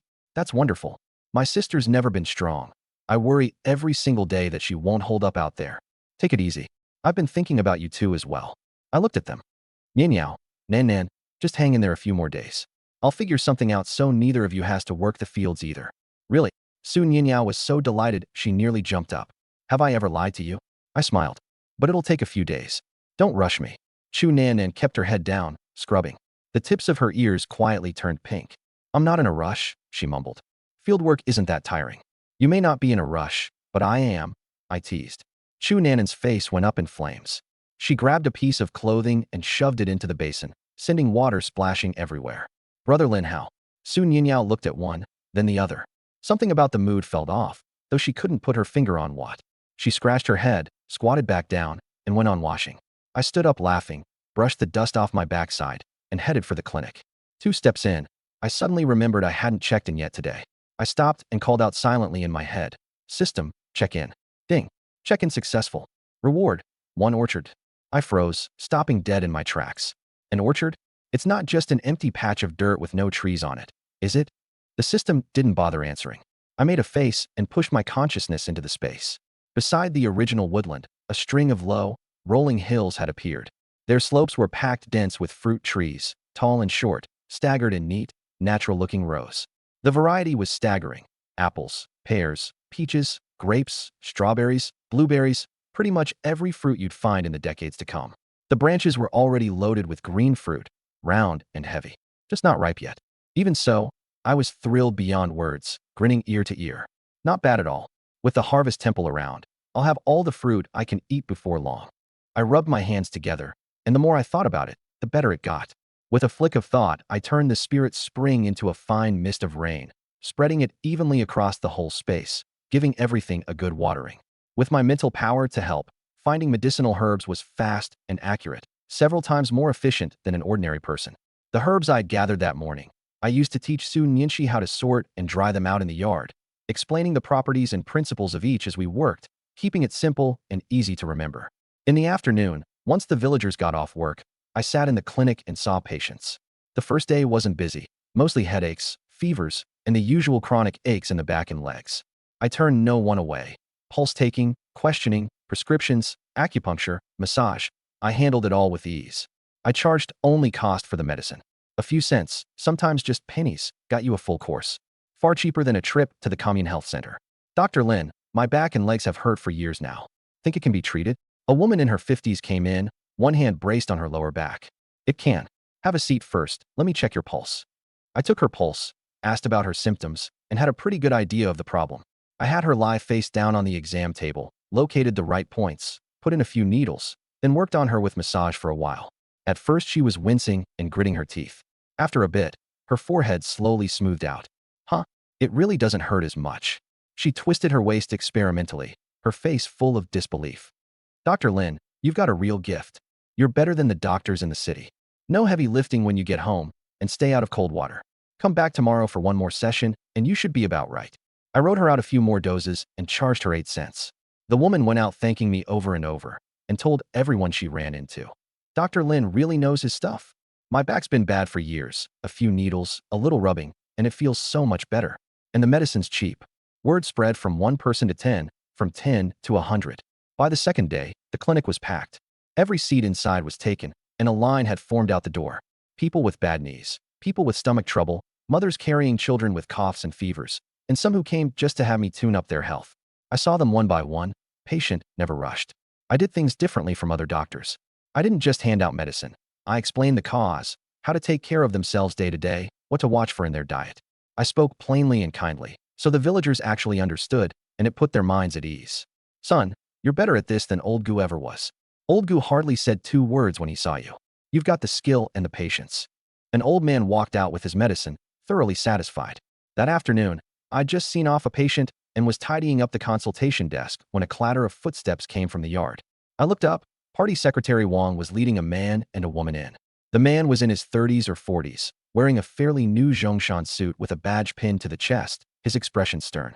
His eyes were small but sharp, and the second he stepped through the door they were sweeping the room. His gaze moved like a searchlight, from the medicine shelves to the desk, then to the pile of herbs in the corner, as if he meant to see straight through every single object. The woman was in her early 20s, with two braids down to her shoulders and a delicate face that stood out sharply in this dusty little village. Fair-skinned, with a scholarly air about her, she wore a blue cotton blouse washed pale and carried a document case. She followed silently behind the man, and the moment she came in she pulled out a notebook, dropped her head, and started writing. Party Secretary Wang didn't look happy. The corners of his mouth were pulled down. He called out the moment he stepped inside. "Lin Hao, these two are Officer Liu and Officer Shen from the commune.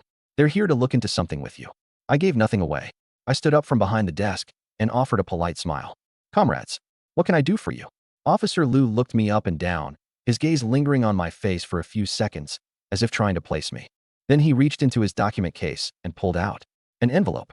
He unfolded it, glanced at it, and spoke in a voice that was neither loud nor soft, carrying the cold detachment of official business. "You're Lin Hao?" "That's me. The commune has received a report from the masses. It says you've been carrying on improper relations with women and engaging in speculation and profiteering." Officer Liu closed the envelope, his eyes fixed sharply on me. "We came today to verify the facts." At some point, the doorway of the clinic had filled up with people, all commune members, just off work. Word had gotten around that cadres had come down from the commune, and everyone crowded in to watch the show. The moment they heard those two charges, improper relations with women and speculation and profiteering, the crowd started buzzing. A few villagers I'd had minor run-ins with wore smug little smiles, waiting to watch me squirm. My expression didn't change in the slightest. If anything, I smiled faintly. "All right, whatever questions you have, comrades, go ahead and ask." Officer Liu nodded, sat down across the exam table, flipped open his notebook, and paused with his pen tip hovering. "First question, comrades Su Nianyao and Su Nianxi, are they living at your house?" "Yes," I answered without hesitation. When they first arrived in the village, there was genuinely no room left at the sent-down youth compound. Party Secretary Wang personally arranged for them to stay in my spare room. The whole village knows about it. Officer Liu turned to look at Party Secretary Wang. Wang kept a straight face and nodded firmly. "That's right, I arranged it." At the time, there were more than 20 people crammed into that compound. There wasn't even floor space left to lay out a bedroll. Lin Hao's family had an empty room. The production team held a meeting and made the decision together. It's all on record. Officer Liu continued. "One man and two women, sharing the same courtyard. Has there been any improper conduct?" The question was blunt enough that the crowd in the doorway went silent for a beat. Before I could open my mouth, a clear young voice rang out from the crowd. "Comrade, that question is way out of line." Chu Nan pushed her way forward, cheeks flushed red, but her eyes unusually steady. "I go to work and come home with Nianyao and Nianxi every single day. Brother Lin Hao is an upright man. He's never once crossed a line." "That's right."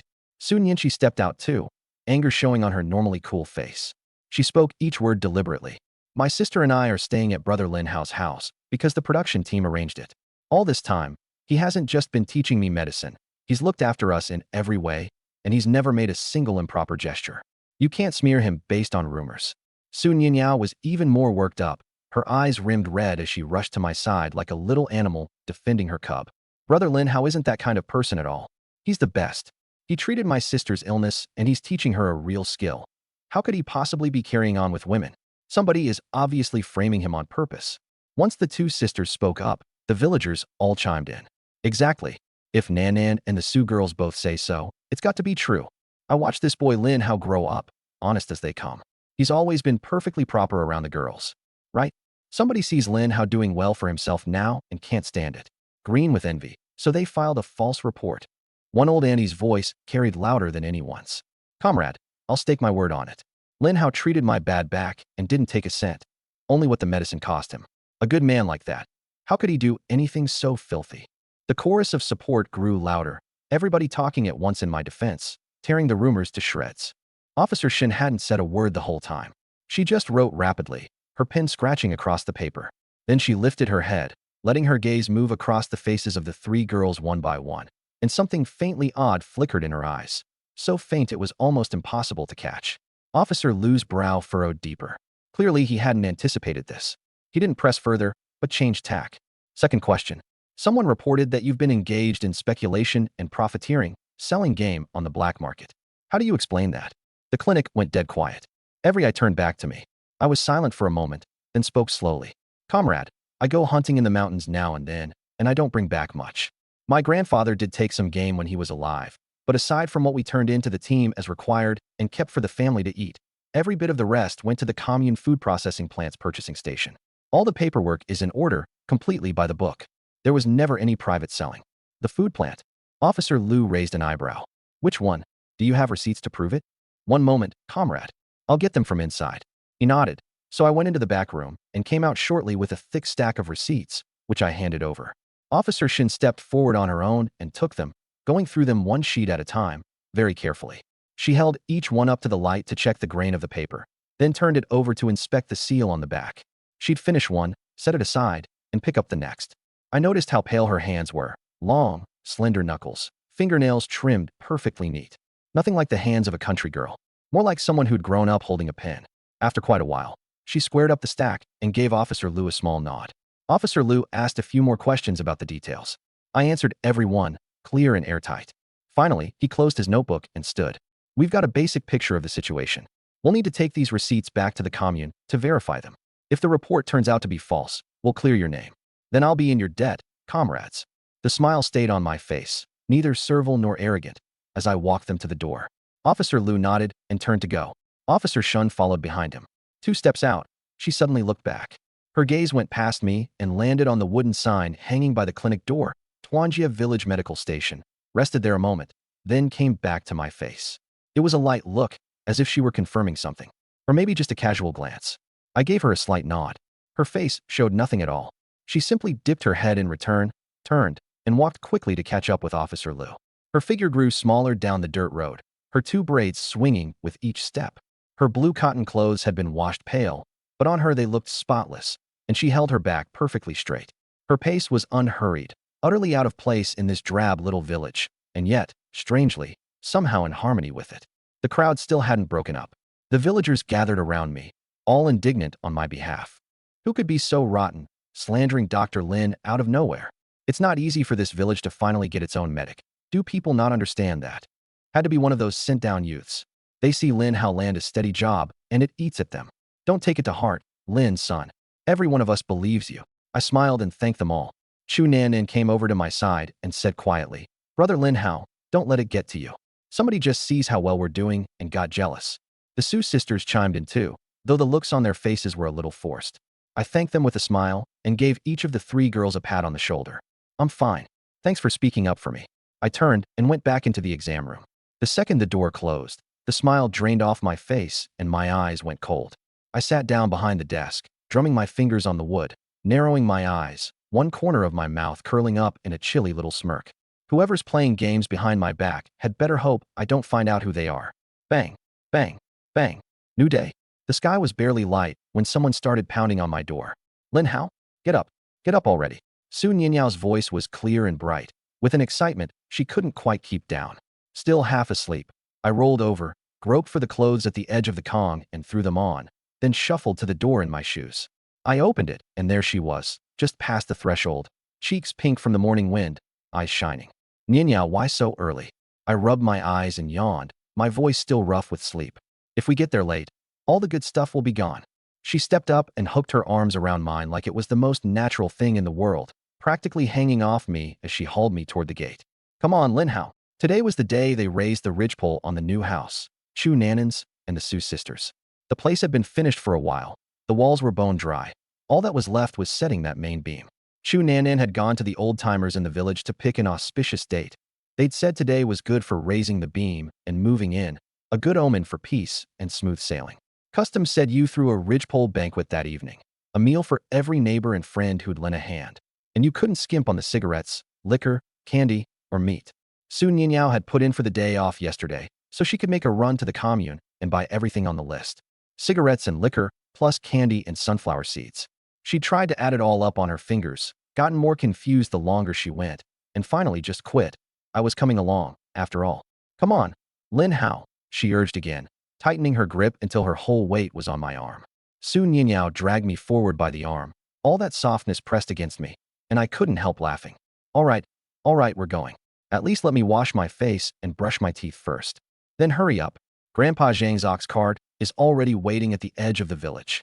She glanced back and shot me a look, half impatient, half pouty, cheeks puffed out, honestly adorable. So I gave in, went back inside, brushed my teeth, splashed a handful of well water on my face. The cold hit me, and I was wide awake. I slung the back basket over my shoulder and followed her out the gate. We'd already worked it out. Ride old Zhang's cart on the way there to save our legs. Buy everything at the commune, load it all on the cart, and let old Zhang haul it back. As for the two of us, Su Ninyao already had the picture in her head. Me on a brand new bicycle, her on the back with her arms around my waist, wind rushing past, fields swaying by on either side. Just thinking about it was romantic. She smiled to herself, 2 spots of pink rising in her cheeks. Lucky the sky was still barely light, and the morning mist hadn't lifted, nobody saw. At the edge of the village, old Zhang was sitting on the cart smoking, just as promised. When he saw us, he knocked his pipe against the sideboard and said cheerfully, "There you are. Hop on, we'll get moving." "Morning, Grandpa Zhang." Su Nyanyao's greeting was sweet as sugar. She scrambled up onto the cart hands and feet, claimed the best spot, then patted the space beside her. "Lin Hao, sit here." I hopped up and sat down next to her. We had a lot to buy today, so we'd hired the whole cart, just the two of us in back. The cart rocked its way onto the road. The sky was going pale at the edges, dew beaded on the grass and glittering. The air smelled like earth and growing crops. Su Ninyao sat beside me with her hands folded primly on her knees, back straight as a schoolgirl's. She stole a look at me, whipped her eyes away, the corners of her mouth climbing.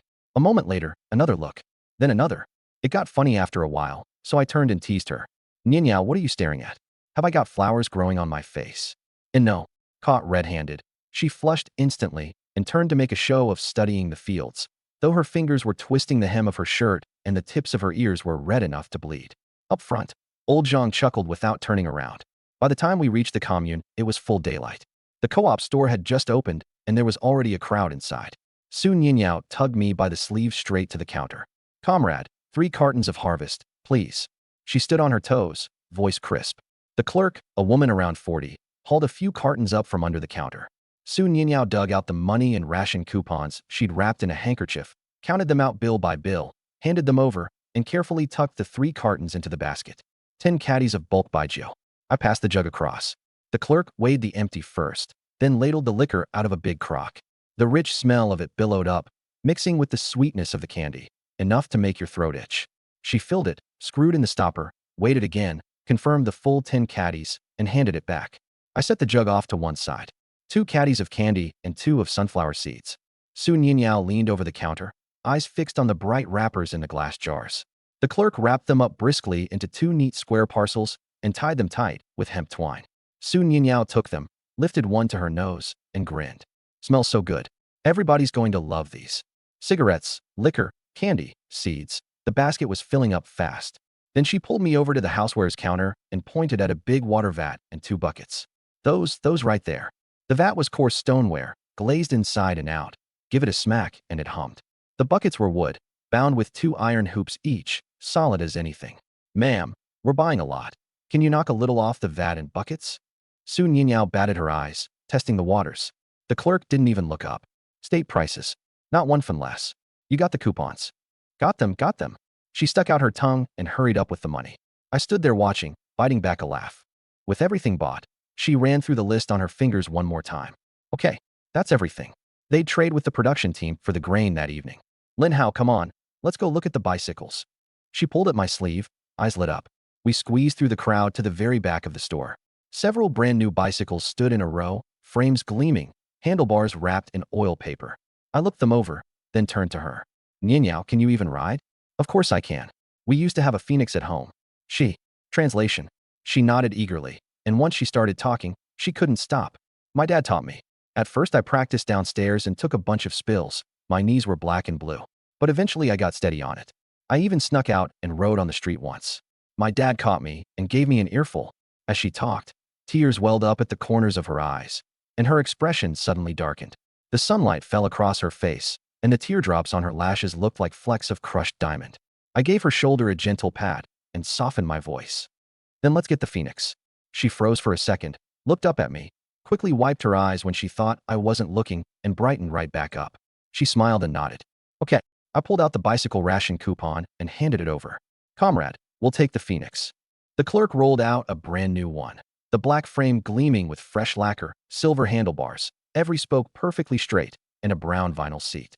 Su Nyanyao's eyes were shining like stars. She circled the bike once, ran her hand over the seat, and gave the bell a squeeze. The ding-a-ling startled her so badly, She covered her mouth and laughed. Hauga, it's beautiful. She turned back to me, her smile brighter than the sunshine. I paid, and she wheeled the bike to the door. I packed everything into the carrying basket, then hoisted up the big water vat with the wine jar tucked inside. A good 100+ pounds, and it didn't cost me any effort at all. Hauga, are we riding it home right now? She looked up at me hopefully, hands gripping the handlebars, unwilling to let go. First we dropped this stuff off at Grandpa Zhang's cart. I loaded everything from the basket onto the ox cart, piece by piece, and gave old Zhang a few instructions. Old Zhang squinted at the new bike and chuckled. Sure, you two ride on ahead. Take it slow on the road. I'll get your things there, guaranteed. Thank you, Grandpa Zhang. Su Nianyao called out brightly. The ox cart plodded off and disappeared around the corner. I went into the bureau, took care of the paperwork, and got the frame stamped. I wheeled the bike to the roadside, swung one long leg over, and settled onto the seat, one foot planted on the ground. The bike didn't so much as wobble. I looked back at her, smiling. Hop on. She pressed her lips together, unable to hide her grin, took 2 quick running steps, and gave a little hop, landing neatly on the back rack. At first she held onto the edge of the seat, fingers clenched tight, back ramrod straight, keeping a wide gap between us. I gave one light push on the pedal. Her body lurched, she let out a startled, ah, and instinctively pitched forward, both arms clamping tight around my waist. The corner of my mouth twitched up. I didn't say anything, just pedaled harder, steadier. She pressed her cheek against my back, and the warmth of her seeped through my shirt. The wind rushed past, tangling her hair, and the crop fields flashed by on either side, nothing but sheets of green sliding backward. The scene was exactly the way she'd imagined it. She buried her face in my back and smiled to herself, a sweet, secret smile. Hauga, her voice came out muffled by the wind. That big tree up ahead, let's rest for a bit. She pointed to an old locust tree by the road, its canopy spread wide as an umbrella, with a nice flat boulder sitting in the shade beneath it. I followed her finger, nodded, and coasted over to a stop. We both got off and sat down on the rock. I fished the canteen out of the basket, unscrewed the cap, and handed it to her. Have some water. She tipped her head back and took several big gulps. Water trickled from the corner of her mouth and hung off her chin. She swiped it away with the back of her hand. She lowered her head, fiddling with the cap, turning it around and around between her fingers. Then all at once she looked up, a pair of bright, shining eyes fixed straight on me. Hauga, is there a girl you like? Something stirred in my chest, but I kept my face neutral. Chu Nanan and I had been together for several days now, and we'd gotten plenty intimate in private. Short of the last step, we'd pretty much done everything. Her affection level had hit a terrifying 98, and whenever we were alone, she was all over me. And Su Nianyao. During her acupuncture and massage sessions these past few days, I'd accidentally taken a few liberties here and there, and her level had climbed to 90. I didn't answer directly. Instead, I smiled and turned it around. Why the sudden question? Just curious, that's all. She dropped her head and nervously twisted the hem of her shirt, wringing the fabric into a wrinkled mess. The tips of her ears got redder and redder, until even her neck was flushed pink. Watching her look so bashful was like having a cat's claw scratch at something inside me, an itch I couldn't stand. I didn't say another word. I just leaned in and pressed my lips lightly against hers. She went rigid all over. Fireworks went off inside her head, everything a blank, blinding white. Nothing left but her heartbeat pounding away. It was a long moment before I let her go. I reached out and took her hand, looked deep into her eyes, and said it slowly, word by word. Comrade Su Nianyao, I like you. I want you to be my girl. Will you? Those words made her dizzier than the kiss had. The girl was completely dumbstruck. The happiness had come too suddenly. The truth was, she'd worked up her courage today, planning to confess to me. She'd never expected me to beat her to it. Yes, I will. Her eyes reddened instantly, and her voice came out fast and clear, as if she were afraid I'd change my mind. From the very first time I saw you, Hauga, I've liked you. Nianyao. I said her name softly. Hauga. She looked into my eyes and saw her own reflection in them, as if she were the only person left in the whole world. This time there was no panic in her. She followed my lead, clumsily kissing me back, lashes trembling, breath coming ragged, sinking into my rhythm. I don't know how long it lasted. Afterward, she went limp against my chest, breathing hard, so embarrassed she wanted to crawl into a hole in the ground. She buried her face in the crook of my shoulder, eyes shut, not daring to lift her head, the tips of her ears red enough to bleed. Su Nianyao and Chu Nanan were completely different creatures. Chu Nanan's affection was open and blazing, like the summer sun, scorching, always on the offensive. Su Nianyao was sweet and obedient. As mortified as she got, she went along with whatever I did, however I wanted it.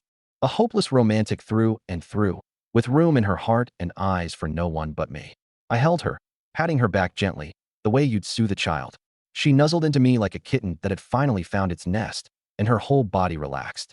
After a while, she suddenly looked up and asked in a small voice, Hauga, are you and Nan? My hand went still on her back. I was quiet for a beat, but I didn't dodge it. I looked her in the eyes and said seriously, Ninyao, I don't want to lie to you. I do have feelings for Nanan too. I paused, but I promise you this. You will always be the most special one to me. From now on, I'll take good care of you both, and I'll make sure. So all of you can have a good life. She looked up at me, not particularly surprised. If anything, there was a knowing look on her face. She gave my chest a light thump and pouted. Humph, sis was right about you. You're a big jerk. Ninyao, you already knew? I was a little taken aback. I thought I'd hidden it pretty well. I may not be as smart as my sister, but I'm not stupid, you know. She tilted her chin up, looking a little smug. Hauga, you still like my sister, don't you? That stopped me cold. I hadn't expected this little thing to have figured out everything. My Ninyao is so clever. You caught on to all of that. I kept one arm where it was and used the other to flick the tip of her nose. And here I thought I was being subtle. Hee hee. She was so tickled her eyes curved into little crescents. Then do you know how your sister feels? She didn't answer. She just lifted her chin and looked at me.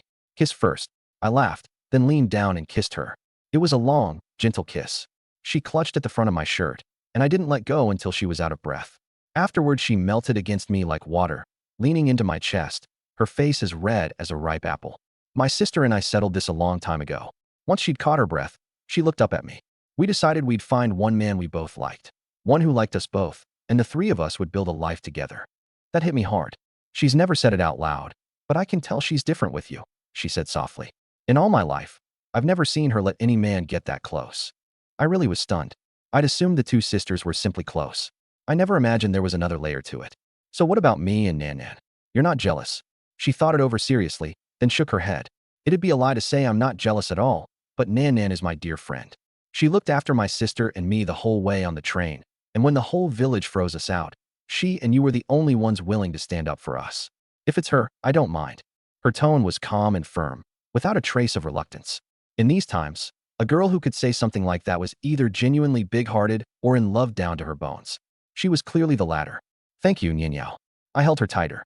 Meeting you, Nan, and Ninshi is the greatest blessing of my life. Hee me too. She buried her face in my chest and wrapped both arms tight around my waist.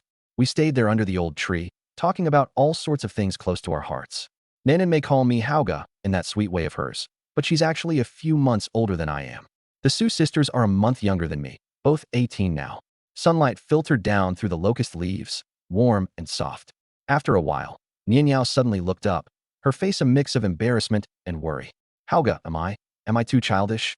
I hear guys like more mature girls. Nanan's figure is so much better than mine. She was blushing hard enough to drip, but her eyes stayed fixed on mine. I leaned close to her ear.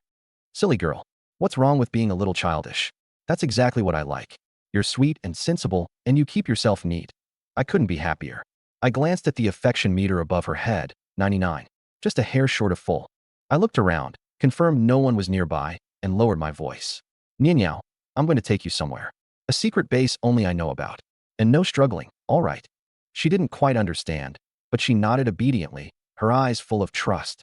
Okay, at this point, her trust in me was complete and unconditional. With a thought, I took her hand, and the next second, the two of us, along with that brand new Phoenix bicycle, vanished from beneath the locust tree and were pulled into the space. Hauga, what is this place? Standing inside the space, Nianyao was completely dumbstruck. Before her lay fields full of crops, lush stretches of woodland, an orchard heavy with green fruit, and in the distance, a courtyard house of gray brick and dark tile, plus the harvest temple. Cattle and sheep grazed lazily on the grass. The breeze carried the fresh scent of green growing things and the damp of the spirit spring. It went straight to the soul. This is a space I came by purely by chance. It's my biggest secret. I held her hand tightly. You're the first person to know. I haven't even told Nanan. I gave her a made-up explanation. I'd found a statue of the harvest goddess, and after devoutly making offerings to it, I'd been granted this space. The new bedding and the fine tissue paper I'd given them had all come from here. I led her along slowly, introducing everything one piece at a time. The spirit spring that nourished all living things, the fertile fields, the woodland rich in resources, the pasture where livestock could be raised, the orchard with all its varieties, the pond teeming with fish and shrimp, the warehouse for storing supplies, and the traditional style courtyard house that could actually be lived in. She listened and marveled, her eyes full of wonder. When I finished, she couldn't speak for a long moment, and her eyes had gone red. Hauga, a secret this important, and you just tell me? The sheer weight of that trust left her moved and a little choked up, and made her earlier little insecurity feel utterly unnecessary. Because it's you. I squeezed her hand. I want to share every good thing I have with you. With this space, I promise I'll give you, Nan, and Ninchi a good life. Anything you want to eat, you'll have. Even if the three of you had 10 kids each, I could still provide for all of them. Hauga, embarrassed and indignant, she gave me a light thump. I'm not a pig. How could anyone have that many? Her eyes were shining, half shy and half scolding, and it was unbearably lovely. The little spark inside me went up in flames. Without another word, I bent down and swept her up into my arms. Ah, she yelped, instinctively throwing her arms around my neck and burying her face in the crook of my shoulder, the tips of her ears burning red. I strode into the courtyard house, pushed open the door to the master bedroom, and laid her gently on that big, soft bed. She sank into the fluffy bedding, looked up, and met my eyes. Her heart was pounding hard enough to leap out of her chest. She called out softly, Hauga, soft and sweet, the kind of sound that tugs right at your heart. I leaned down over her. Outside the window, the sunlight was perfect. Cattle and sheep grazed in the grass. The crops swayed gently in the wind, and now and then a fish broke the surface of the pond. Everything was growing quietly, as lush and ardent as the summer itself. An hour later, the storm had passed. Nianyao curled up in my arms like a docile little cat, her cheek against my chest, listening to my heartbeat. Soft all over, utterly dependent on me. Ding. Soon Nianyao's affection level has reached 100. You have obtained one special check-in. Check-in now. Check-in. Ding. Check-in successful. You have obtained Spirit Spring Space. Translation. Keys times 10. Space keys? That got my attention. With a flick of thought, I pulled up the description. Spirit Spring Space Key. Once the host binds a user to a key, that user may enter and exit the Spirit Spring Space at will. The host may exit the space through any bound user's node. Once a bound user adds additional marks, they may also exit through those nodes. No distance limitations. I was thrilled. This thing couldn't have come at a better time. I sent my mind into the storehouse. 10 ring-shaped keys sat in a neat row, their silver-white bands simple and easy on the eyes. That idea I'd been turning over for so long finally had a way forward. Right, I still had one regular check-in today. Might as well ride my luck a little further. System, start today's check-in. Ding. Check-in successful. Obtained. Inyang Source Replenishment Manual. A cultivation manual? I looked it over right away. It wasn't an immortal cultivation technique, but the effects were off the charts. Once it merged with me, I couldn't keep the grin off my face. How? Nianyao noticed I'd zoned out and lifted those big, watery eyes at me. I've got a present for you. I bent down, kissed her forehead, and took a key ring out of the space. The moment she saw that glittering silver ring, she froze, her eyes filling with delight. With this, you'll be able to come and go from this space whenever you want. I took her left hand and slid the ring onto her ring finger. As soon as it registered her identity, the ring shrank to fit perfectly, snug as if it had been made for her. She turned her hand this way and that, stroking it, and suddenly her eyes went red. Really, how? Of course. I gave her nose a light flick. Have I ever lied to you? It's so pretty. She curled her fingers, then straightened them again, loving it from every angle. A gift in the shape of a ring carried a whole, different meaning. Suddenly, she buried her face against my chest. How? You're so good to me. Silly girl. I ruffled her hair. Let's get washed up and head back, or your sister's going to start wondering. I pushed down the heat that was rising in me again, scooped her up, and carried her toward the bathroom.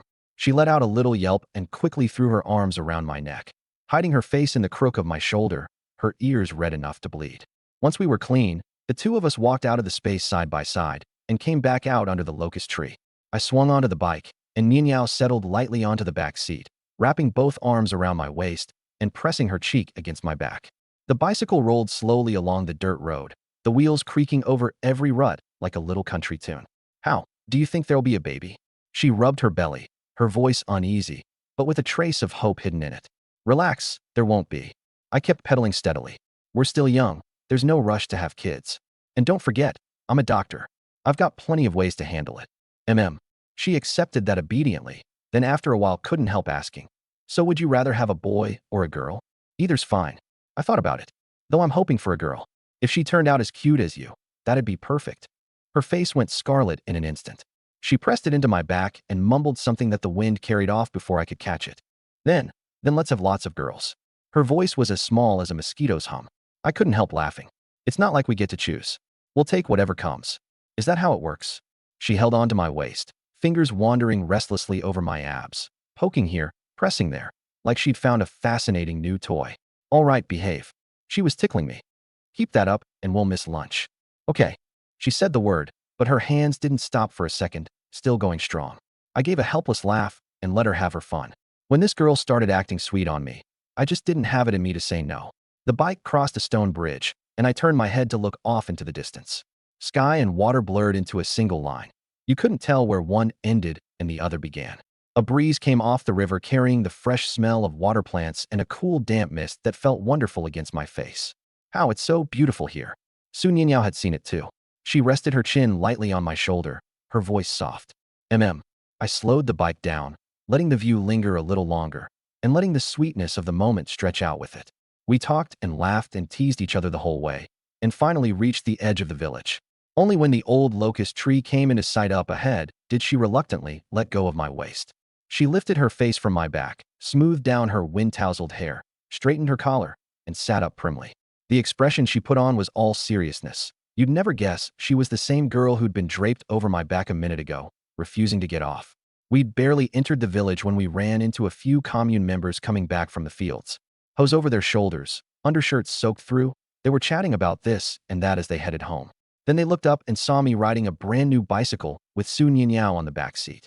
Their eyes went wide and their feet stopped moving. Well, I'll be. A man in his 50s was the first to recover. He planted his hoe in the ground with a solid thunk. He strode over and circled the bike, eyes practically glued to the frame. Lin Hao, my boy, you bought a bike? Sure did.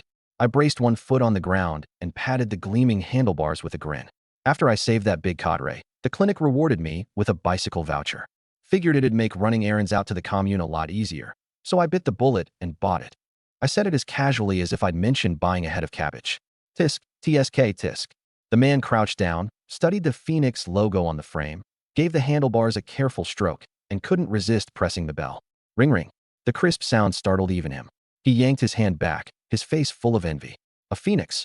This thing can't have been cheap. 100 some yuan. I gave the price without hesitation. 100 some yuan.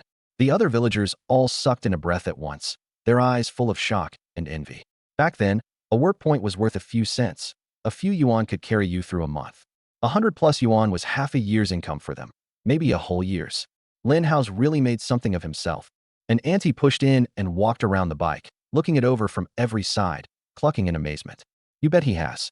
The man straightened up and clapped me on the shoulder. You've done good, kid. Didn't embarrass the village one bit. You're a sight better than those sent-down city youths. Su Ninyao listened with pride written all over her face. This was Herman, after all. Just got lucky, that's all. Right place, right time. I laughed it off modestly and left it at that. The villagers gawked a while longer before finally shouldering their hoes and heading off. Even from way down the road, they kept glancing back, muttering among themselves. Not far away, a few of the sent-down youths watched from a distance, jealousy plain on their faces, eyes dark and sullen, but none of them dared come over to talk.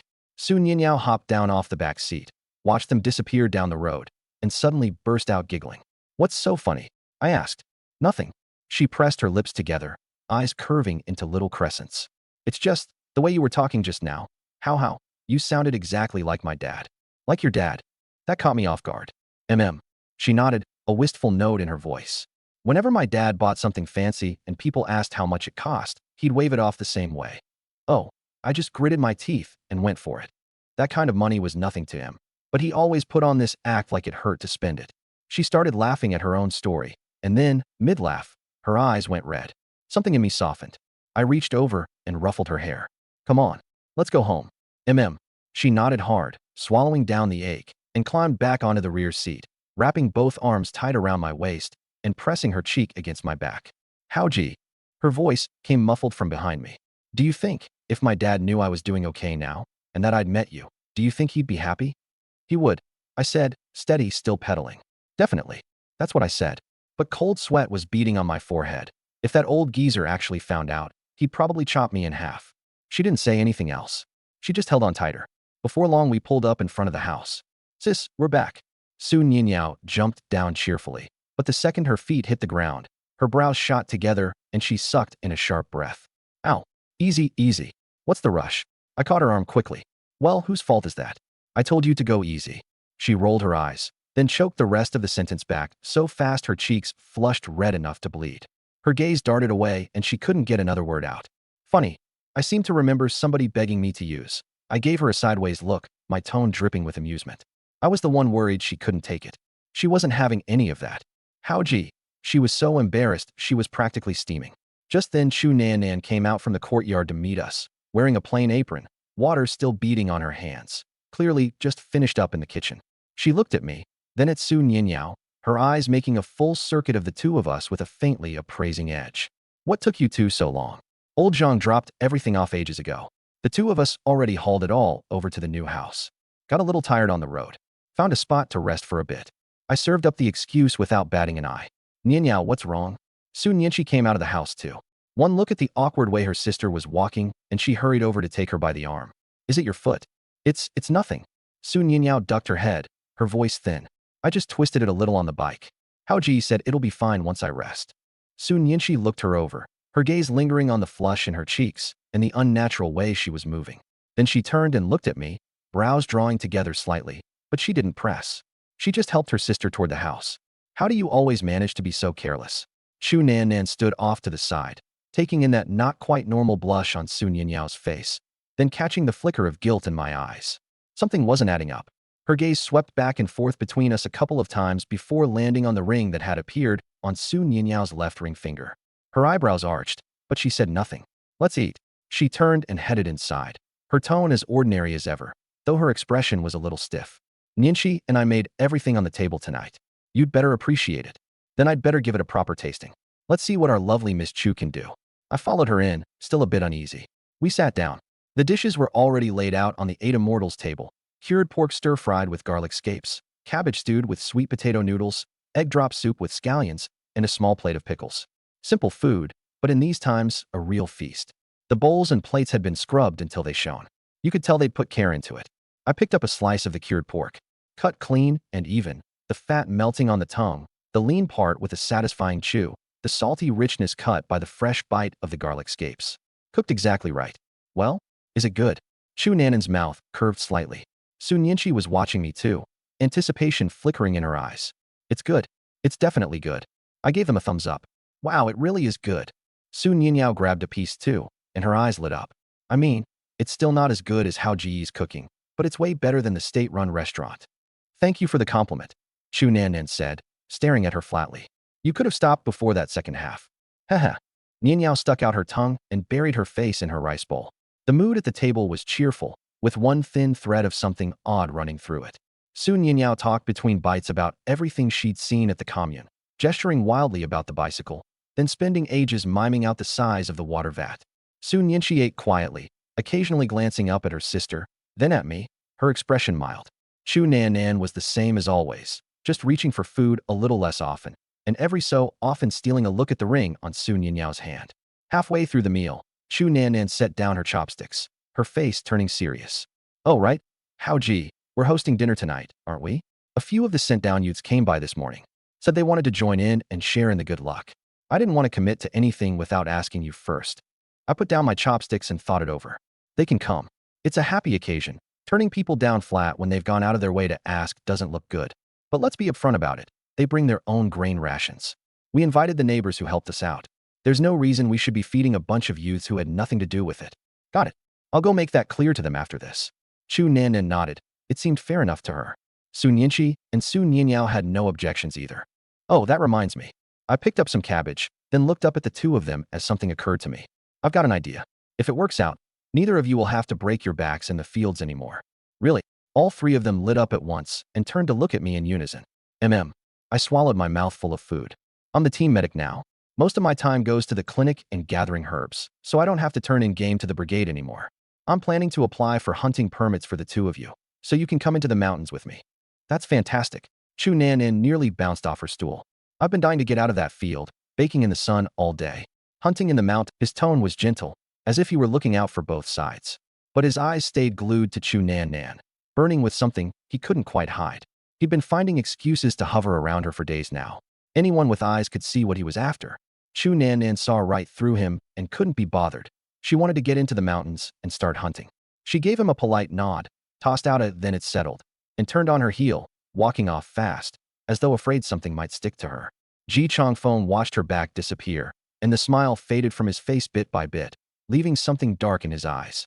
Beside him, Xie Shuqing's eyes darted, and he leaned in to stir the pot. Feng, that Lin Hao punk's got something shady going on with those two sisters, and he's still hanging all over Comrade Chu all day. What a piece of work. Humph.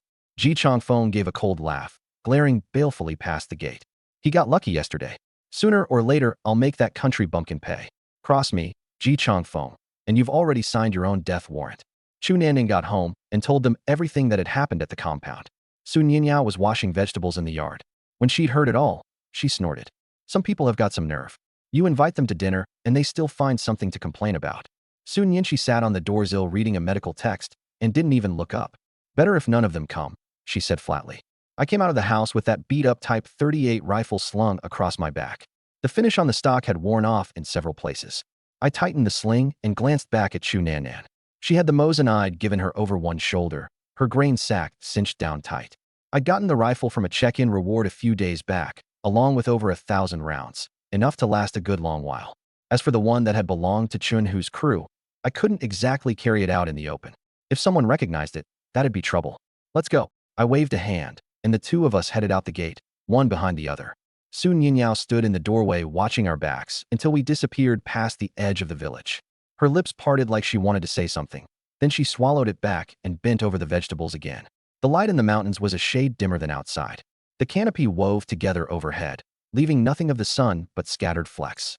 Chu Nannan walked ahead of me, her strides long and eager. How, look. She suddenly called out in a hushed voice, pointing to the left. I followed her hand. A gray hare crouched at the base of a tree, both long ears standing straight up, nibbling at a blade of grass, completely unaware it had been spotted. It's a rabbit. Her eyes lit up and her voice rose before she could stop it.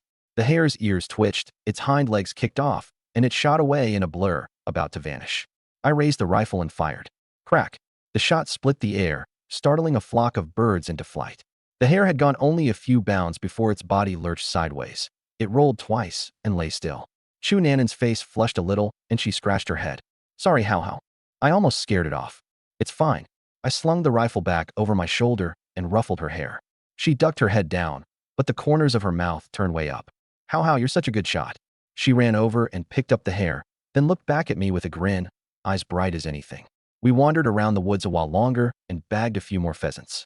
Chu Nannan was starting to get the hang of it. Her steps grew lighter, she kept her voice down, and the way she shouldered the rifle actually looked halfway professional. Her aim was still nowhere close, but that fierce little look of concentration on her face was both funny and adorable. Lin Hao, look at this. She crouched behind a bush, voice barely a whisper, and pointed ahead. I leaned over. A line of fresh hoofprints ran across the ground, weaving crookedly off into the deep woods. The dirt was still damp, the edges hadn't crumbled yet. Something had come through not long ago. Nearby, a few mounds of earth had been rooted up, grass torn loose, roots turned out, and glistening wet. Wild boar. I immediately signaled for silence and started tracking, hunched low. Nandan stayed right behind me, stepping as quietly as a cat, practically holding her breath. We hadn't gone far when I heard rustling in the brush ahead. I pushed a branch aside and peeked through. Well, a whole sounder of boars was rooting around under a tree, 7 or 8 of them, big and small. The male in the middle had to be 300 pounds at least, with a black, wiry mane and 2 tusks jutting out from the corners of its mouth. Vicious-looking thing. I counted them off silently, sizing things up, then tapped Nannan and motioned for her to climb. We crept up a thick tree. I traded rifles with her and murmured, "You take the small one on the left. I'll take the big one on the right." She nodded, raised the Type 38, held her breath, and lined up the sights on a sow that had to be a good 200 pounds. Her hands trembled no matter how hard she tried, the muzzle wobbling with them. It took 2 deep breaths before she got even halfway steady. Now, I said it low and sharp. Crack, crack. 2 shots went off almost as one. The big boar's head snapped sideways. Its legs kicked twice, and that massive body crashed to the ground. Nannan's shot went wide, catching the sow in a hind leg. It let out a shriek and went barreling into the trees, limping like something possessed. The rest of them lost their nerve at the gunfire and scattered in every direction. Brush thrashed, branches snapped, and in the blink of an eye they were gone. After it, Nannan shouted and took off with the rifle in her hands. Nannan, I called after her, but it was like she never heard me. She plunged straight into the trees. The wounded sow was dragging a bad leg, so it wasn't fast, but it knew how to work the woods, ducking straight for the thickest brush every time. Nan wouldn't let up. Branches whipped her face and arms, leaving red welts, and she didn't even seem to notice. Nan, stop. It's dangerous. I ran after her, wondering what had gotten into the girl to make her so stubborn today. She didn't listen. She just kept getting farther ahead. The sow disappeared into a patch of brush waist high, and she stopped short, snapping the rifle up to fire. Her foot caught on something. A thick vine, hidden under the fallen leaves, wrapped tight around her ankle. She lost her balance and pitched forward. The muzzle jerked wide, and the shot went whistling off into nothing. Before she could get up, the sow came whipping around and charged straight out at her, tusks glinting cold, aimed right at her. Nan. My pupils shrank. I didn't think. I just lunged, shoved her clear. At the same time, I threw my right arm up in front of me and took the hit head on. Ryup. A tusk tore through my sleeve and opened a long gash down my forearm. Blood welled up instantly and ran down over my wrist. I clenched my teeth without making a sound and pulled the hunting knife off my belt with my left hand. One backhand thrust, straight into the boar's neck. The blade sank most of the way in, and I twisted hard. The sow let out a scream even more horrible than the first, legs thrashing wildly, then dropped heavily and didn't move again. Blood pumped out of the wound and soaked into the leaves. I backed off a couple of steps, leaned against an old pine, and looked down at my arm. The sleeve was ripped wide open, the flesh curled back, blood smeared from elbow to hand. It didn't hurt much, mostly it was numb. I couldn't feel half that arm at all. Nan pushed herself up off the ground, face white as paper, lips shaking, her whole body trembling. The second she saw the blood on my arm, she froze solid, eyes wide with terror. Lin Hao. Her voice cracked, thick with tears. You're bleeding so much. What do we do? It's a flesh wound. I'm fine. I tugged the corner of my mouth into something like a smile and reached to pull my sleeve down over the cut, but the whole sleeve was soaked through anyway. Covering it or not made no difference. She threw herself at me and cradled my arm in both hands, shaking badly, wanting to touch the wound but terrified of hurting me, hovering there unable to make herself do it. Tears fell in fat drops onto my arm, mixing with the warm blood. It's my fault. It's all my fault. She was babbling. I shouldn't have chased it. I shouldn't have tried to be tough, and now you're hurt because of me. Hey, it's all right. I ruffled her hair with my good hand. Quit crying. Any more, and your face is going to be a mess. She lifted her head. Her eyes were red. The tip of her nose was red, and tears clung to her lashes. She looked so pitiful it made my chest ache. Lin Hao, that cut is so deep. How can you say you're fine? She stamped her foot, frantic. What if it gets infected? It won't. We rinse it out, put some medicine on it, and it's done. I set down my basket and pulled out the canteen of spirit spring water. Lin Hao, don't move. Let me. She took the canteen right out of my hands, unscrewed the cap, and carefully poured the spring water over the wound. The cool water ran across the gash, carrying a faint warmth with it. Her hands were gentle and painstaking, her whole face full of guilt and worry. Once it was clean, she dug out the salve and spread it over the cut, fingertips brushing featherlight across my skin. When she was done, her lips quivered a couple of times, and then she suddenly buried herself in my chest, both arms locked around me, holding on for dear life, like she was afraid I'd vanish the second she let go. Lin Hao, you scare me to death. Her voice came muffled against my chest. The impact made me wince. Pain shot through the wound, and I sucked in a sharp breath. But I didn't push her away. I just patted her back with my left hand, over and over, and said quietly, it's over. The boar's dead, and I'm okay. She cried in my arms for a long time. My shirt front was soaked through before the sobs finally quieted down into small, hiccuping sniffles. And then, still crying, she suddenly looked up, rose onto her toes, and she kissed me. The kiss was frantic and fierce, carrying the salt of tears and a faint tang of blood. Fear, guilt, and a longing she couldn't hold back. She kissed me clumsily, desperately, like she was trying to cram everything she felt into it. I froze for a second, then bent my head and kissed her back, gently. We pressed together, leaning against the old pine. Sunlight leaked through the gaps in the needles and dappled over us, flickering. Ding. Chu Nanan's affection level has reached 100. You have earned one special check-in. Check-in now. The system's chime went off in my head. I couldn't have cared less. All my attention was on the girl in my arms. She slowly let go, wiped her tears with the back of her hand, then looked down at the gash on my arm and winced like it hurt her more than me. She tore a strip off her own shirt and bandaged me up, all thumbs, wrapping it around and around. Way too tight. Does it hurt? She looked up. Her eyes were still red. Nope. I licked my lips and smiled. Liar. She glared at me, eyes welling up again. It cut that deep? Of course it hurts. I just smiled and let her fuss over me. Something in my chest went warm. Right in front of her, I stored the wild boars away in my space.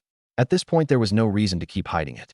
She watched the carcasses vanish into thin air, eyes going wide as saucers, mouth slightly open, completely stunned.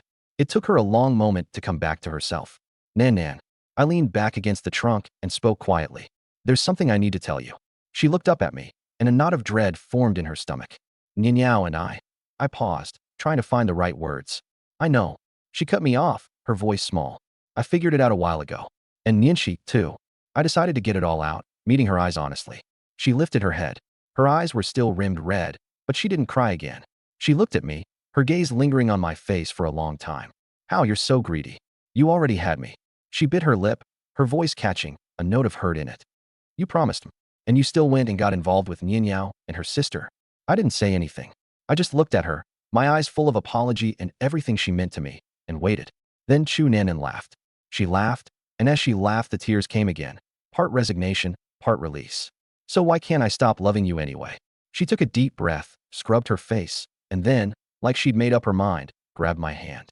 Her grip wasn't hard, more of a pouty threat than anything. If you ever treat me badly, I swear I'll. A shiver ran through me. I pulled her against my chest and held on tight, my voice dead serious. I won't. Never. I will never let you be hurt, not once. And if I ever fail you, then let me. I didn't get to finish. She covered my mouth with hers again. It was a long while before we broke apart, both of us breathing hard. Nan, don't fight me on this. I want to take you somewhere. I took her hand and focused my mind. The next second, the forest was gone. No more dense trees and dead leaves, just wide open country. The air was sweet with grass and orchard fruit. Somewhere far off, cattle and sheep called lazily. In the pond, a fish leapt now and then, throwing up sparkling drops of water. Sunlight poured down, warm and easy. It felt incredible. Chu Nan stood rooted to the spot, disbelief written all over her face, her mouth open wide enough to fit an egg. Where is this? Her voice trembled with shock. My secret. I produced a ring of gleaming silver and slid it onto her left ring finger. It shrank on its own to a perfect fit. I squeezed her hand. And now it's our secret. She looked down and turned the ring this way and that. Then she suddenly glanced up at me, eyes narrowing. You gave Nianyao one too, didn't you? I rubbed my nose, my expression a little sheepish, then scooped her up sideways and strode toward the courtyard house with its gray brick and dark tile. Anything I could say right now would sound hollow. Better to just show her. An hour and a half later, I found myself holding a white towel embroidered with plum blossoms, carrying a faint sweet scent. How are you so good at this? Afterward, Chu Nan suddenly remembered the awkward way Su Nianyao had been walking earlier that day, and everything clicked. Flushed and indignant, she reached over and pinched the soft skin at my waist. That little sneak Nianyao had stolen a march on her. She had been here first. If she'd known, she never would have kept her feelings bottled up all that time. The more she thought about it, the angrier she got, and the more she kicked herself. I knew that any explanation right then would be a waste of breath. The best answer was action, so I rolled over and got back in the saddle. Once again, the spirit spring space filled with soft, lark-like sounds, lingering and winding through the courtyard. Half an hour later, the bathroom was thick with steam. Rinsed clean, Chu Nan stood at the sink, looked in the mirror, and gasped. Oh my God, is that me? She touched her own cheek, then looked down at her arms. The faint scars from years of martial arts training, the roughness from sun and wind, the calluses on her palms, all of it, gone. The woman in the mirror had skin so fair it seemed to glow, smooth as a peeled egg, with a healthy pink flush. I hugged her from behind, chin resting in the hollow of her shoulder, and lifted my right arm. The long gash the boar's tusk had opened up was now nothing but a faint pink line. You'd miss it if you weren't looking. This is probably another gift from the goddess of harvest. There was a hint of smugness in my voice. In truth, it had to do with the special check-in I'd gotten from Su Nianyao. Chu Nan turned around and ran her fingers over the faint scar. Then her throat tightened, and she buried her face in my chest, pressing close, listening to my heartbeat. How? What is it? Nothing. She shook her head and tightened her arms, like she wanted to fold me into herself.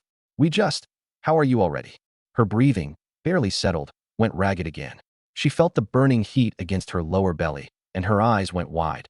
Her legs actually wobbled. She'd always thought she had decent stamina, but nobody could keep up with this. Haha. I leaned into her ear and murmured a few words, low enough that only she could hear. Chu Nan blanked for a second. Then her whole face went scarlet. She glared at me, furious and mortified, and gritted out. Don't even think about it. Nan. I dragged the syllables out, coaxing and hopeful. After a while of tender closeness, her finger traced circles on my back, and then, out of nowhere, she pinched me. A warning pinch. Do that again, and I'll stop speaking to you. Do what again? I was teasing her on purpose. You know, charging in like that, without a thought for your own safety. Her face flushed red. If something happened to you, what would I do? Something in me went soft. I bent down and kissed the top of her head. Okay, I'll do what you say. I'll be more careful next time. That's more like it. Satisfied, she nuzzled against my chest, then tilted her face up to kiss me. And, like always, I turned my head slightly and dodged it. You. She pressed her lips together, her face a mix of embarrassment, anger, and hurt. Ahem. It's getting late. Let's clean up. I'll kiss you when we get back. There's a new toothbrush in the bathroom. I laughed awkwardly. Choo nan nan. After we washed up, the two of us stayed in the space a while longer and burned a stick of incense for the goddess of harvest. She wandered around, curious about everything, running her hands over the plump crops in the fields, looking up at the green fruit weighing down the branches, playing with the cattle and sheep in the pasture. Like a kid turned loose in an amusement park, thrilled by every little thing. Brother Lin Hao, this place is unbelievable. Fields, orchards, all these animals. It's like a dream. From now on, this is our home. I held her hand as we stood side by side, a light breeze carrying the sweetness of the fruit trees. She didn't say anything. She just gripped my hand tighter. Once we were out of the space, I pulled the smaller wild boar from the warehouse, slit its belly open, kept the stomach, and hung the intestines on a nearby tree trunk. This is called honoring the mountain god. It's a rule handed down from the old-timers, I explained as I worked. You can't take your whole kill home with you. You have to leave a little behind in the mountains. Show some reverence, and the mountain god will keep putting food on your table. She listened closely, glanced at the intestines hanging in the tree, then at me, and nodded quietly, filing the rule away. Once I'd finished, I put the boar back in the warehouse, and we headed down the mountain hand in hand. The strange thing was, Chu Nanan wasn't nearly as sore as Su Nianyao had been, just a little uncomfortable. If she ever found out why, she'd probably owe Su Nianyao a real thank you. Can you walk okay? Want me to carry you? Don't be ridiculous. She shot me a glare. Tough words, but the tips of her ears quietly turned red, and she didn't slow down. Just before we cleared the woods, I hoisted the dressed boar onto my shoulder as usual, and she followed behind carrying a few pheasants and rabbits. Down the mountain, we drew a crowd of stairs again. It was quitting time, and the villagers coming home with hoes on their shoulders stopped dead when they saw me, eyes locked on the boar. Hey now, Lin Hao, you got yourself another wild boar. That's really something. A hog that big'll feed you for days. I laughed and gave a few short answers without explaining much, heading straight for the courtyard where Chu Nanan and the others lived. The place was already buzzing. Preparations for the roof beam raising were in full swing. A few of the older women crowded around a cutting board, cleavers clacking away at the vegetables. The men were hauling tables and setting out stools. Behind the stove, flames crackled and licked at the bottom of the pot. The second they spotted the boar on my shoulder, everyone swarmed over. This morning you were saying you couldn't get much meat, and now you go up the mountain and come back with a whole boar. Aunt Zhang, who was running the cooking, practically lit up. She rolled up her sleeves, took the boar off my hands, and went to work with quick, clean knife strokes. Well, I couldn't have everybody show up to celebrate and then feed them nothing but radishes and cabbage. I set the boar down on the board and explained with a grin. A few of the educated youth wanted to try some game, so they asked me to take them up the mountain and try our luck. Didn't expect we'd actually get something. Su Nianyao came out of the house, spotted me immediately, and her whole face broke into a sweet smile, eyes curving into little crescents. Brother Lin Hao. Her voice was soft and sugary, completely unaware that her home had just been stolen out from under her. She started toward me, but her gaze snagged on Chu Nanan standing beside me. She stopped mid-step and froze, her eyes going wider and wider. Oh my God! She clapped a hand over her mouth, hurried over, circled Chu Nanan once, and looked her up and down, full of astonishment and envy. Nanan, how did your skin get so amazing all of a sudden? That's insane. And it really was ridiculous. With the evening light on her face, she was so fair she seemed to glow, with a healthy pink flush to her, so fine-grained you couldn't see a single pore, like premium mutton fat jade. It's nothing. Under all that scrutiny, Chu Nanan got flustered and turned her face away, ears quietly going pink. She stole a glance at me, then snapped her eyes back, the guilt and the sweetness in them impossible to hide. Sun Yinchi had been straightening the door curtain. Hearing her sister's yelp, she looked up at Chu Nanan, and her gaze stopped there. It rested on Chu Nanan's face for a moment, then slid slowly, casually, over to me. Her eyes were cool and clear, like a lake in late autumn, calm on the surface, and who knew what underneath. It gave me the creeps. I rubbed my nose and flashed her my brightest smile. I knew perfectly well that whatever was going on between me and Nian Yao, and me and Nan Nan, there was no hiding it from a girl this sharp. The two Su sisters, one with a mind as plain as a sheet of white paper, every feeling written right on her face. The other as deep as an old well, impossible to read. Sun Yinshi didn't respond to me. She lowered her lashes, turned, and walked into the house, back perfectly straight, giving nothing away. Grinning, I followed her in to help move things. As I passed Sun Yinyao, the little thing had hold of Chu Nanan's hand, chattering away and pressing her for details. Chu Nanan's face was bright red as she stammered, shooting me pleading looks. I pretended not to notice, ducked my head, and picked up the crate of bowls and plates, but the corners of my mouth were turned way up.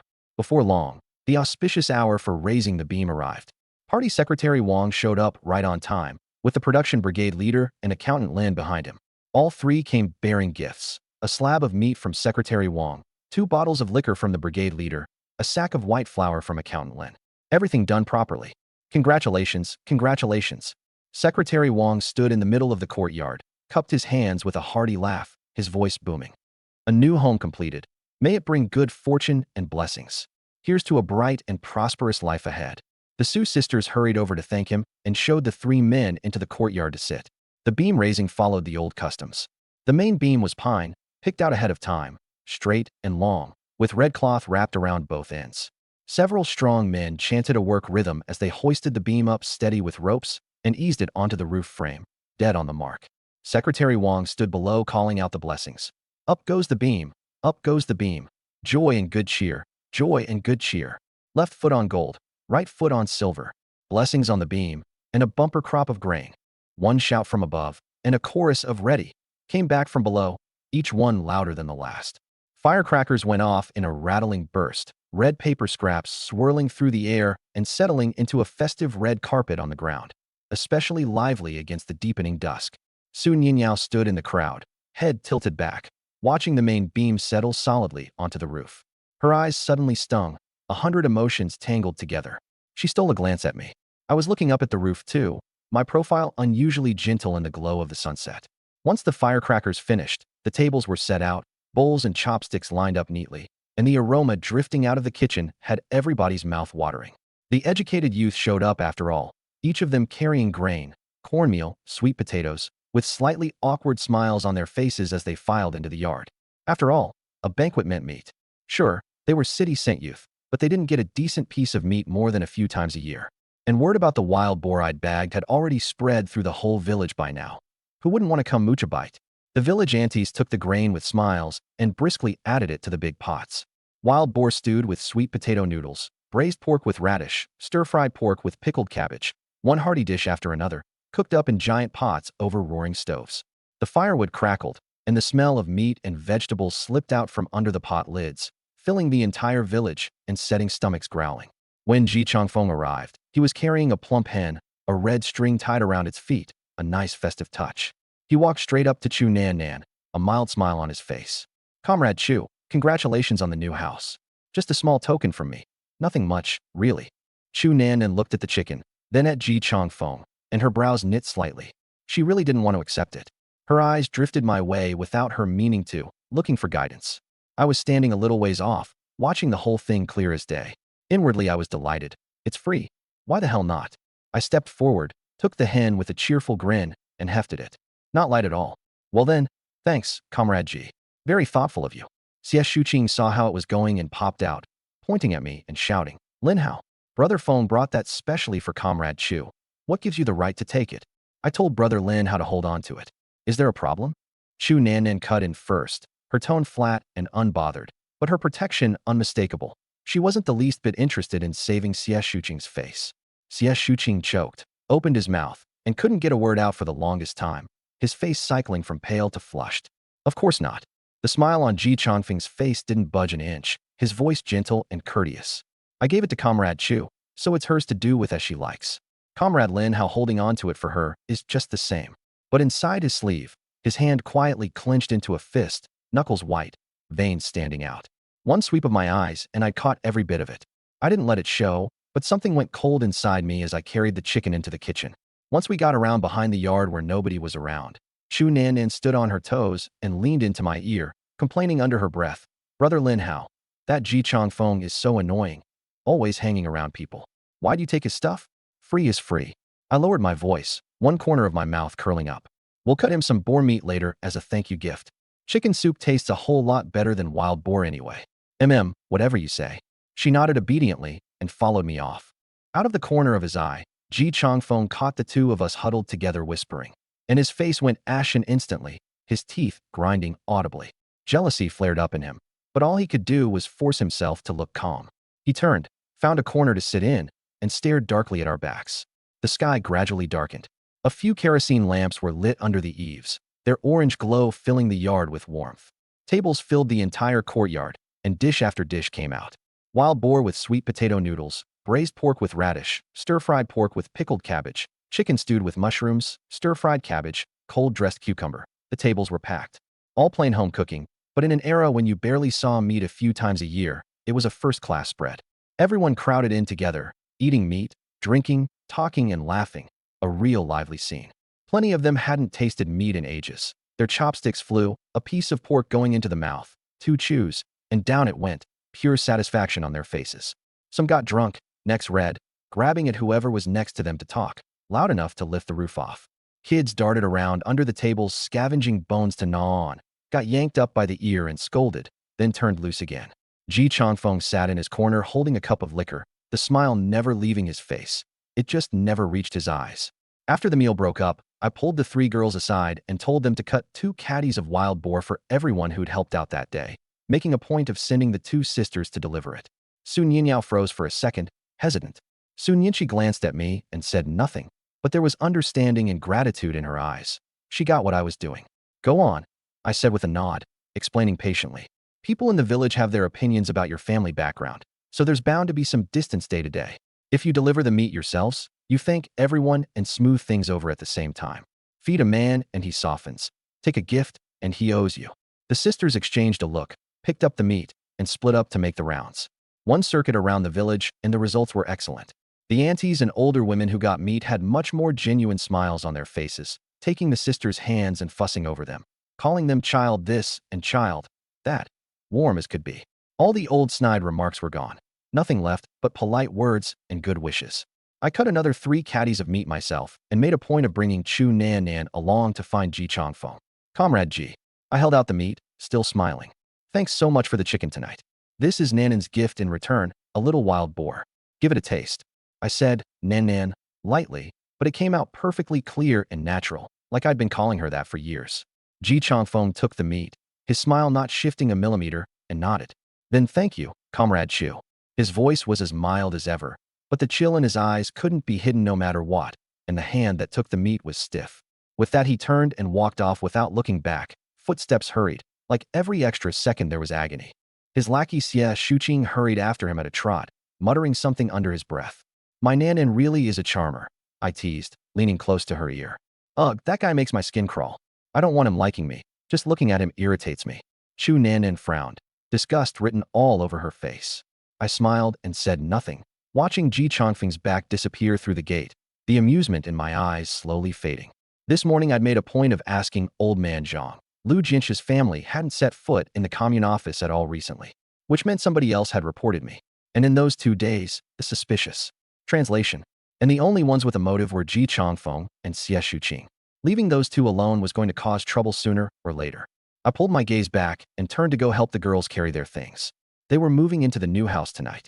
It had been finished for several days now. The Kong had long since dried out from being fired, and the roof had gone up today, so there was no problem moving straight in.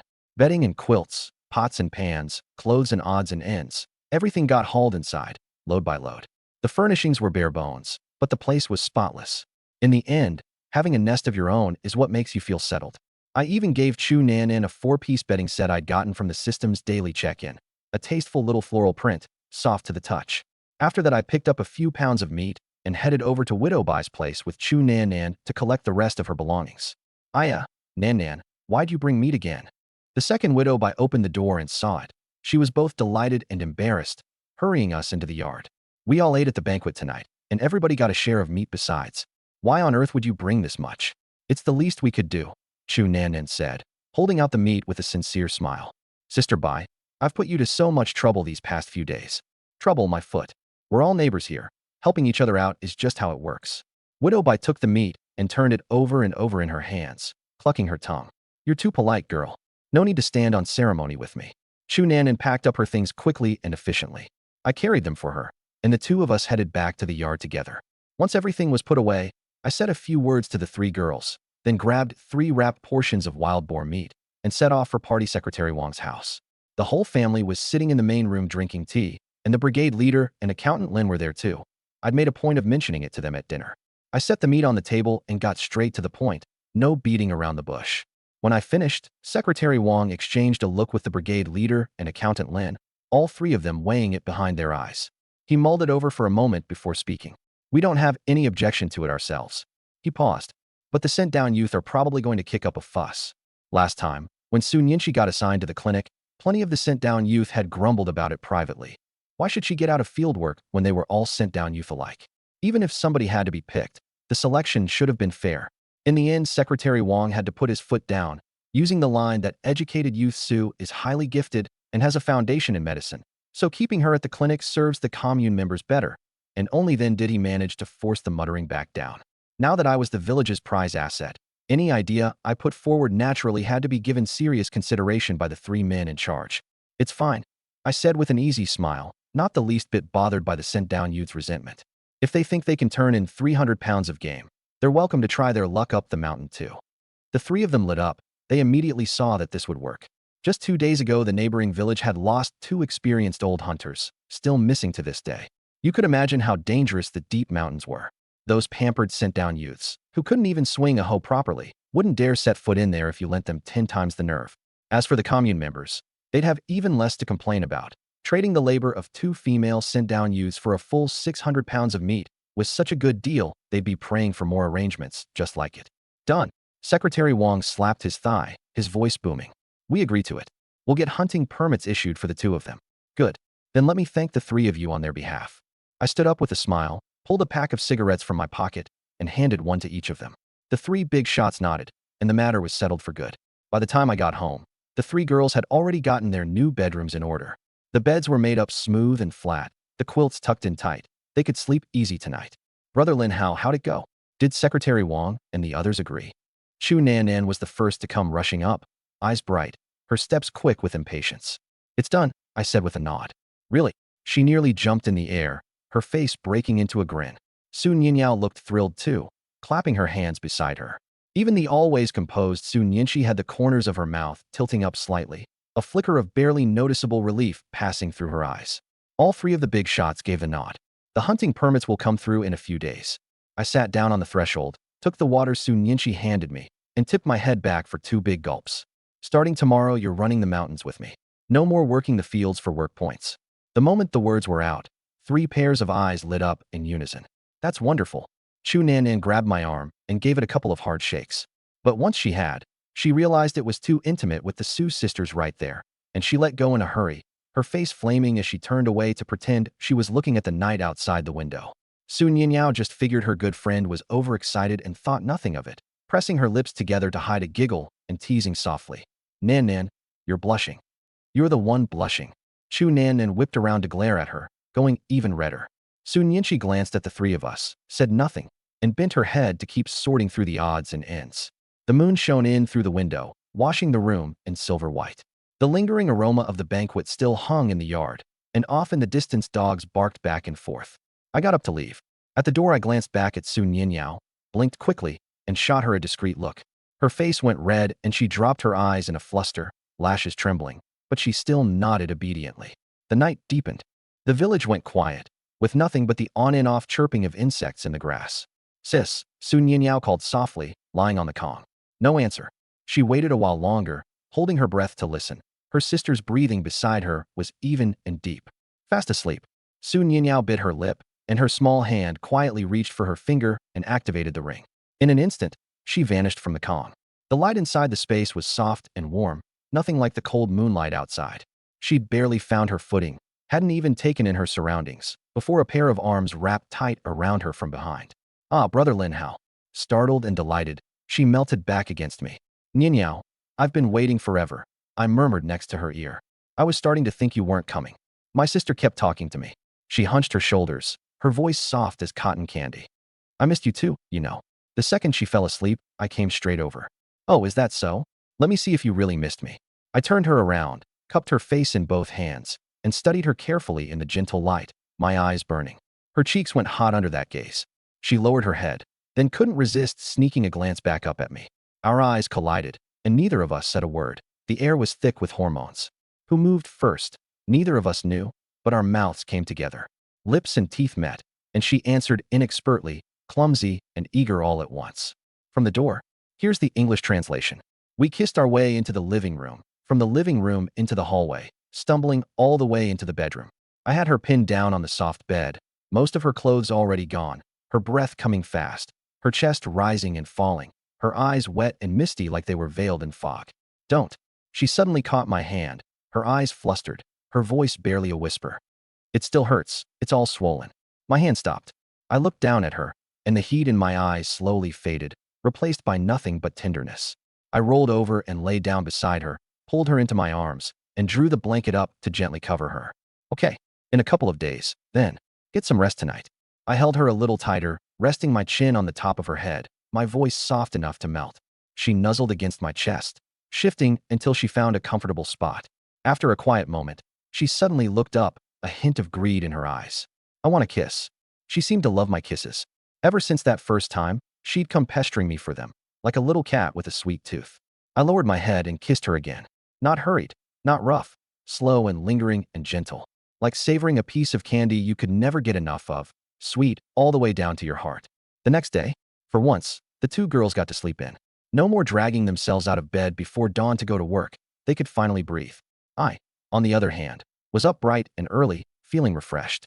First, I ran through a set of the 5 animal frolics in the yard. It came bundled with my inherited medical knowledge. The movements were slow and flowing, but full of power.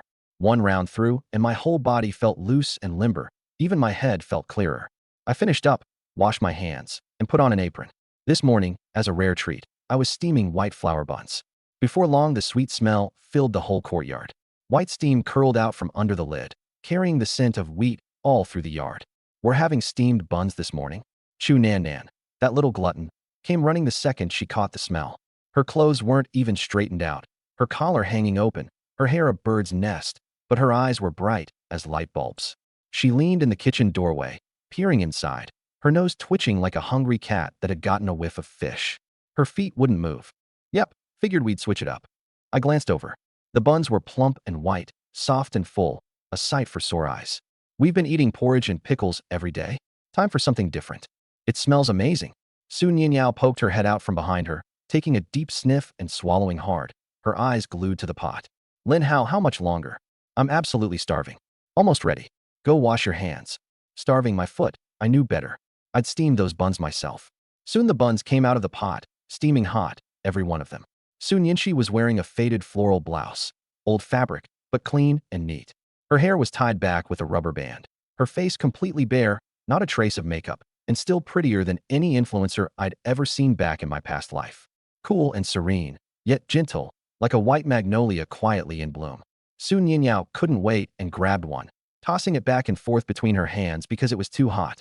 Once it cooled a bit, she broke it in half and ate it in tiny bites, crumbs clinging to the corner of her mouth. Halfway through, she stared at the torn open bun in her hand, and something must have crossed her mind. Her ears turned red as blood, and she ducked her head, not daring to look at me. She just kept nibbling at it, like she had a bone to pick with the bun. Chu Nan couldn't have cared less. She had one in each hand, taking a bite from the left, then gnawing at the right, cheeks stuffed like a hamster's. She mumbled through a full mouth. Lin Hao, are we heading into the mountains later? Her eyes were sparkling with excitement. Yesterday's little lesson had already been tossed out the window. All she could think about was the thrill of going into the mountains. I want to come too. Su Nianyao raised her hand, bun still hanging from her mouth. After rubbing on the special ointment I'd given her last night, her leg was almost completely healed.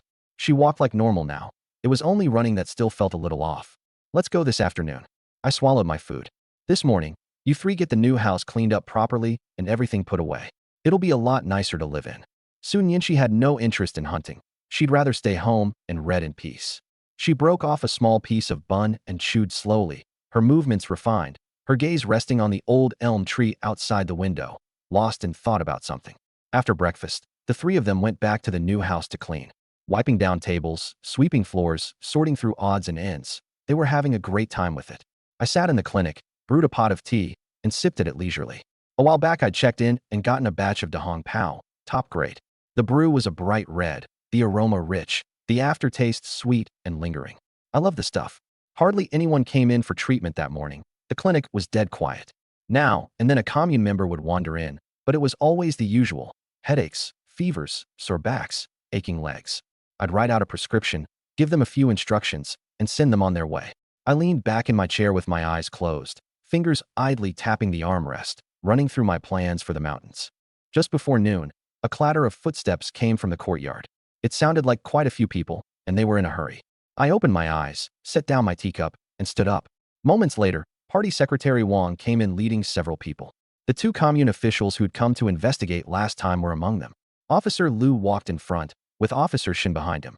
Officer Shin still had her hair in two braids and was carrying that same familiar briefcase. But the look on her face was even graver than last time, her brows slightly furrowed. Behind them were three officials I'd never seen before, two men and a woman, all wearing serious expressions. Comrade Lin Hao, we need to conduct a search of your residence and the clinic. We expect your full cooperation.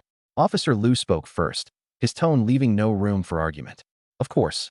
I blinked, then stepped aside and let the three of them come forward to search, not a trace of panic on my face. Outwardly, I stayed perfectly calm, but something felt off. I quietly extended my psychic senses, blanketing the entire courtyard without a sound, not missing a single nook or cranny, carefully sweeping for anything out of place. When I swept over the exam desk, I froze. At the very back of the drawer, buried underneath a stack of books, there was a small badge hidden there, and that emblem on it. My eye twitched, my chest clenched, and a chill shot from the soles of my feet straight to the top of my head. So that's how you want to play it? Fine. I pulled my gaze back without changing my expression. A single thought, and the badge vanished into thin air, reappearing in a corner of my spatial warehouse. I swept the place one more time with my spiritual sense, carefully, and only after confirming there was nothing else out of place did I quietly let out a breath. But inside, I'd gone ice cold. If they'd actually turned that stuff up, I could have grown 100 mouths and still not talked my way out of it. The consequences would have been unthinkable. Heh, these fleas just wouldn't quit haunting me. I sneered inwardly, but kept my face completely open and calm as I watched them search. Comrade Lin Hao. Officer Liu stepped forward, pulled a letter out of his briefcase, unfolded it, and said gravely, "We've received another report. Someone claims they personally witnessed you colluding with enemy agents and hoarding counter-revolutionary materials, a serious violation of party discipline. Colluding with enemy agents. Counter-revolutionary materials." The moment those words dropped, the courtyard went dead silent. Even the air seemed to freeze. Party Secretary Wang went pale. He whipped his head around to look at me, lips trembling, nearly losing his footing. "That's impossible, Officer Liu. Absolutely impossible."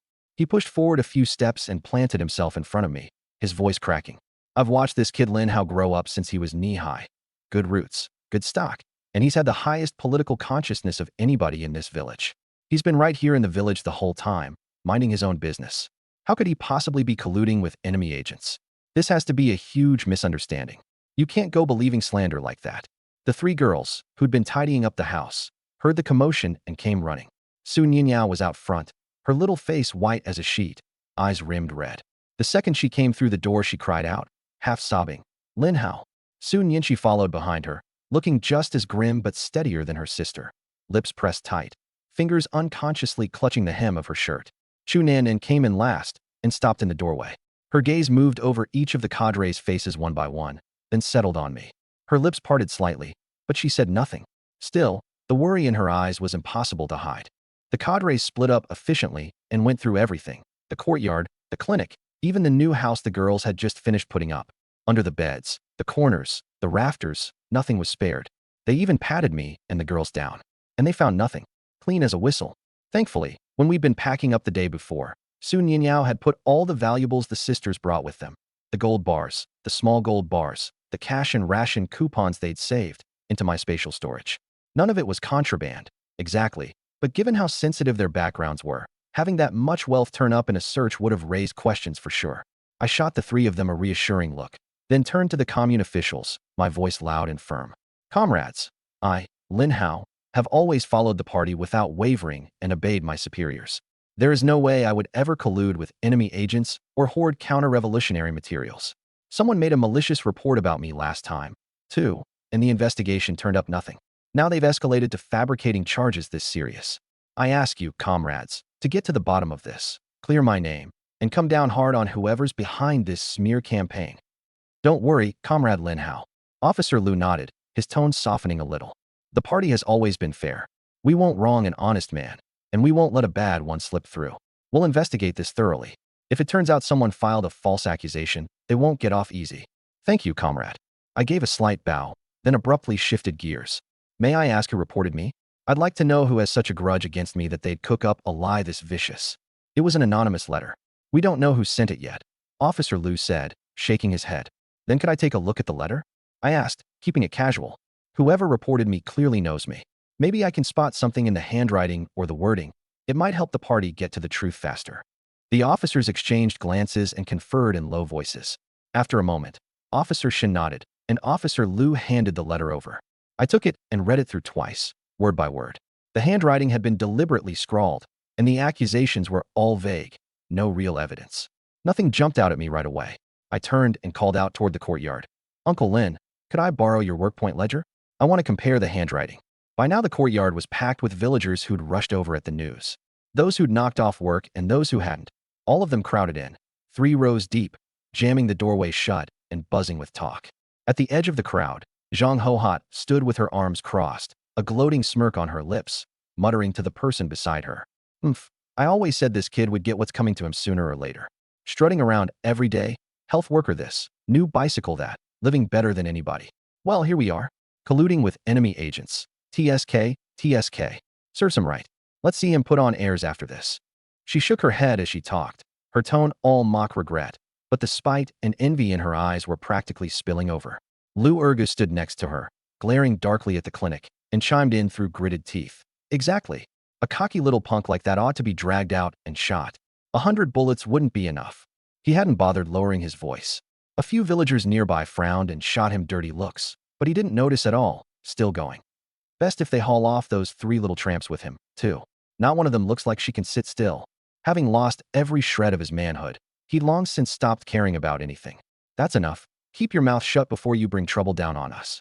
Liu Jianqi caught the villager's hostile stares and yanked his son back by the arm. But for all his scolding, he didn't leave either. He craned his neck to see inside, eyes full of anticipation, like he couldn't wait to watch me get hauled off in cuffs right then and there. Accountant Lin hurriedly dug the workpoint ledger out of his cloth bag and hustled it over. I took the ledger, flipped to Xie Shuqing's page, and my finger stopped. I laid his signature, written in his own hand, right next to the writing on the letter and bent down for a close look. The stroke direction, the way each stroke started and ended, the structure of the characters. Identical. Written by the same person, plain as day. Without letting anything show on my face, I scanned the crowd and locked onto my target fast. In the back row, a small, skinny figure was easing backward while everyone else stared at the letter, trying to slip away unnoticed. I had it all figured out now. A cold smile tugged at the corner of my mouth. Officer Liu. I lifted my head. My voice wasn't loud, but every word carried clearly to every ear in the yard. The handwriting on this letter is identical to sent-down youth Xie Shuqing's signature. I believe he wrote it, and I'd like to confront him face to face and get the whole story straight. The moment I said it, the crowd erupted. Translation. Xie Shuqing? You mean that guy who's always trailing around after Ji Chongfeng, the shifty-eyed one who looks like a total creep? That's sent-down youth. I always said that punk was no good. Never does a lick of work, always slacking off. But I never thought he'd have the nerve to frame Dr. Lin. Dr. Lin heals people and saves lives. When did he ever wrong him? What a rotten thing to do. Amid the buzz of gossip, 2 officers hauled Xie Shuqing out of the crowd, carrying him to the center of the yard like a man dangling a chicken by the neck. His face was white as paper, his forehead slick with cold sweat that ran down his cheeks. His lips trembled, his legs had gone soft, and he wobbled as he walked, not a trace left of his usual swagger. Comrade Xie Shuqing. This letter accusing Comrade Lin Hao of colluding with enemy agents and concealing counter-revolutionary materials. Did you write it? Officer Liu's eyes were fixed on him like a hawk's, and his voice boomed loud enough to make it hard to breathe. Xie Shuqing lowered his head, shoulders twitching, and stayed silent for a few seconds. Yes, I wrote it. He finally spoke, voice shaking, forcing himself to own up to it. The cold sweat on his forehead kept coming, soaking the front of his shirt. He couldn't make sense of it, no matter how he tried. He'd slipped that counter-revolutionary badge into the clinic drawer with his own 2 hands, buried it under the book at the very bottom. Lin Hao would never have found it himself, but the cadres would have turned it up on the very first search. Yet the search just now had come up with nothing. Had Lin Hao found it ahead of time? The thought sent another wave of panic through him. Do you have any evidence that Comrade Lin Hao colluded with enemy agents? Officer Lu's voice dropped another notch. No, I don't. CS Shuqing's voice was as faint as a mosquito's whine. You claim he was hiding counter-revolutionary materials. Did you get a clear look at what it was? Where was it? I don't remember. Maybe I was mistaken. His voice grew smaller and smaller. The last few words were barely audible. The faces of several cadres went hard as iron. You dared file an accusation without a shred of evidence, and invented a charge this serious. You've slandered a fellow comrade and wasted the people's resources. Officer Lu slammed his hand down on the table. The crack was so loud it left ears ringing. CS Shuqing's eyes darted around. He glanced toward Ji Changfeng in the crowd, feigning nonchalance, hoping for a lifeline. But the instant their eyes met, the icy warning in Ji Changfeng's gaze drove him right back. CS Shuqing went ashen in a heartbeat. His knees buckled, and he nearly collapsed. None of it escaped me. I saw that exchange of looks between him and Ji Changfeng perfectly clearly. There was no doubt about it. Ji Changfeng was behind this, pulling the strings. Curses erupted from the crowd. Making accusations without proof. That's just plain trying to ruin a man. Colluding with enemy agents is a huge charge. If the frame-up had stuck, Dr. Lin's whole life would have been over. A scumbag like that should be paraded through the streets. I let out a cold laugh and stepped half a pace forward. My voice wasn't loud, but every word came out crisp and clear. Comrades, ever since I saved a high-ranking official at the health center a while back, I've been hit with one malicious accusation after another, and each charge is more serious than the last. It started with improper conduct, and now it's colluding with enemy agents. This is no simple misunderstanding. I paused, sweeping my gaze over the cadres before letting it settle on CS Shuqing's bloodless face. My voice turned cold. I have ample reason to suspect someone is directing this from behind the scenes, possibly even real enemy agents targeting me, using this to disrupt public order and obstruct production. The cadres' expressions shifted, their eyes turning grave in an instant. Colluding with enemy agents was no small matter. If actual agents were stirring things up behind the curtain, this was a serious problem. Officer Shun's eyes went flinty as he bored into CS Shuqing. Comrade CS Shuqing, come clean. Did someone put you up to this? Is anyone else involved? I'm innocent, comrades. I swear I've been wronged. CS Shuqing's legs went out from under him in fright. He nearly dropped to his knees, and he waved his hands frantically, his voice thick with sobs. I was just jealous that Lin Hao didn't have to work the fields, that he got made a medic and had it better than the rest of us. I had a moment of stupidity and wanted to make trouble for him. I'm no enemy agent, I swear. And nobody put me up to it. It was all my own idea. He wept as he spoke, trying to milk sympathy from his tears. Inside, though, he hated my guts, and he was silently cursing Ji Changfeng for having no loyalty, for leaving him to die at the critical moment. The whole scheme had been Ji Changfeng's idea. He'd only been the errand boy. You call that making trouble? I looked at him coldly. Once a charge like colluding with enemy agents sticks, it's a bullet to the head. You were trying to get me killed. Search him. Officer Lu waved a hand. 2 cadres stepped forward at once, pinned CS Shuqing down, and briskly started patting him down. The corner of my mouth curved up slightly. My psychic power slipped out, silent and unseen, and slid the badge into his pocket without leaving a trace. Moments later, found something. One of the cadres pulled an object out of CS Shuqing's pocket, his voice cracking with excitement. Every eye in the yard swung toward him. It was a brass badge with a pin on the back. When the crowd made out the emblem stamped on its face, a collective gasp went up. Faces filled with terror, and several people instinctively backed away. The yard fell dead silent, silent enough to hear everyone breathing. The others who shared the St. Youth's compound with CS Shuqing broke into cold sweats. They'd been eating and sleeping alongside an enemy agent all this time. CS Shuqing stared at that badge, frozen in place as though struck by lightning, eyes bulging, mouth open wide enough to fit an egg. This is impossible, he muttered to himself, his voice thin and shrill. I put it in the... Take him down. At Officer Lu's command, 2 cadres slammed him to the ground, wrenched his arms behind his back, and cuffed him. CS Shuqing's face was mashed into the dirt, and still he kept mumbling. Impossible. It's not mine. His voice faded until it dissolved into an unintelligible whimper. The yard stayed quiet for a moment, then erupted into an even louder uproar. My God, he really is an enemy agent. To think someone like that has been living in our village all these days. It's terrifying. Thank goodness Dr. Lin was sharp enough to expose him on the spot. Otherwise, who knows what kind of disaster he'd have brought down on the village. Officer Shen lifted his gaze from the badge and gave me a long, searching look. At the gate, Su Nianyao's taut nerves finally went slack. Her legs gave way and she leaned against her sis. Translation. Onto her sister Su Nianxi, tears pouring down her face. Su Nianxi held her up, patting her back gently. What had just happened was too close a call. Shu Nanan's hands were balled into fists, her knuckles cracking. Her eyes blazed with fury as she glared at Xie Shuqing, itching to go over and get in a couple of kicks. Party Secretary Wang stood off to the side, the ashen color slowly draining out of his face as he let out a long breath. He exchanged a glance with Accountant Lin, and both men's eyes held the same mix of lingering dread and relief. Comrade Lin Hao, we really owe you one this time. Officer Liu came over and gripped my hand hard, his tone apologetic. I'm truly sorry. We nearly let enemy agents turn us against you. We misjudged you. It's nothing, comrade. I smiled. Cooperating with the organization's investigation is every member's duty. I trusted the organization would clear my name. If anyone's to blame, it's these enemy agents. Too cunning, buried too deep. It has nothing to do with you. The cadres all looked at me with open admiration. So young, maliciously reported twice in a row, and still able to carry himself with such quiet dignity. That was rare. Don't you worry, Officer Liu said, clapping my shoulder. Once we've gotten to the bottom of this, I'll personally put in for a commendation for you. We'll publicize your quick thinking and your political awareness, so everyone can learn from your example. Then I thank you, comrade. I nodded with a smile. After that, the brigade leader led the commune cadres off toward the St. Downude's compound, hauling Xie Shuqing along with them. They still had a full search to conduct, checking for any other contraband, and looking into whether anyone else was involved. Chu Nannan walked over and stood beside me, watching them disappear down the road, her face full of concern. Brother Lin Hao, are you all right? I reached out and took her hand, giving it a squeeze, my smile easy. What could happen to me? We've got nothing to hide, so we've got nothing to fear. Su Nianyao came over wiping her eyes and thumped me on the arm. A soft, weightless little punch. You scared me to death. When I saw those people show up to search the place, my heart was in my throat. Sorry, my fault. I dodged sideways, grinning. I'll be more careful next time.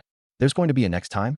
She shot me a glare, tears still clinging to her lashes, her eyes red-rimmed, hurt and scolding at the same time, and heartbreakingly cute for it. The crowd in the yard hadn't broken up yet.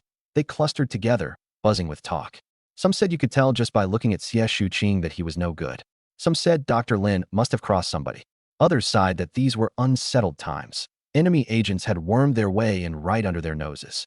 Party Secretary Wang came over, gave my shoulder a heavy pat, and let out a long sigh. Good thing you're all right. Good thing you're all right. What a scare that was. Uncle Wang, Uncle Lin, sorry to have worried you. I pulled out my cigarettes and handed one to each of them. Party Secretary Wang lit up, took a deep drag, and stared off in the direction the cadres had gone, brows knitted, saying nothing for a long while. It wasn't until the cigarette burned down to his knuckles and the heat made him flinch that he flicked off the ash and said in a low, heavy voice, "This village isn't going to see a quiet day for a long time, I'm afraid." Accountant Lin gave me a hard look and lowered his voice. You boy, settle down. And keep a low profile while you're at it. He paused, his gaze making a circuit from my face to the three girls in the yard and back to me again. Then he sighed heavily. You're not a young kid anymore. It's about time you started a family. And then he sighed again, to himself. His own daughter was going to be crushed. How had he never noticed this kid had so many tricks up his sleeve before? I'd gone to a lot of trouble for those three, getting one of them a position as a clinic assistant, helping another one get her hunting license. The three big shots of this village weren't stupid. They'd more or less put it together. At his words, all three girls flushed in perfect unison. Nianyao ducked her head, twisting the hem of her shirt between her fingers, looking like she wanted to bury her face in her own chest. Chu Nannan turned away and pretended to study the sky, the tips of her ears so red they could have dripped blood. Nianxi held it together better, but the hand holding her bowl tightened slightly, and a faint tremor ran through her, giving her away all the same. All right, it's mealtime. We'll be off. Party Secretary Wang dropped his cigarette but on the ground, crushed it under his heel, and turned to leave with Accountant Lin. On his way out the gate, Accountant Lin glanced back at me and shook his head, chewing on some thought of his own. We headed inside to get lunch ready too. These days, Nianxi did most of the cooking. The girl was a fast learner, deft hands, sharp instincts. In just a few days, she'd gotten home-style dishes down to a respectable standard. Happy to be idle, I sat at the table drinking tea, eyes half closed, while my mind ran back over what had just happened. That badge had almost certainly been slipped into my drawer by Xie Shuqing early this morning, right before he hustled off to the commune to deliver his report. Moving that fast, it was obviously premeditated. But a spineless worm like Xie Shuqing wouldn't have the guts to pull that off on his own, not if you lent him 10 men's courage. There had to be someone behind him. The badge was most likely Ji Chongfeng's. Xie Shuqing was just the errand boy. Then there was the first report letter. Officer Liu said the handwriting didn't match, but that same nasty, underhanded flavor was identical to today's letter. Odds were Ji Chongfeng wrote it himself. Even if that came to light, it wouldn't touch him. Chances were Xie Shuqing would end up carrying the whole thing alone. I held my teacup, tracing a slow circle around the rim with one finger, my expression darkening. Ever since I'd transmigrated here, life had gone too smoothly. I'd started to feel like I was the protagonist, with the system as my cheat code, like there was no trouble I couldn't shrug off. I gave a self-mocking little laugh. Today had been a wake-up call. In these times, you didn't need a knife to kill a man. One letter could do it. If I'd really been nothing but a country kid with no system and no psychic power, I wouldn't have had 10 heads to spare for what came at me today. Ji Chongfeng had come out on the losing end twice now. There was no way he'd let it go. With people like him, if you don't hurt him, he'll just keep buzzing around, as annoying as a fly. Did he really think that just because I'd become a medic, I couldn't pick up a blade anymore? Every stray dog and alley cat crawling out to make a nuisance of itself. Disgusting. A cold glint flashed through my eyes. In an era with no surveillance cameras and primitive forensics, I had no shortage of ways to make a man disappear without a sound. System. Check-in. Ding. Check-in successful. Obtained. 100 gene of camellia oil. I wasn't disappointed. Nearly everything I'd gotten from check-ins these past days had been household supplies. I was used to it. Camellia oil was actually pretty good. Food fried in it smelled incredible, much richer than rapeseed oil or lard. But then there were all those earlier rewards. The silk nightgowns, the stockings, the swimsuits, the dresses. The more I thought about it, the more I suspected this system had a dirty mind. A full-on pervert system. Always pushing things on me I couldn't exactly show anyone. Did this system think I, Lin Hao, had no dignity to preserve? Thinking back to Nianyao last night, that odd look, and my old face flushed red. System. System baby, use that special check-in. Ding. Check-in successful. Obtained. Lin Hao, what are you spacing out about? Time to eat. Nianyao nudged my arm, and I finally snapped out of it. The four of us sat around the table eating, and the mood was strange. Everyone had something on their mind. Nianyao kept her head down, taking tiny bites of rice, barely touching the dishes with her chopsticks. Every so often she'd sneak a glance at me, then duck her head the second our eyes met. Chu Nanan was slower than usual reaching for food, tapping her chopsticks against the rim of her bowl a few times, clearly somewhere else. Nianqi held her bowl and stared at the tabletop, lost in whatever she was thinking. That one line from Uncle Lin sure left a mark. That afternoon, we packed up and headed into the mountains. It was Nianyao's first time, and she was eating it up, slingshot in hand, aiming at everything in sight, ready to fire on any sparrow she spotted, buzzing with excitement. Chu Nanan trailed behind her, a little more seasoned now, and dropped her voice to warn her. Lighter on your feet. Don't spook the game. Oh, got it. And keep quiet, or you'll scare everything off. I know. We did pretty well along the way. Chu Nanan bagged 2 pheasants and a rabbit. Her aim was way steadier than yesterday, improving fast. Nianyao didn't hit a thing, and being so worked up, she scared off several nests worth of game. Not that it dampened her mood one bit. She went bouncing along like she was on a Springfield trip. I walked behind her, grinning the whole time. Didn't rush her, didn't coach her, just let her have her fun. We deliberately went somewhere we normally didn't. The woods there were deeper, the trees packed tight, the light dim, with a thick carpet of fallen leaves that crunched underfoot. Nianyao was getting discouraged, muttering, "We've been at it for ages, and I haven't so much as touched a hair on anything." Well, if there's no hair, how are you supposed to touch it? I snickered to myself. Then she stopped short, her eyes lighting up, and pointed at some round little things on the ground. Lin Hao, look. Are these hazelnuts? I walked over and took a look. Sure enough. Plump little things with rock-hard shells, some still wrapped in green husks, scattered among the leaves. I glanced up. Right above us stood a wild hazel tree, so loaded with nuts the branches were bowing under the weight. Yep, genuine wild hazelnuts. Roast them, and they're incredible.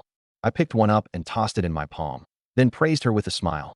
Nianyao's got sharp eyes, finding them tucked away like that. I straightened up and, on impulse, planted a kiss on her flushed little cheek. Hee. She scrunched her neck down, dissolving into giggles, eyes curving into crescents. Halfway through the laugh, she remembered Chu Nanan was standing right there, and the smile froze on her face as the tips of her ears slowly went red. Lin Hao, she called softly, her voice sweet and syrupy, dripping with the kind of coaxing that gets you every time. Out of the corner of my eye I caught Chu Nanan. Jealous, all right. lips pushed out in a pout, pointedly turning away to pretend she was studying something in the distance, doing her best, I couldn't care less impression. Laughing, I walked over, pulled her into my arms, leaned down and kissed her forehead too, then hooked my left arm around Ninyao waist and gathered both girls in against me. One with her head down, red-faced, twisting the hem of her shirt. The other turned away, pretending not to look at me, ears quietly going pink. You're all one family here. What's there to be jealous about? I hugged them in tighter, my voice full of affection. You're both my wings. I can't get off the ground without either one of you. The two of them exchanged a glance, faces going even redder, like they'd been dyed through by the sunset. Their breathing quickened. Lin Hao, you're the worst. Always saying embarrassing stuff like that. Nianyao mumbled into my chest, but her fingers tightened on my shirt. Nianyao's right. Chu Nanan reached up and pinched the soft spot at my waist. Not hard, but dead on target. Humph. You only get away with acting like this because you know the few of us are into you. Haha. I quickly changed the subject and pointed at the ground. Let's grab a bunch of these hazelnuts to take back. Roast them up for snacking. Tasty, and they last. They answered in unison, then instinctively glanced at each other, and both looked away, ears still burning. The three of us crouched down to gather hazelnuts. There were plenty hidden in the leaf litter. Before long, Nianyao started goofing off, rolling two nuts together in her palm to make them click, cracking herself up. Chu Nanan caught the bug and started doing it too. The two of them huddled together, whispering and laughing until they were doubled over, startling a few birds off the branches. With that whole reporting mess so fresh, it was smarter to keep a low profile. So I didn't go after any big game. I mostly worked on teaching Chu Nanan the fundamentals, how to read tracks, how to stay concealed, how to aim and shoot. We found an open clearing in the woods, sunlight filtering through the leaves in dappled patches. I stood behind Chu Nanan, hands on her shoulders, straightening her out of her lean. We were pressed close. Focus. Don't let your mind wander. My voice came from just behind her ear. Don't put your weight forward. Seat the stock firmly in the pocket of your shoulder. Back straight, feet shoulder width apart. Her ears went warm and she tried to shift away, but I held her shoulders in place. She couldn't move. Hold still. If your form's off, you'll never hit anything. This little tiger of a girl shot purely on instinct. My hand slid from her shoulder down her arm to adjust her left hand under the forend. Relax the left arm. Too stiff and it shakes. You'll never hold the sight steady. She bit her lip and stared through the scope, but the heat behind her was impossible to ignore. I pried her fingers into position one at a time, taking my sweet time about it. Would you? Hurry up, she said, her voice not quite steady. What's the rush? Get the form wrong and your shot goes wider. Plus you'll hurt yourself. My tone was all business, but I leaned in a little more until she was pretty much enclosed in my arms and reached my other hand around her waist to steady her grip. First joint of the index finger on the trigger, not the pad. Light pressure, add it gradually. Her breathing picked up and her face was red enough to bleed, but she gritted her teeth and didn't make a sound. Got it. I tilted my head to look at her flushed profile, holding back a laugh. Got it. Totally ruined. She forced the words out through her teeth. Then I'll run through it one more time. I was reaching for her again when Nianyao cut in. Lin Hao, she'd been watching with stars in her eyes, and the moment I let go she came bounding over and tugged my sleeve, her voice sweet enough to string. I want to learn to shoot too. I looked at her build, pictured her trying to shoulder that thing, and shook my head immediately. That gun's way too heavy and the recoil's brutal. It's dangerous. You're still too little. You couldn't control it. When we get back, I'll teach you to shoot a handgun. I've got a Browning, imported, high-end stuff. Way more fun than this. But I want to learn the hunting rifle too. What if I need it someday when I'm in trouble? She pouted and clung to my arm, swaying it back and forth, the softness of her chest brushing against it through her thin shirt. You spent all that time teaching Nan, and now you want to just brush me off? That's not fair. That's so unfair. All that swaying was getting to me. I swallowed, cleared my throat, and handed her my rifle. Fine, I'll teach you. But be careful, and don't go pulling the trigger. She took it, delighted, and started to drop down onto her stomach the way Chu Nanan had at first. I caught her around the waist and pulled her back up. Lie down for what? Standing's fine. Oh, she scrunched her mouth in protest. Lin Hao, you jerk. That's exactly how you started with Nanan. I moved in close behind her, wrapped both hands around her small ones, and helped her level the rifle. She was almost a head shorter than Chu Nanan, so standing like that, I could look down and see the pale line of her neck and the collarbones peeking in and out of her collar. But if the stock goes in the pocket of your shoulder, not on the collarbone, otherwise you'll break it. I pressed down on her right shoulder, thumb pushing in through the fabric. Feel that? Right there. Seat it firm. Her voice was softer than usual, a little nasal and sweet. I ran my hand down her arm and cupped her elbow, accidentally grazing the soft skin at her side. She was ticklish. She flinched and leaned back into me, her back pressed flush against my chest. Hold still. I tightened my arm, holding her steady, and bent down to her ear. Eyes on the front sight. Line up all 3 points. Keep your breathing even, no big gulps of air. Her ear went hot and tingly, half her body going soft. Front sight? She couldn't focus on anything. My voice felt like a feather being dragged across her heart. She bit her lip and said nothing, her long lashes trembling faintly, like a butterfly's wings. I took Su Nianyao's hand again and curled her fingers onto the trigger one by one. I did it deliberately slowly, the pads of my fingers circling over her knuckles. Her hand was a size smaller than mine, swallowed up completely in my palm. Got it now? I asked. Her voice came out muffled. You're doing this on purpose. Doing what? I played dumb. You didn't do any of this when you were teaching Nan Nan. You're just picking on me. She turned her head to glare at me, face flushed so red it looked ready to bleed, eyes full of indignant sulking. She's a fast learner, you're a slow one. Doesn't that mean I have to teach you more? I kept a straight face, let go, and stepped back half a pace. Try to get a feel for it yourself. I'll watch. She spun around and gave me a light whack with the stock, then glanced over at Chu Nan Nan, who was standing there with her arms crossed, watching with a smirk she wasn't quite hiding. Her face went even redder. What are you looking at? No laughing. Once the shooting lesson was over, we pushed on deeper into the woods. Chu Nan Nan took the lead, scanning the surroundings warily.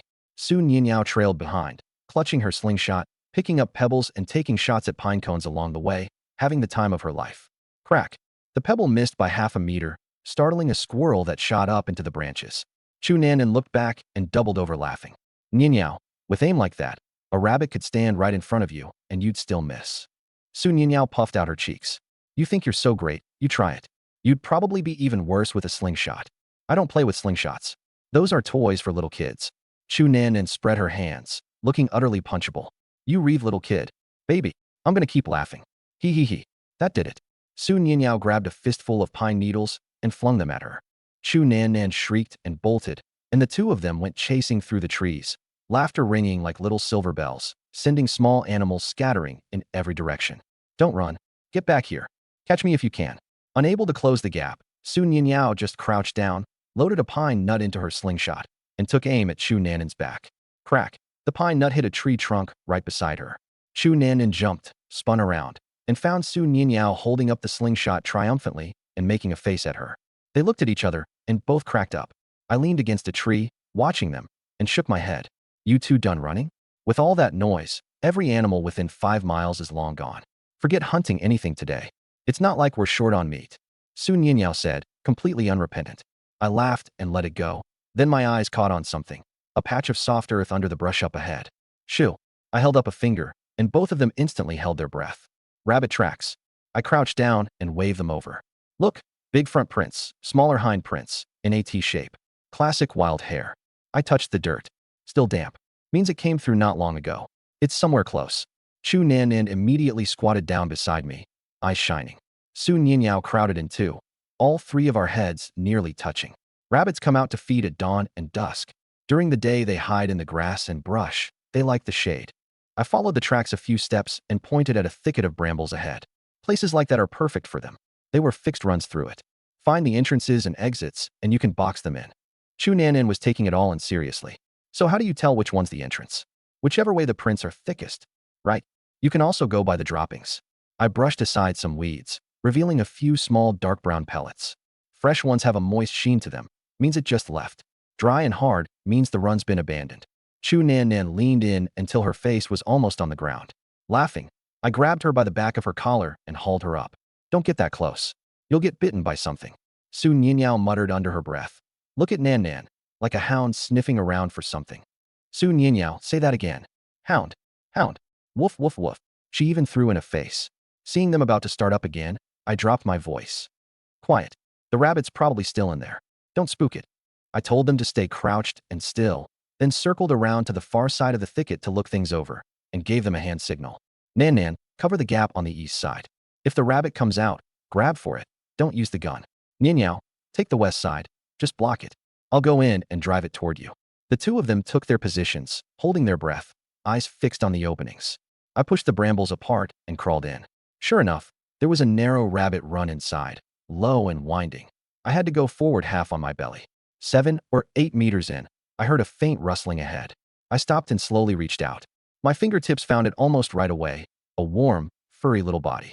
The rabbit kicked hard, trying to bolt, but I pinned its back before it could, clamped down on the scruff of its neck, and lifted it steadily. He came out, a big gray-brown hair, fat as a butterball, all four legs kicking wildly. I backed out of the bramble thicket and held the rabbit up, giving it a little shake. Got him. Su Ninyao was the first one over, her eyes wide as saucers. Whoa, it's huge. Let me pet it. She reached out to stroke the rabbit's back, and the poor thing started trembling all over. I switched the rabbit to my other hand and steered her aside with the free one. Not the back, that scares them. Pet the top of the head or the neck. Gently. She carefully rubbed the rabbit's forehead, and sure enough, it settled down a little. So cute, it's so soft. She looked up at me, her eyes full of pleading. How can we keep it? Please don't eat it, okay? Keep it. Look how fat it is. We're stewing it tonight. Extra course. I was just messing with her. No. She snatched the rabbit away and hugged it tight against her chest. It's so cute, and she might even have babies. I laughed, took the rabbit back, and flipped it over for a look. Well, would you look at that? You called it. It's a female, and she's pregnant. All right, we'll keep her.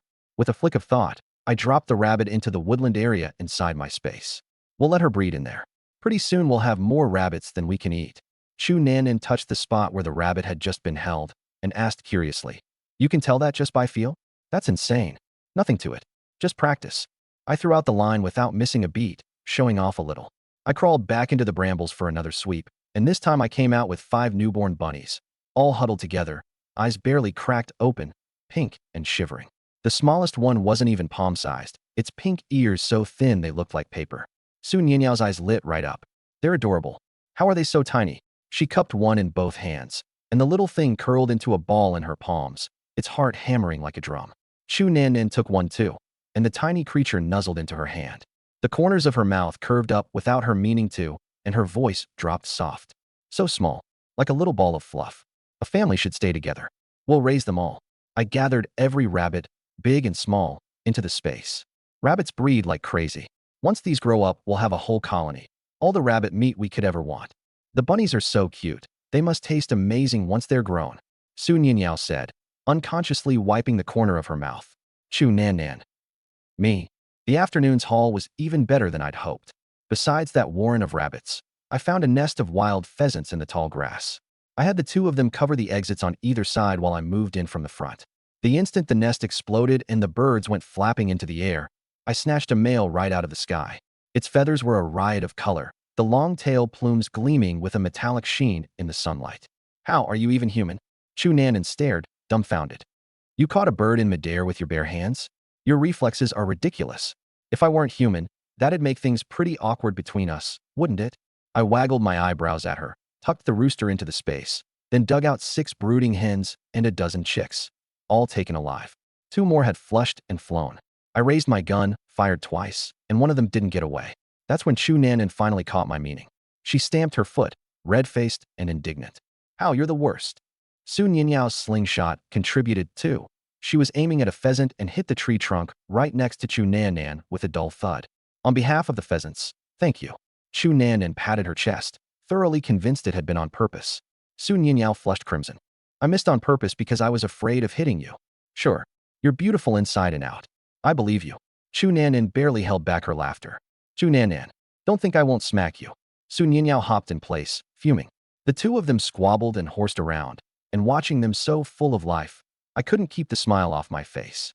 The sun drifted west, the last light filtering down through the leaves and washing the woods in warm gold. We packed up and headed back, each carrying a live hazel grouse, all of them still kicking and squirming. The bright, colorful feathers set off the girls' sun-flushed cheeks. Quite a picture. I'm cooking tonight. Pork tripe chicken soup, something to build you 2 back up. I glanced back at them with a grin. Su Nianyao's eyes lit up, and she wiped the corner of her mouth again. Yes, Hao's cooking is my favorite, better than my sister's. Su Nianqi. Back home, I went straight to the kitchen, tied on an apron, and dressed the grouse. Plucked, gutted, rinsed, all in one smooth run. Then I pulled out the wild boar stomach I'd saved, scrubbed it several times with flour and salt, marinated it in cooking wine for 10 minutes to kill the smell, and didn't stop until I was sure there wasn't a trace of off odor left. I stuffed the whole grouse inside the stomach, added ginger slices, scallion segments, and a few medicinal tonic herbs, and set the whole thing into a clay pot. Su Ninyao leaned in the kitchen doorway watching, a milk candy tucked in her cheek. The fire in the stove roared, the clay pot bubbled away, the milky white broth rolling over itself, and the aroma filled the entire courtyard. Su Nianqi stood off to the side watching intently, occasionally jotting down the steps and the seasoning ratios. Once the soup was simmering, Su Ninyao suddenly pulled me off to a corner of the courtyard, all secretive, out of her sister's line of sight. How? She tugged at the hem of my shirt, motioning for me to bend down. I leaned in. She rose onto her tiptoes, brought her lips close to my ear, and dropped her voice low, a sly little edge to it. My sister already knows about the three of us. My stomach dropped. So I guessed right. Su Nianqi didn't miss much. Of course she'd figured it out ages ago. I lowered my voice, not even noticing the trace of nerves in it. So what does she think? She's not mad. How, you're so dense. Su Nianyao's eyes were sparkling, her whole expression saying, do you even have to ask? We agreed on this a long time ago. We'd find the same man and stay together for life. She paused, then added, my sister never objected. That means she's fine with it. Otherwise, why would she keep letting us get close to you? I thought it over, and damn if she didn't have a point. From the day we met to now, Su Nianqi's attitude toward me really had been softening bit by bit. That cool, aloof shell of hers seemed to be quietly melting from the inside out. The way she looked at me had gone from wary and distant, to trusting and concerned, to relying on me, with flashes of something warmer she couldn't quite hide. Someone with her temperament would have shut me down long ago if she'd truly minded. Would she really have let me take every liberty during acupuncture and massage sessions and just sat there blushing without a word? My heart swelled, and a rush of warmth flooded through me. So, I ventured, a note of careful hope in my voice. Tonight, I'll sleep with Nan Nan. We've got some girl talk to catch up on. Su Ninyao blinked, her eyes rolling to one side. She looked exactly like a sly little fox. She leaned in until the tip of her nose almost brushed my chin, dropping her voice to a whisper, dragging out the sweet, syrupy last syllable. That's up to you to figure out, how gidge. That drawn-out note was like the tip of a feather, brushing lightly across my chest, itching all the way down deep. I got the message instantly. Blood shot straight to my head, and I pulled her into my arms, my arm clamping around that slender waist, like I wanted to press her right into my bones. She smelled faintly of milk, sweet and clean. I tipped her face up in my hands and kissed her hard, hard enough that she couldn't breathe. Let go. I can't breathe. Her small hands pushed at my chest. Ninyao, baby, I love you to death. I released her lips, but held her even tighter, burying my face in the curve of her neck. I could feel her pulse beating, slowly falling into rhythm with my own heartbeat. She settled obediently against my chest, lashes fluttering, the corners of her mouth curving into a soft little arc. She mumbled something under her breath, too faint to catch. But the arms around my waist quietly tightened. We held each other in silence. Neither of us said a word. By the time dinner hit the table, night had fallen completely. Outside, it was pitch black. You couldn't see your own hand in front of your face. The kerosene lamp was lit, its warm yellow halo washing over the main room, lending the bare little house a touch of coziness. Steam rose off the dishes, and the smell filled every corner of the room. The pork tripe and chicken soup was milky white and rich. The hazel grouse had been stewed until the meat fell off the bone, dissolving the moment it hit your tongue. Wild boar tripe, sliced into thin strips, was crisp and chewy. Alongside it, stir-fried wild greens, cucumber in cold dressing, scrambled eggs. Simple, but they got your appetite going. The eggs were ones Su Nianyao had gathered herself inside the space. Whenever she was bored, she liked to wander around in there. She could get half a day's worth of joy out of finding a single egg. Today's a good day. Let's all have a drink. I hauled a jar of liquor out from the corner. Chu Nan Nan, our resident lush, had squirreled it away on the day of the ridgepole-raising feast, stashed in plain sight in the kitchen, and she thought she'd hidden it well. I didn't give Su Nianqi a chance to refuse. I poured a cup for everyone. The Su sisters couldn't hold their liquor, so I only filled theirs halfway. I already had a plan. Fill it up. Fill it up. Chu Nan Nan was the most enthusiastic of all, pinning down my hand, insisting her cup be filled to the brim. Back when I'd taken all the liquor in the house to make medicinal wine, she'd sulked for days, wouldn't let me kiss her once, wearing a look that said, don't even think about touching me. It took a lot of effort, thumping my chest, and swearing the medicinal wine would be more fragrant, stronger, 10 times better than the original, before she finally let it go. After that, she found all sorts of creative ways to make it up to me. And let me tell you, an old connoisseur like me had a very good time. A few cups in, the mood warmed right up. Su Nianyao was a chatterbox to begin with. 2 swigs of that horse piss, and her mouth never stopped. She drank and bragged about how fearless she'd been up in the mountains, cracking Chu Nan Nan and me up. At some point, without a word, The three women reached a silent understanding and started taking turns raising their cups to me. How Gidge, you worked so hard today, here's to you. Su Ninyao held her cup in both hands, her voice sweet and soft. How Gidge, this soup came out amazing. I've got to toast you. Chu Nanan's eyes glittered with mischief. Su Nyenchi said nothing. She just quietly lifted her cup and tapped the rim against mine. Clink. Her eyes stayed down, the tips of her ears tinged a faint pink. One cup after another, each of them finding new excuses to keep me drinking. I turned down none of it and drank to my heart's content. The liquor burned going down, searing from my throat to my stomach, then spreading warm through my whole body. With those two girls piling on the praise, I was floating, every line honeyed, boring straight into my heart. 3 rounds in, everyone was tipsy, cheeks flushed red. Chu Nanan stood up first, tugged at Su Nyenyao's sleeve, and shot her a look. Su Ninyao caught on at once and followed her obediently toward the neighboring courtyard. At the door, Chu Nanan turned back and glared at me, full of jealousy, but with a hint of indulgence too, as if to say, lucky you. Be gentle with Nyenchi. I grinned at her. She gave a soft humph, took Su Ninyao by the hand, and left. The footsteps faded. Next door, a door clicked shut. The main room went instantly quiet. Just me and Su Nyenchi. The kerosene flame swayed, throwing our 2 overlapping shadows onto the wall. The air between us slowly turned charged. Su Nyenchi sat across from me, flushed all the way down her neck, even her earlobes hot, her eyes hazy. What's taking those 2 so long? She had no idea she'd been sold out by her own little sister, still innocently assuming the 2 of them had gone to use the outhouse. She sipped the last of her drink, and her hand wobbled, setting the cup down.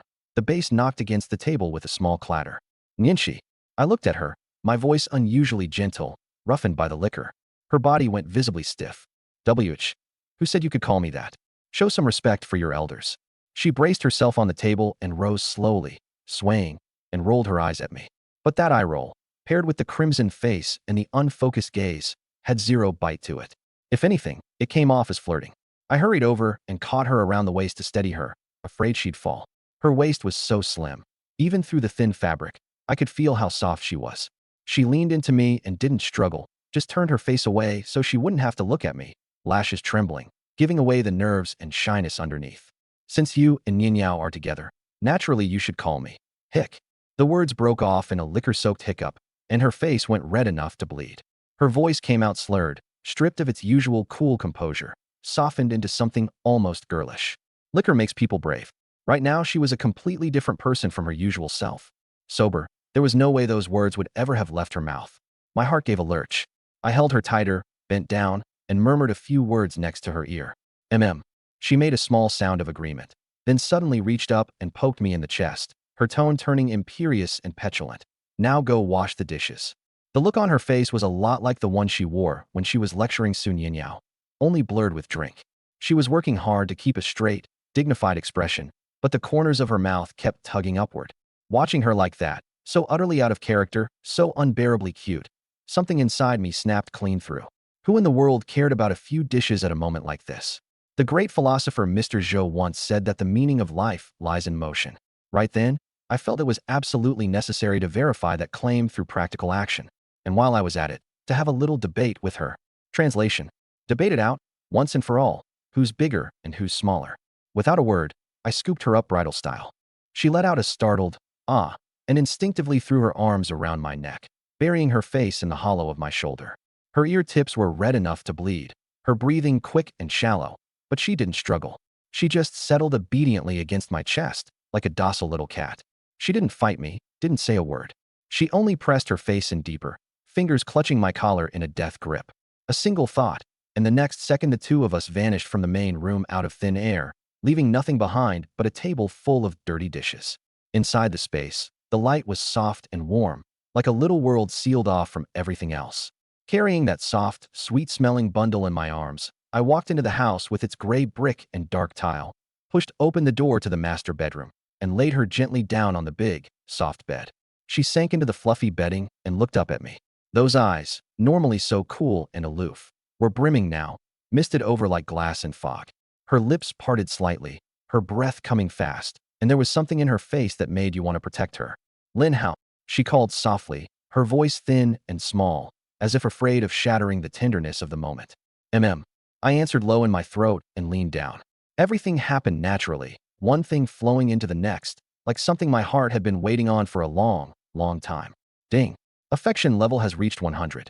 You have obtained one special check-in. Check in immediately. I didn't have a single brain cell to spare for that right now. Outside the window, the moon slipped out from behind the clouds and washed the whole space in silver white. The cattle and sheep had long since gone to sleep. The occasional low bleat only made the night feel quieter. The fish in the pond had sunk to the bottom, and only slow rings of ripples spread across the surface.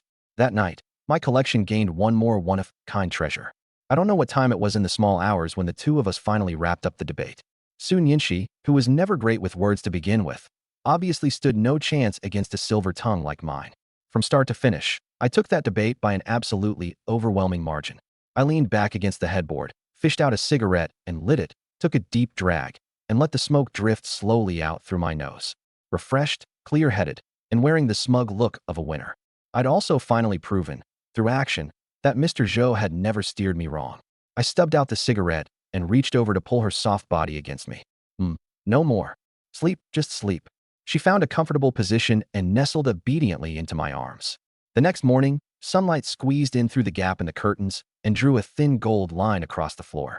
The light crept slowly along, up the edge of the bed, up the blanket, and finally came to rest on her face. She frowned, her lashes fluttered, and her eyes slowly opened. The first thing she saw was a face, way too close. Me, asleep beside her, one hand still draped over her waist, breathing long and even, out cold. I looked gentler asleep than awake. Brow smooth, corners of my mouth turned up slightly, lips smacking every now and then like I was in the middle of a good dream. She stared at me for a few seconds. Then last night came flooding back like a tide, scene after scene, unbearably vivid. She remembered the embarrassing things she'd said, remembered how she'd been the one to. Her face went scarlet in an instant. Carefully, she lifted my hand off her waist, then slowly sat up. The blanket slid off her shoulders, revealing pale skin and the scattered little marks along her collarbone. She looked down at her ring finger. There was a ring there now, the same design as her sister's. Simple, a plain unadorned band, yet it gave off a soft, warm gleam in the morning light. She turned it gently, the pad of her finger tracing the smooth surface, and the corners of her mouth curved up without her meaning to. Then she slipped quietly out of bed, got dressed, and tiptoed out of the room. In the kitchen, the water in the pot rolled and bubbled, noodles bobbing up and down in the broth. Sun Yinshi stood at the stove in an apron, stirring the noodles. I came up from behind and wrapped my arms around her, resting my chin on top of her head, pressing myself against her back like a plaster patch. How am I supposed to cook noodles like this? She shot me a look, but her hands never stopped, and she didn't actually push me away. It was a very soft sort of eye roll. Her mouth was still curved, and the sweetness in her eyes was impossible to hide. You cook your noodles, I'll do my hugging. No conflict. I buried my face in her hair and tightened my arms a little more. She was about to say something when the courtyard gate creaked open. Sis. Sun Yinyao's voice rang out bright and clear as she came in, Chu Nannan trailing behind her. Sun Yinshi jerked away from me like she'd been scalded, took 2 steps back, and ducked her head over the pot, ear tips red enough to drip. Sun Yinyao took one look at her sister and started sizing her up head to toe, eyes shining like she had stars hidden in them. What are you staring at? Sun Yinshi's whole face flushed under that scrutiny. She nearly lost her grip on the chopsticks. Flustered and mortified, nothing at all like her usual cool, unbothered self. Hugging and cuddling first thing in the morning. Shameless. Chu Nannan's tone was teasing, but I caught that flicker of jealousy in her eyes right away. Grinning, I stepped over and pulled her into my arms. She put up a token struggle, didn't get free, and just leaned into me, cheeks quietly going pink. Brother Lin Hao, me too. No playing favorites. Sun Yinyao squeezed in on my other side, tipping her little face up at me, an obvious demand for me to lean down. I wasn't about to turn her down. I freed up a hand to circle her waist and bent to kiss her. Her arms wound around my neck and she melted against me. You people. Sun Yinshi stood at the stove, opened her mouth, and in the end said nothing at all. She just stirred the noodles a little harder. Boiling water splashed onto the back of her hand. She hissed, and her face went even redder.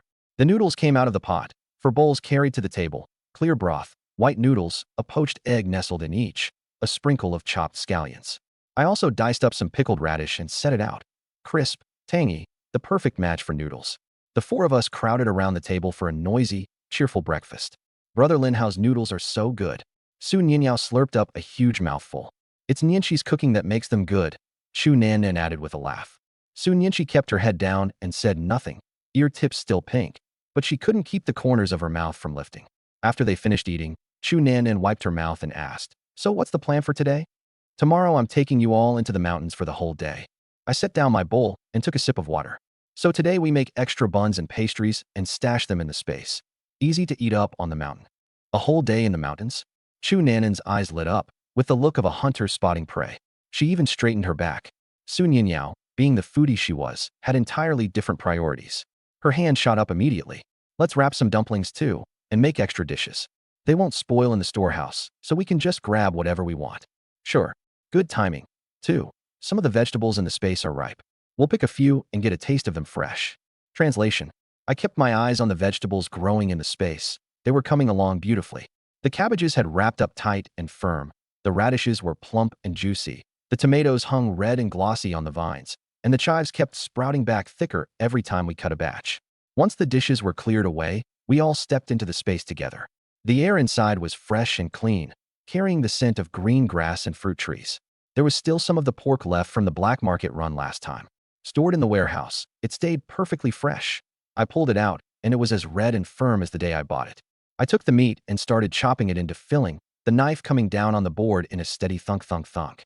I seasoned the filling just right, salt on point, the scallion and garlic mingling with the rich smell of pork.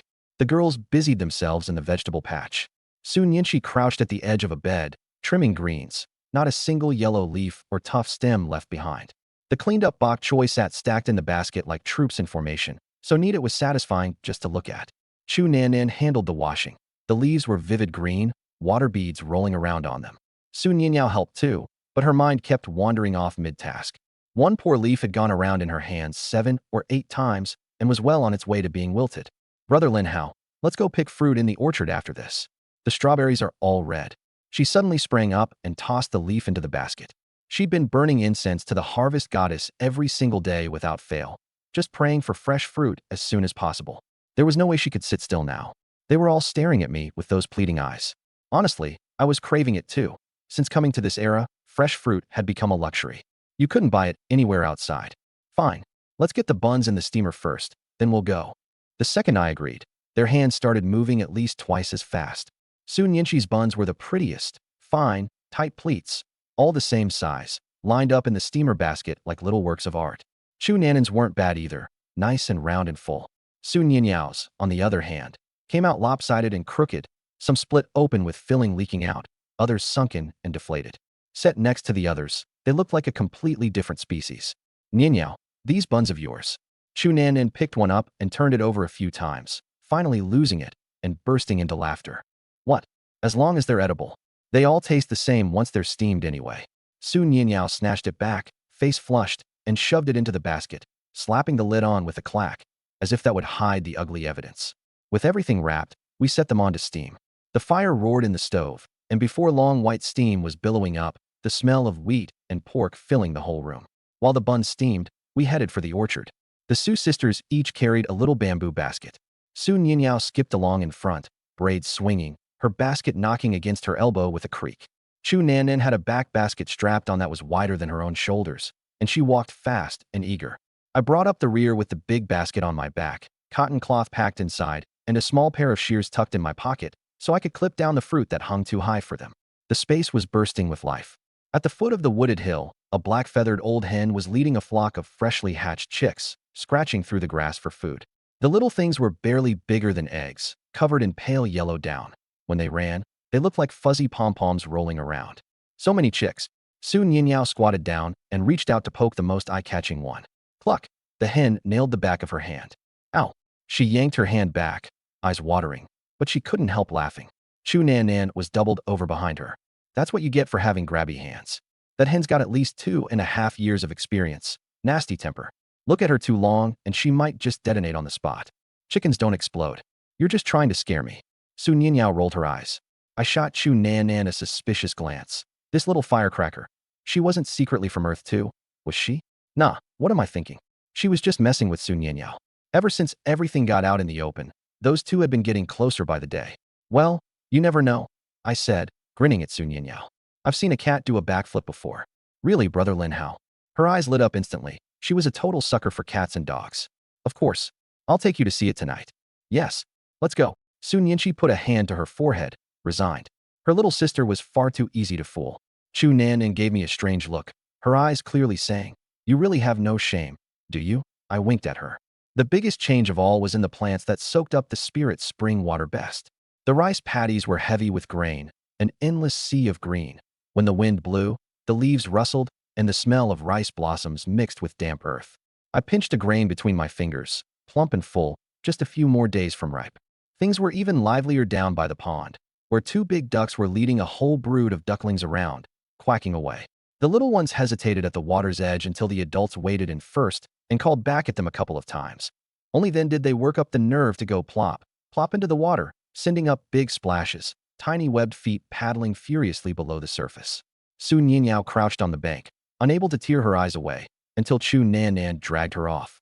"Keep watching, and the birds will eat all the strawberries." "You think I'm stupid? There aren't any birds in the space." Her mouth stayed stubborn, but her feet picked up the pace all the same. The orchard covered several hills, all impeccably tended, the ground level, barely a weed in sight. Up close you could see strawberries, grapes, cherries, loquats, peaches, and apricots, red and gold, weighing down every branch. The strawberry patch sat on a gentle, sun-facing slope. Under thick green leaves hid one ripe berry after another, so red they were nearly purple, along with paler pink ones just starting to blush, and here and there a few creamy white varieties that looked unripe but were actually sweet as could be. "Whoa!" Su Ninyao let out a shriek, grabbed her basket, and charged in. She dropped into a crouch, pushed the leaves aside, plucked a deep red one, and popped it straight into her mouth, eyes squeezing shut in bliss as she stuffed in several more. "Come on," she called, voice muffled. "These strawberries are amazing." The rest of us exchanged a look and a laugh, then spread out. Chu Nan had her heart set on cherries. She stretched up on her toes for a high branch, and when she couldn't reach it, she started jumping, hard enough that a certain two peaks bounced right along with her. I walked over, reached up with one hand, and gently pulled the fruit-laden branch down in front of her. I was standing close, my chest almost against her back. Her whole body went stiff and the tips of her ears went red, but her hands flew, stripping the cherries off in record time. "That enough?" I asked, chuckling low. "That's enough." Her voice came out small and muffled, and she quickly stepped away, making a beeline for the mulberry tree. I turned and headed over to Su Ninyao. The little glutton had already worked her way through nearly half the strawberry patch. Her lips were stained purple-red, her hands were sticky with juice, and she'd been wiping them on whatever leaf she grabbed. 2 swipes in, she decided it was too much trouble and gave up entirely, reaching for another berry.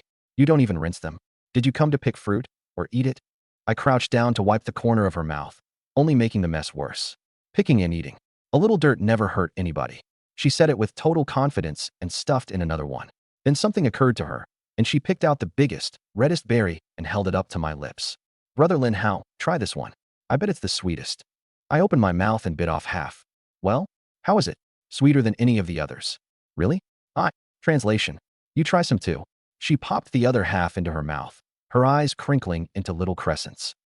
It really is super sweet." Then she turned, caught sight of Chu Nan, and completely lost it. Laughing so hard she squatted down and couldn't get back up. Nan, your mouth, ha." Chu Nan touched her lips, confused, then looked down and saw the purple-red juice on her fingertips. She blinked, then started laughing too. "You're not looking much better yourself." She plucked another mulberry and held it up to my mouth. "Here, try it, it's really sweet." I opened up and ate it. The sweet tart flavor spread across my tongue. Then she casually fed one to Su Nianqi too. "Nianqi, you have one." Su Nianqi froze for a second, then bit down gently, a faint pink rising in her cheeks. Stunning. Afterward, she drifted over to the peach and apricot trees to pick through them. I followed her, and when I saw she couldn't reach the yellow peaches up high, I picked a few and handed them over. "These look sweet." She looked up at me and gave me a small smile, then took them and set them in her basket. I handled the whole afternoon like a pro, passing Su Ninyao a cloth to wipe her hands 1 minute, pulling a high branch down for Chu Nan in the next, refilling whichever basket had gone empty, and every so often getting hand-fed a piece of fruit. Life was good. We picked for a good long while, until the back baskets and hand baskets were all full and everyone's stomach was stuffed tight. Su Ninyao was the first to collapse. She squatted under a peach tree, rubbing her little belly and sighing. "I can't eat another bite. I seriously can't." A pile of strawberry tops and cherry pits was scattered in front of her. Chu Nan leaned against a tree trunk, still holding half a yellow peach, juice all over her face, eyes half closed as she lazily soaked up the sun. Su Nianqi sat on the edge of the field, separating the fruit in her basket with leaves like she was plating a dish. I walked over and sat down, handing her a clean cotton cloth. "Wipe your hands." She took it and gently dabbed away the juice. Gentle, quiet, composed. On the walk back, Su Ninyao was stuffed to the gills and still kept glancing over her shoulder every few steps, gazing at the loaded trees with obvious reluctance. "There's still so much left. It'd be such a waste if it doesn't get eaten." "Don't worry," I said, ruffling her hair. "The Space Sprite will haul the rest of the ripe fruit into the warehouse to keep." The Space Sprite was something Nan Nan had gotten from a special check-in reward last time. You couldn't see it or touch it, but it could plant, harvest, water, and fertilize. More reliable than most people. "That's great." Su Nyanyao's eyes lit up. She strolled along, rubbing her belly, braids swinging happily. I walked at the back, watching the three girls' silhouettes ahead of me. A smile stuck on my face the whole way. Back in the kitchen, the buns were done steaming. I lifted the lid and white steam whooshed out, filling half the room with the smell of wheat and pork. But everyone was already stuffed. No matter how good it smelled, nobody had any appetite left. I moved all the piping hot buns into the warehouse to keep them fresh, then used the spare time to toss the hazelnuts I'd gathered on the mountain yesterday into the wok. Golden and crisp, the aroma filled the house. Su Ninyao couldn't resist and grabbed handful after handful. That afternoon, I was seeing patients in the clinic, in the middle of needling an old man with lower back pain. Then a low rumble came from outside the yard. An army green car pulled up and stopped squarely at my gate. I put the needles away, said a few words to the old man, and got up to head outside. The car door opened. A man in glasses got out of the passenger seat first, straightened his collar, and hurried around to open the rear door. A foot in black cloth shoes stepped out, and then a familiar figure came into view. From the other side of the back seat, a young woman also got out, none other than Officer Shun, who'd been here twice before. I'd barely reached the gate when Shin Shui came striding up, hand already extended from several paces away. "Comrade Lin Hao, long time no see." His laugh was hearty, without a trace of official airs, but the presence of a man who'd spent years at the top was impossible to hide. "Chief, what brings you here?" I stepped forward quickly, my tone carrying just the right amount of surprise. "I came specially to thank you. I've been meaning to come for days, but work kept piling up. Today I finally found the time." "You're far too kind." I waved my hands, putting on a suitably flustered, humbled look. "I'm a doctor. Treating the sick is just my job. Your recovery is thanks to your own good fortune." I stepped aside to make way. "Come in and sit down." I showed them into the living room, and the moment we sat down, Sun Yinshi came out of the kitchen. She carried a teapot, poured hot tea for everyone, then set out sunflower seeds, peanuts, and the hazelnuts I'd roasted that morning, brisk and efficient. When she finished, she lowered her head and withdrew. The fruit in the space was too conspicuous, obviously. No way I was bringing that out. Shin Shui gave a small wave of his hand, and the man in glasses immediately caught the cue, setting the bag he'd been carrying down on the table. It landed heavy. "Chief, I really can't accept this." I hurried to refuse. "Having you come in person is already an honor. I can't take gifts on top of that." "Ah, it's nothing valuable, just some local stuff from back home." Shin Shui waved it off, his tone noticeably warmer. "I'll take the liberty of calling you Little Hao. And you can drop the formalities, just call me Uncle Sean." Seeing me still hesitate, he put on a show of displeasure. "If you won't take it, that means you don't respect me as your uncle." I broke into an inward sweat. Thank God that deadbeat father of mine hadn't named me Lin Ji. Little Ji, I'd never have lived it down. I set the gifts off to one side and said with a smile, "Uncle Sean. That's more like it." He nodded, satisfied, then gestured at the man in glasses. "This is my secretary, Secretary Lin. Same surname as you, practically family." I stepped up and shook his hand. "Secretary Lin, good to meet you. Dr. Lin, you were a huge help last time." Secretary Lin gripped my hand, his tone sincere. "The chief hasn't stopped talking about you since we got back. Just lucky timing. At the end of the day, it's the good karma Uncle Shin built up himself." Shin Shi turned to Officer Shin next, a hint of a knowing smile at the corner of his mouth. "This is my daughter, Shin Minghua. About the same age as you. I believe you two have met a few times already." Shin Minghua came forward on her own and extended a hand, smiling openly. "Dr. Lin, I've wanted to thank you properly for a while now. When I heard my father had collapsed, I was scared out of my mind. Thank goodness you were there. The first 2 times were too rushed. Today I can finally thank you the right way." Her fingertips were slightly cool, her manner poised, and there was unmistakable warmth in her eyes. I felt a twinge of awkwardness. The first 2 times we'd met, I'd been reported for moral misconduct one time and for colluding with enemy agents the next. Hardly a dignified track record. I gave her hand a brief shake and let go. "Comrade Shun, good to meet you. Uncle Shun has devoted himself to the people. All I did was add a little polish to what was already there. You kid, everything about you is fine except how modest you are. Shin Shuyi laughed loudly, the appreciation in his eyes growing. A young man ought to have a little pride in him. You're right, Uncle Shun. I'll take that to heart. Now, nobody stand around, sit. Translation. Let's sit down and talk. The atmosphere in the living room warmed up instantly. Shin Shuyi sat down, picked up his teacup, gave it a sniff first, then narrowed his eyes and took a sip. His eyebrows twitched slightly. He took a second, slower sip, letting the rich fragrance linger in his throat. Xiao Hao, this Dahong Pao of yours is unbelievable.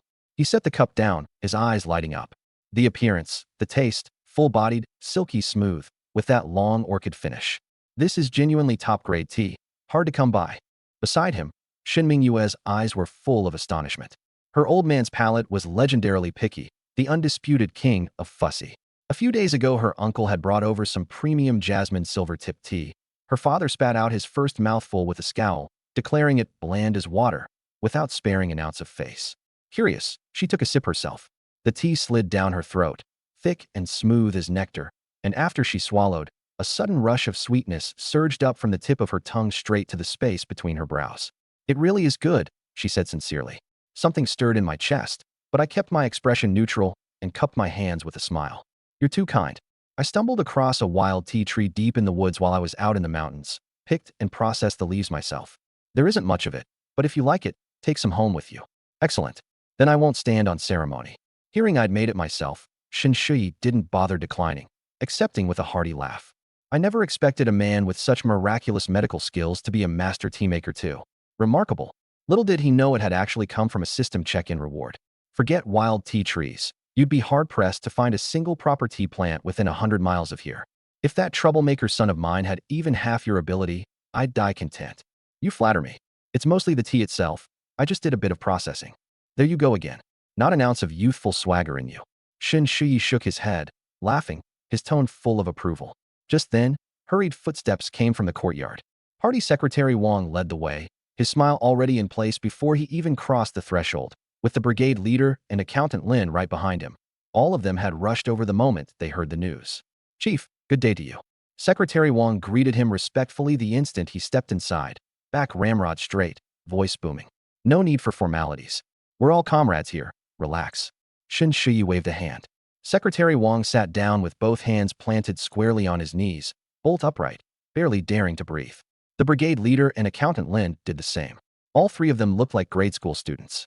Sun Yinshi poured tea for them, then topped off the cups for Shin Shui and his daughter. Thank you, sweetie, Shin Minghua said. The girl looked quite a bit younger than her.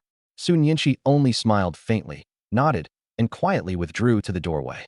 Shin Minghua blew on her tea, took a sip, then pulled a document out of her bag. She glanced at me, then at Secretary Wang, and spoke in a formal tone. Dr. Lin, besides thanking you for saving my father, we came here on official business. We've finished investigating the 2 complaints filed against you. Since Secretary Wang is here, he might as well hear it too. We'll call everyone together for a meeting after work. Let's out. The room went dead silent, every eye fixed on her. The first complaint was verified as malicious slander by Ji Chongfeng, one of the sent-down youths in your village, motivated by a personal grudge. Her voice was measured and crisp. This individual's conduct was despicable, and the fallout was severe. Here is the commune's disciplinary order. Your brigade is to carry it out, and I expect it handled strictly. She held out the document. Secretary Wang accepted it with both hands, read it through carefully, and nodded gravely. Rest assured, comrade, we'll deal with this severely. I sat off to the side, calm on the outside, but inwardly I let out a cold laugh. So it really was that persistent little piece of garbage. The second complaint is more complicated. Shin Mingyue's expression turned considerably more serious. The night Xie Shuqing was taken in, he died under mysterious circumstances in the detention cell. The case has been handed over to the higher authorities. The words landed like a bombshell. Secretary Wang and the brigade leader both went pale, the pressure crushing down on them. There's one more thing. Shin Mingyue set the document down, cleared her throat, and her tone softened. Comrade Lin Hao, in this enemy infiltration case, you performed outstandingly and stood firm on principle. Not only did you accurately expose an undercover agent, you also prevented major losses for the organization. After deliberation, our superiors have decided to confer upon you the title of 5 Virtues Commune member. The tension in the room evaporated in an instant, replaced by celebration. Secretary Wang's eyes went wide as saucers, and he sucked in a sharp breath. The brigade leader and accountant Lin exchanged a look, unable to hide the envy in their eyes. Congratulations, Comrade Lin Hao. I stood up, wearing exactly the right measure of excitement and humility. Thank you to the organization, and thank you, Comrade Shin. I only did what any of us should have done. Such recognition, I hardly feel I deserve it. You've earned it. Shin Shuyi laughed heartily and clapped me firmly on the shoulder. Merit gets rewarded, wrongdoing gets punished. That's how it works, and you're worthy of it. Shen Mingyue added, we'll hold a village-wide assembly later. The certificate and the prizes will be presented to you publicly. Thank you, comrade. I thanked her again, then looked up with a smile and an invitation. It'll be a while before work lets out. Uncle Shun, it's nearly dinner time, and you don't come out this way often. Why not eat here tonight? Nothing fancy, just simple home cooking, so please don't hold it against me. Shin Shuyi checked his watch. It really was almost dinner time. He hesitated. Wouldn't that be too much trouble? No trouble at all. Just a couple more pairs of chopsticks. As it happens, I bagged a roe deer yesterday, so the timing's perfect. And we can head straight to the meeting after we eat. Convenient all around. All right then. We'll impose on you. Shin Shuyi agreed readily. I turned to Secretary Wang and the other two. Uncle Wang, you three should stay and eat as well. No. Our wives already have dinner on the table at home. All three of them waved their hands hurriedly. They knew perfectly well it wasn't their place to stay for an occasion like this. After saying their goodbyes to Shin Shuyi, they hurried off. I didn't press them. Soon Yinshi was standing in the doorway. I hadn't noticed when she'd appeared, hands folded in front of her, perfectly quiet. There was no telling how long she'd been listening. I glanced back at her and gave a wink. That silly roe deer in the storehouse. Go ahead and cook it. The meat's tender, so don't stew it too long. She nodded in understanding and headed briskly for the kitchen. While no one was watching, she slipped into the space and dragged the deer out. Chu Nanan and Su Nianyao came over from the new house too, helping boil water, wash vegetables, and set out the dishes. The girls bustled in and out, and soon the kitchen was ringing with the clatter of pots and pans. Steam rising, thick with the warmth of home cooking. Seeing this, Shen Mingyue got up and went to lend a hand in the kitchen as well. She was surprisingly quick and capable, without the slightest trace of the setup, and I was getting along pretty well with the girls. Xiao Hao, you've got quite a lively household here. Shin Shuyi held his teacup, watching me with a look that was somewhere between amused and knowing. I snapped back to attention and gave a little laugh. They're just fellow educated youth I share meals with. We live close by, so we help each other out. Shin Shuyi grunted, let it drop, and lowered his head to sip his tea. Uncle Shun, just to be safe, let me take your pulse again, do a follow-up check. That way we can both relax. Sure, take a look. He set down his teacup and rolled up his sleeve, exposing a wrist that was still thin but had started to fill out with some healthy color. He laid it on the table, posture loose and easy. I feel a whole lot better myself, but I ought to listen to the doctor. I smiled and rested 3 fingers lightly on his wrist. I closed my eyes and let my mental energy flow out through my fingertips, carefully reading every subtle shift in his pulse. The CUN position was strong, the Qi position steady, the rhythm even, a world better than it had been back at the clinic.